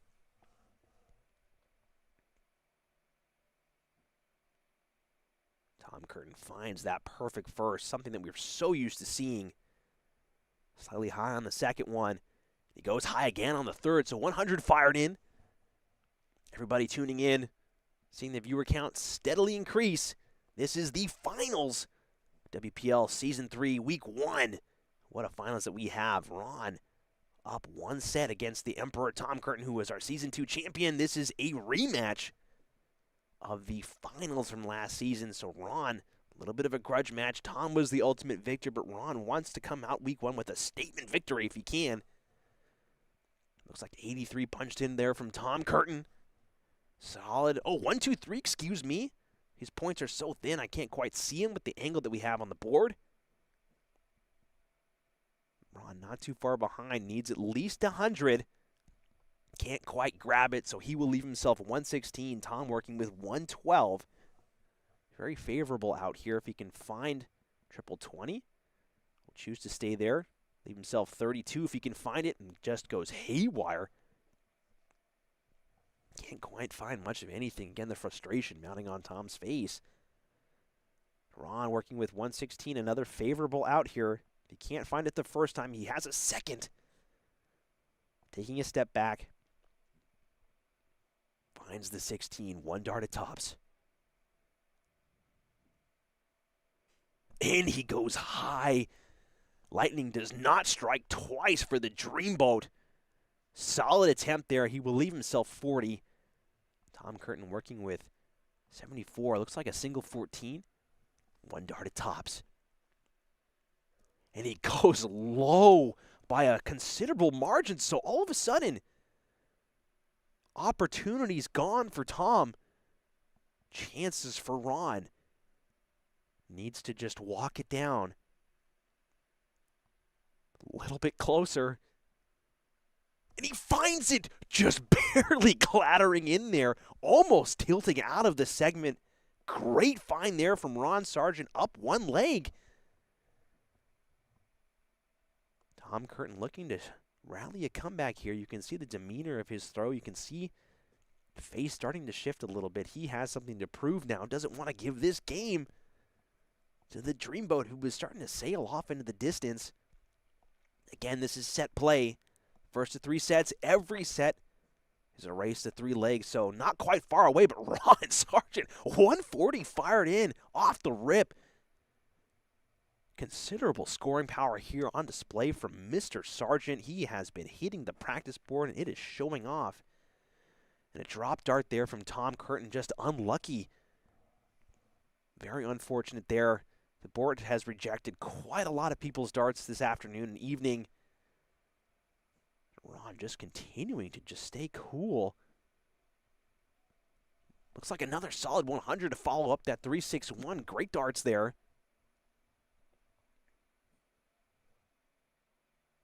Perfect first dart there from Tom Curtin. Goes a little low on the second one. Has to scrap for every single point. And 95, while respectable, you can see from the frustration it's not to the satisfaction of Tom.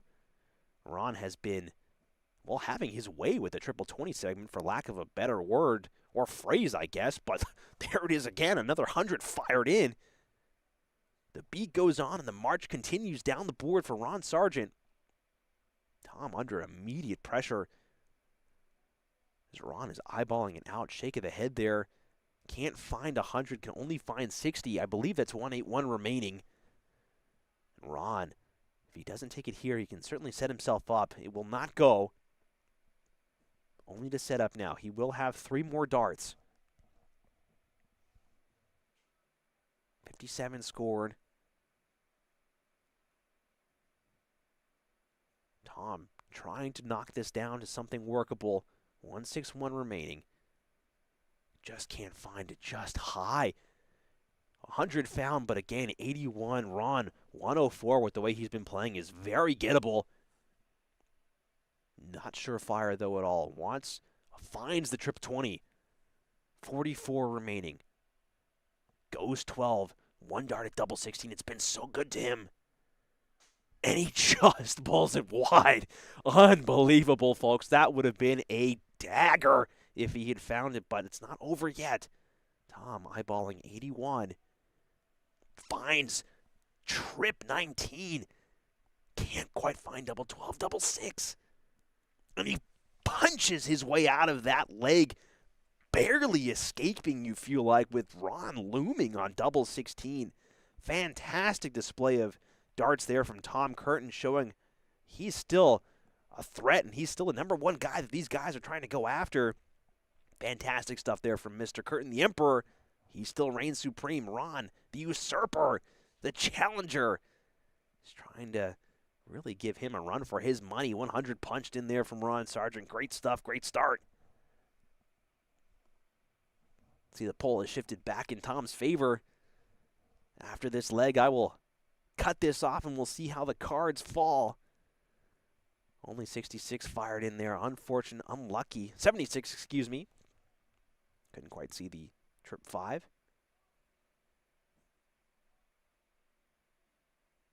Ron looking to try and drop it in. 100 found again. Ron's game has just been so reliable with the scoring. Ron, back-to-back 100s to start this leg off. Tom looking to try and find his rhythm here. That dart was slightly low. He knows it. The flights gave him a little bit of a bump. Sometimes we all need a little help from our friends. Those darts certainly helped him out, but Ron has just been drilling trip 20s. Slight adjustment needed. Finds it again. Reliable 100, 195. Unbelievable darts here from Ron Sargent. Tom trying to just keep pace, and I've never thought I would say that, where, of course, when push comes to shove, Tom shows that he's more than capable of coming and meeting the task at hand, but Again, he's still behind, and Ron needs to find a triple here. Looks like he does find that triple 19. 81 fired in. Very lucky third dart saver there. Down to 125. Tom, 100 points away. Finds that triple 20 segment. Taking a pause here, eyeballing his options. Elects to go down to the 19s, but finds the 21, so 101 scored. Not a bad visit at all. And Ron Sargent, 125. Finds the single bull. Goes for triple 20. Can't quite find the triple 20, so nothing but a setup here. Can't find the double 20, a very risky way to go, but still leaves himself quite handy with 60 left. Caster math is not going well this late at night. Tom looks like it's just wide, I believe. Oh, and he finds it. Unbelievable take there. Tom Curtin, 1-2-4 punch out. Clinical take there. Showing that, hey, leave yourself 50. You never know what can happen in Tom's case. Wow, great take. Awesome, awesome darts. Here we go again, ladies and gentlemen. 140, Tom Curtin, the Emperor has arrived. Roll out the carpet. He is coming for Ron's head this set. Ron the Usurper takes the first set, but man, oh man, Tom coming back with a vengeance. My goodness. Like I promised, I'm going to end the poll, so 60-40 in the chat. Believe that Tom has got this in the bag, but Ron putting on an amazing display. Tom finding 100 there, solid darts there, and leave himself 261 after 2 visits to the board. Great darts.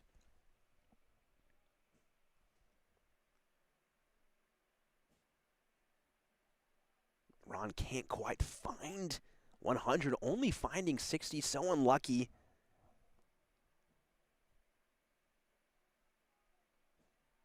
Tom slightly low, but again, just the reliable triple 20 scoring has just been phenomenal. Finding the big 105 there. And it seems that the Dreamboat might be running out of steam in this set. Again, long way to go. Best of 5. Best of 5. All over it. And Ron is back to his antics again. Keeping light, keeping cool. Nothing but business here for the Emperor. He wants this, and he wants it now, and it will not go. But he can set himself up with a 16 if he finds another. Only finds 100. The points just barely not squeezing in there. Ron can only try and score big. Hope and pray, 95 again is not going to bring him down to an out, but Tom Curtin, 56 remaining. Going down to 16s first to leave himself 2 darts at tops. Just high. And again, just high, but again, no pressure on Tom. Ron Sargent all the way back at 226, so he will have 3 more darts. But how many opportunities is he going to have, and is he going to need? Ron needs to find at least 1 triple. Can't do it, so again, the magic that Ron was able to conjure up seems to be running dry. Whatever well he was drinking from, but again, a single 1 causing some problems here in Tom's plan. And the unfortunate visit in the previous round from Ron, really biting him. 166, no out, bogey number. Tom will still have 3 darts to come back to. 1 more 19 you feel from Ron. Only finds a 3. If you can read lips, again, I apologize. This is a family show. Try our best here to be family friendly.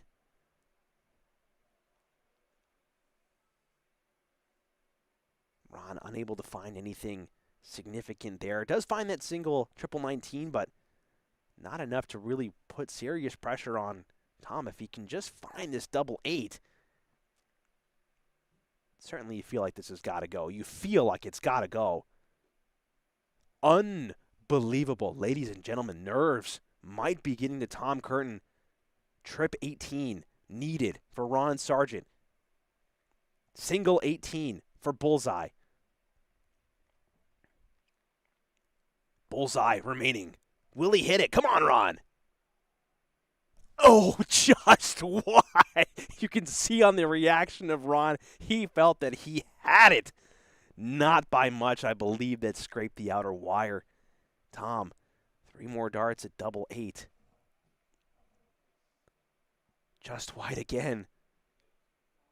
Outside, and the doubling power that we have seen from Tom is eluding him this late into the evening. Ron Sargent finding the single 9. 2 darts at double 8. Well outside, needs to bring it in. He goes inside, I believe, by the reaction. I do not think that went. 17 scored, so again, Tom Curtin, 3 more chances. Well outside again. Inside, different number. Outside again, Tom. The frustration has got to be elevating. Ron can't believe he's coming back. 3 more darts at double 4 to try and steal this leg away from Tom.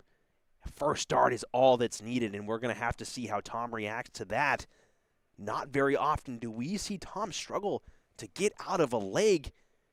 Ron picking up the pieces there. This set is going down to the wire.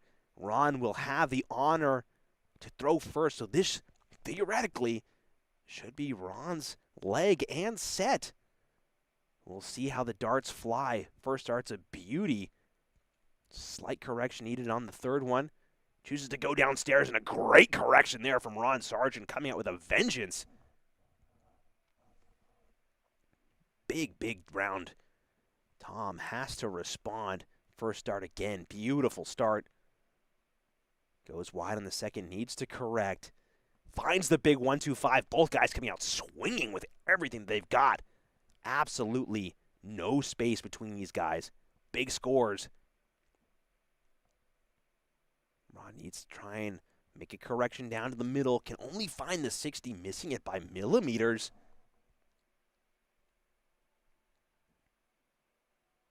Tom Curtin going wide on that first dart. Awkward block. It looks like 23 scored. Only finding 43. You can tell by the look there. Not quite sure it went in. Looks like a little bit of a scoreboard issue there. It is 43 punched in, so big opportunity for Ron to really put some hurt on. Just needs to find at least one. Make life difficult here. Can't hit a 60. Does hit a 60, so again, finding space, but not quite finding the space to run that he really could have used. And again, this is why he needed to hit at least one. Tom, so much space in that segment. Finds the big 1-2-5, so leapfrogging Ron for the lead in this leg. Ron, how will he react? Needs to find at least one big one. Okay, a different big one. There it is. Another one of those. 95 scored, so still keeping even, keeping ahead.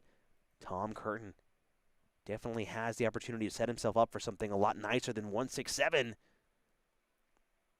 That will do quite nicely. Will he go to the 18s? Stays on the 20s and hits the 5. So this is gettable for Ron Sargent. What a take this would be. 167, you feel.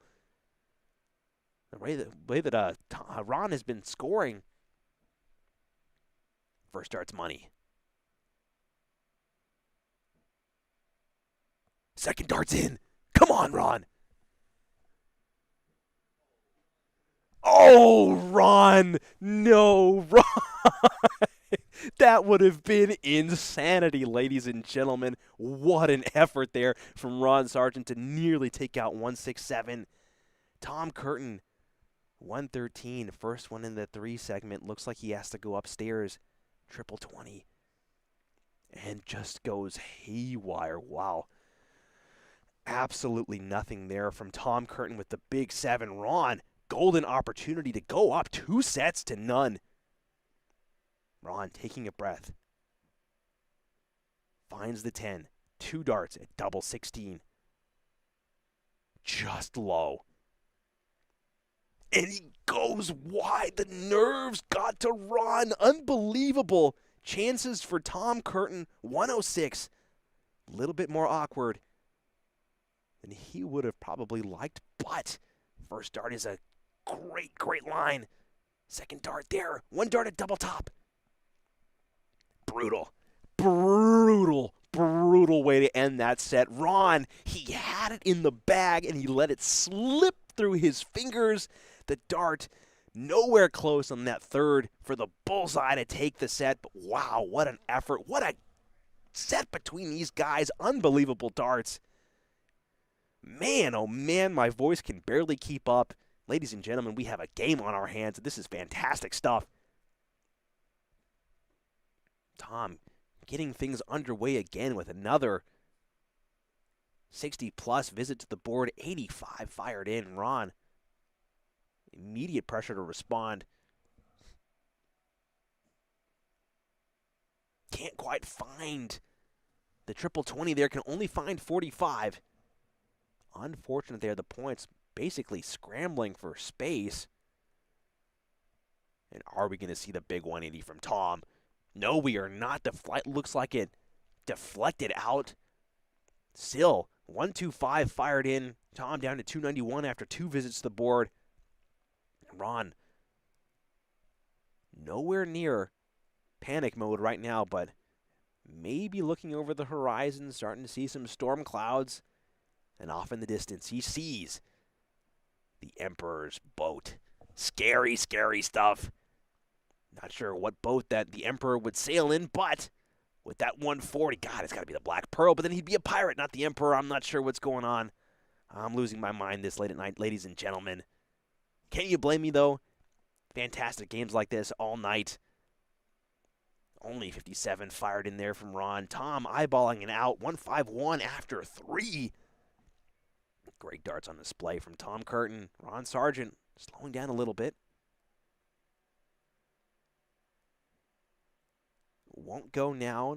Little bit of faffing about there from Tom Curtin. Only finding 41 to leave himself 110. Again, under no pressure. Has time on his side. Ron Sargent not really able to mount a serious challenge with these first 2 darts. Not really mounting much of any resistance here as Tom looks to try and take out this 110. Previous leg. Secure the second set. Took out a 106. And it will not go now, unfortunately. 24 scored. Tom looking to try and leave himself respectable. I believe he leaves himself 32. Great visit to the board there. Great setup play. Great darts all around from Mr. Curtin, the Emperor. Showing us that scoring power. Oh, I believe a little bit of a mistake there. Certainly by me. I thought he left 32, not 22. Only finding 100 there from Ron. So again, he will not leave himself 140, only leaving himself 180. It's the one time that you don't want to hit a 180. Tom looking to amend his doubling problems that he had in the previous set. Under no pressure again, but we saw this in the previous set where I think he had about 4 rounds to get out, and Ron was able to just slowly knock down the numbers and pip him. One more of those. Elects to stay there, can't quite find it. Tom, double 4, wants to get out here. Now that Ron's down to an out, wants to just get out with no problems, no pressure. Might be a scoreboard issue there. Looks like it doesn't bother the guys, and Tom Curtin finds it. Doesn't matter anyway. If there was a dispute with the score, Tom punches out. So in a wild swing of momentum, and what could have gone either way in the previous set, Tom is now 1 leg above Ron. Plenty of space to go in this set. Ladies and gentlemen, we have a match. Both guys playing phenomenal darts. Ron Sargent with a 78 average. Tom Curtin with a 76 average. Already off to a heater. Finds the big 140 to get things going underway. Awesome opening salvo there from the Dream Boat. Tom looking to respond with more of those. Oh, I don't think he finds the 140. I think it slips out. 95, right on the edge there. This game really on a wire's edge, razor's edge. Great guides there. Can just find it, can't find it. Sometimes it's so tricky when you build yourself a little wall to try and bounce the dart off.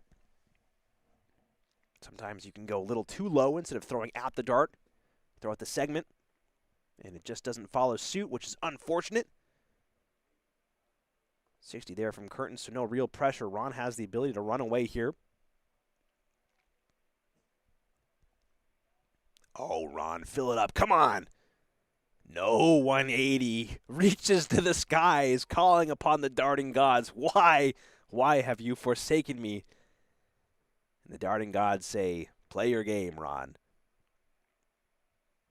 Unlucky. We've seen so many of those examples tonight where all the guys, God, we could have had at least 30-plus 180s if the third dart would have just gone in. Justin Burke would have had about half of them tonight. My goodness. Great darts from Justin tonight, securing points in the opening week. Again, these guys are playing for the lion's share of the points. The winner gets 5 points. Runner-up gets 3. Those who they bested, Joe Ricard and Justin Burke, those guys will have to do with 2 points. Every point matters here in the revised format for the WPL. Ron Sargent working with 104. 86 remaining. Finds that triple 18 to leave himself 32. 1 dart at double 16. Can he find it? Nails it. Big 104. Little shake of the hips. Little oorah there from Ron Sargent. Fantastic take. 106, 104. Tom Curtin. Couple ton pluses of his own tonight. Wow. These guys are firing away. And ladies and gentlemen, this is what darts is all about. And this is the level of skill that we have on display almost every single day here in the greater central Massachusetts region. So many great players out there. Again, if you're interested in competing in the WPL, please reach out to us either through Facebook, through email. Go to our website, go to our Facebook, send us a message, say that you're interested, and you just might be included on the list of players in the WPL play-in event, play-in tournament. Ron Sargent, 401, trying to follow that great 100 round. Some more high scoring. And again, just building a nice little wall. Can he ramp it down? And he does ramp it down. He finds it. A little bit of a laugh there. Did what he wanted to do last leg. Tom Curtin, again, finding that first dart again, just so beautifully. There it is. 2 in there. Fill the bed. Come on, Tom. Looks like it's in there, folks. Did we see the 180? Only a 135. Unfortunately, the camera angle, we couldn't quite see it. Ron Sargent looking just to continue the pummeling of the triple 20 segment. My goodness. Finding 100 to drop his score down to 201, so still ahead. Tom Curtin has to try and get down to an out first here. 2:27 remaining. Great starts there. And a great visit, great round. 140 leaves himself 107 remaining. Ron Sargent, 201, needs at least a 140. Certainly feel a 120 plus here. Oh my goodness, are we going to see this get filled up? Come on, Ron. Oh! Boo this man, everybody. Boo this man. Reaction from some of the WPL players still in the studio here. Leaving himself 78. Great darts there from Ron. Tom leaving himself 50. 10 or 18 will suffice. Elects to go to his reliable double 20. And he punches out a great 107. 100 plus takes galore here at the WPL studio. Unbelievable. 104, 107. We've seen 104 and 106 from Ron. Tom Curtin certainly no slouch on the outer ring. And again, these types of outs have been the savior of Tom tonight. And he's needed them against Ron and his scoring power. Unbelievable darts here in the opening week. We love to see it. 61 there. Again, anytime you're over 60, it's not bad. It's not great, but it's not bad. Ron not happy with it, but he will take it. And looks like that dart is right there in the top corner. 2 in there from Tom. Can he fill the bed? Only a 140. Boo this man, everybody. 140s will not do here at the WPL.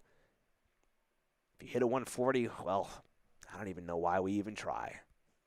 That's a joke, ladies and gentlemen. 140s are great scores. Don't be discouraged. 44. Now that's an unfortunate score. 44 punches in there from Ron Sargent.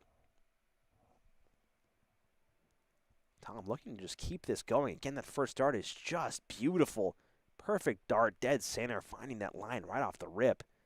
And again, when your biggest concern is just how the darts will deflect, if they will deflect in your favor, what a problem to have. Ron Sargent looking to try and answer with a big score of his own. Might choose to go downstairs and might not be friendly.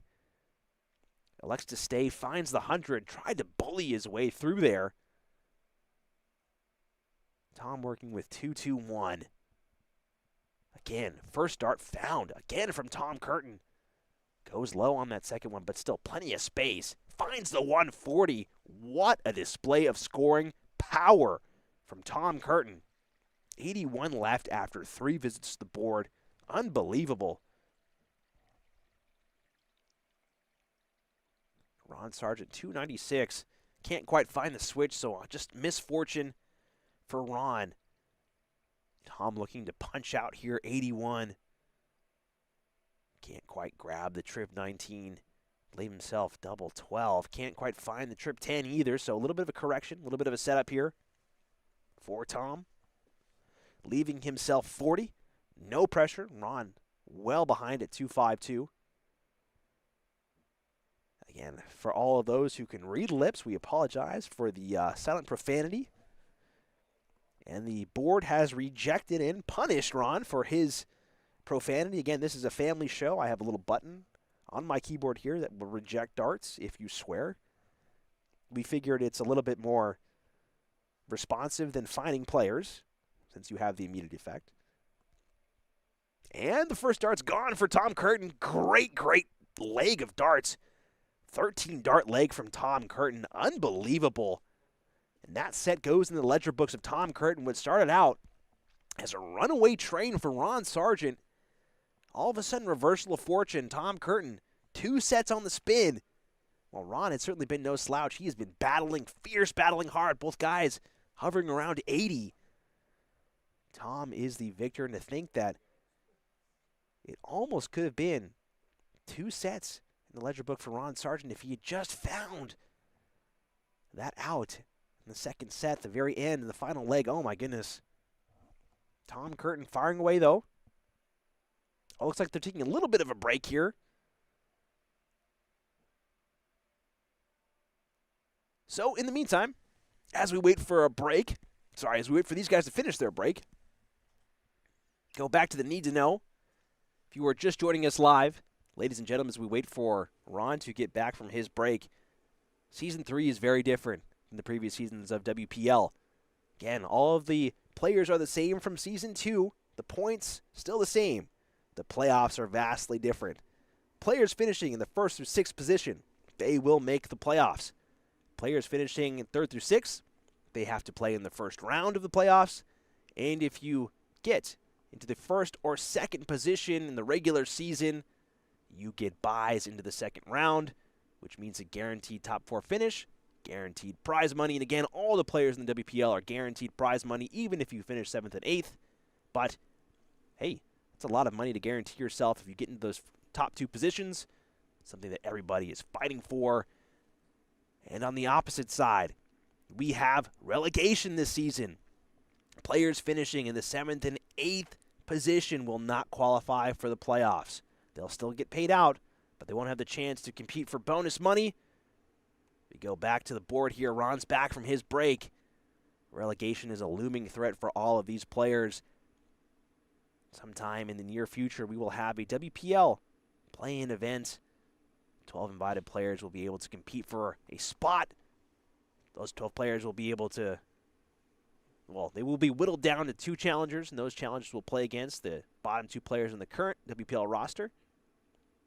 Are we going to see a 180 here from, no, Tom Curtin, still no 180. Come on, guys. I know that we're getting back into the swing of things here at the WPL, but we want to see these 180s, guys. Come on.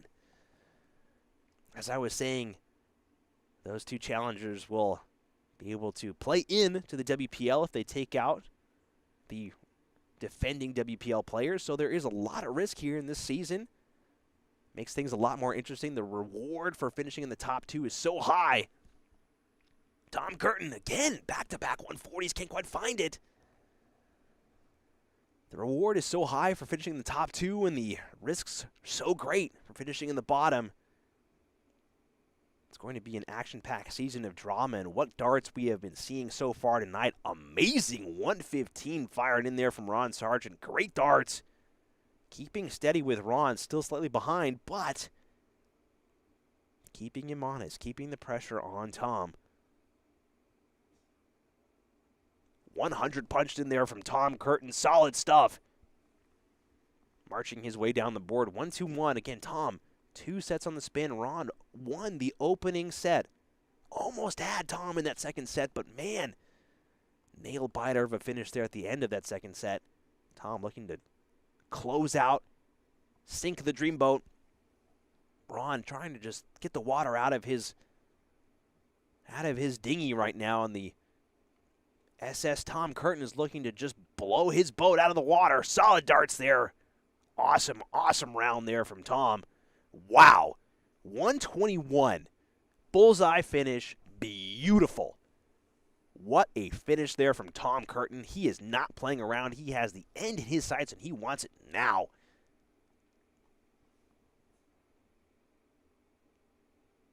Ron Sargent getting broken like that. Opening leg has to refocus. 100 fired in there from Tom Curtin.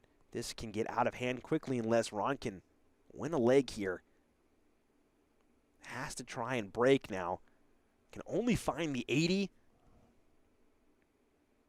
Not going to do if Tom continues to just blow up the triple 20 segment as he has. The cannons on his battleship locked in. Fill it up, Tom. So much space. And another 140. Boo this man, everybody. How many times have we seen 140s when we could have had a 180? Ron, can you answer the call? One more needed. Come on, Ron. No, 140 found. Can't find it. Great darts there from Ron Sargent.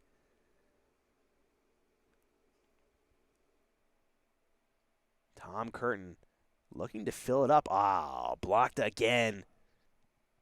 Can only find the 100. Leaves himself an out, though, with 161 remaining. Ron Sargent, 281. Needs to hit a 140. If he wants to leave himself a chance, can't quite find the full bed.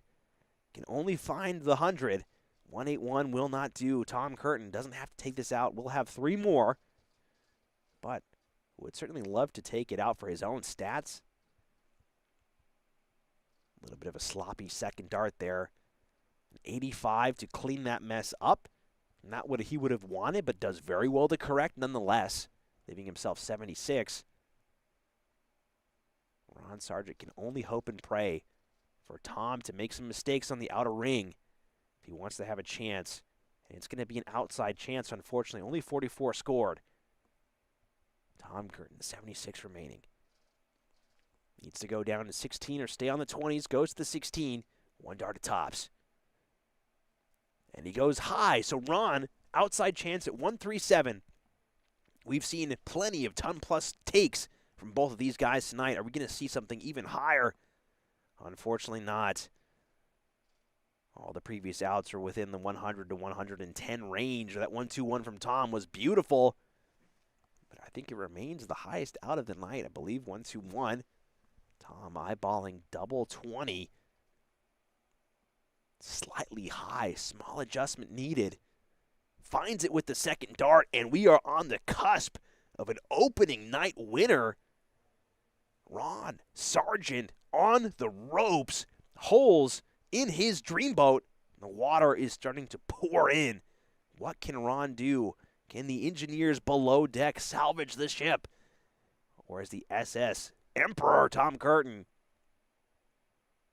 going to sink the dreamboat? We shall find out shortly as you guys tune in. WPL has merchandise available. Be sure to check it out on our website, WorcesterPremierLeague.com. Little tab that says Store.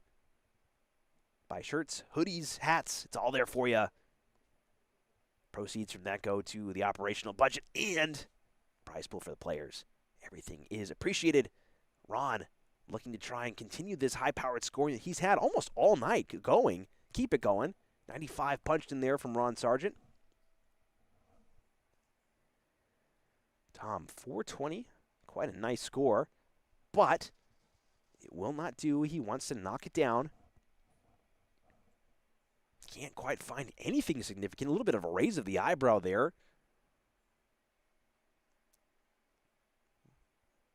Scoreboard issued there. 60 punched in. So still a close game. Tom still very much within reach, but Ron needs at least another one of those to really separate himself out from the pack. Pack being two people. 206 remaining from Ron. 360 from Tom. Two triples needed, you feel. There's one. Oh, can't quite find the second one. 100 to keep things close, but Ron, if he keeps scoring the way that he has been, he will get to an out. And here comes the faffage, the mistakes, the shakes in the arm, the nerves. Maybe starting to get to Ron. Tom Curtin, a little bit of life here. Can he catch back up? Couple of triples here will do him some wonder. Needs to find at least one. He cannot. So 200. Both guys still not on outs, though. 163, a bogey number for Mr. Sargent. The Dreamboat cannot quite see the shore. Only 40 scored here. 1, 2, 3 remaining. Can't find the trip 19 either. So Ron, while he is down to a respectable out, Tom can really set himself up nicely here. 140, 180. Even 100 will do, and oh my goodness, fill it up, Tom. Come on. Big darts at big moments, folks. That's the big visit there from Tom Curtin. 180 found to leave himself 20. Immense pressure from on Ron Sargent from Tom Curtin. Great darts there. Ron taking a step back. He knows that that was a big visit. His night is on the line if he cannot take out this 104. Lining it up. And it's over. In one dart, unfortunately, the hopes for taking out 104 come to a end here, and trying to correct it. 58 scored. 46 left, I believe. Don't think that was the right math. Of course, it could be incorrect caster math. It's been almost 5 hours of casting, 34 remaining. Was the wrong way to go. And Tom eyeballing double 10 to win the night. And he hits it in the first dart. Ladies and gentlemen, we have our first winner of Season 3, and what a game between those two guys. Tom Curtin taking out Ron Sargent 3-1. With that game, you really have to think what could have been if Ron had been able to pip that second set. It was right there on a razor's edge. Both guys had opportunities. Both guys played spectacularly. And with that, ladies and gentlemen, our winner for opening night, Tom Curtin. Look at that fantastic guy. What a beautiful smile. Fantastic darts from Tom.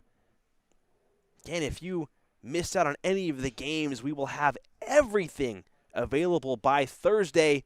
Plenty of highlights from all the matches throughout the week. Ladies and gentlemen, it has been a fantastic night of darts. Switch over here to the Marty cam. Hey, I'm still alive after 5 hours of casting. Wouldn't you believe it? My voice is about to go, but ladies and gentlemen, it has been a spectacular night of darts.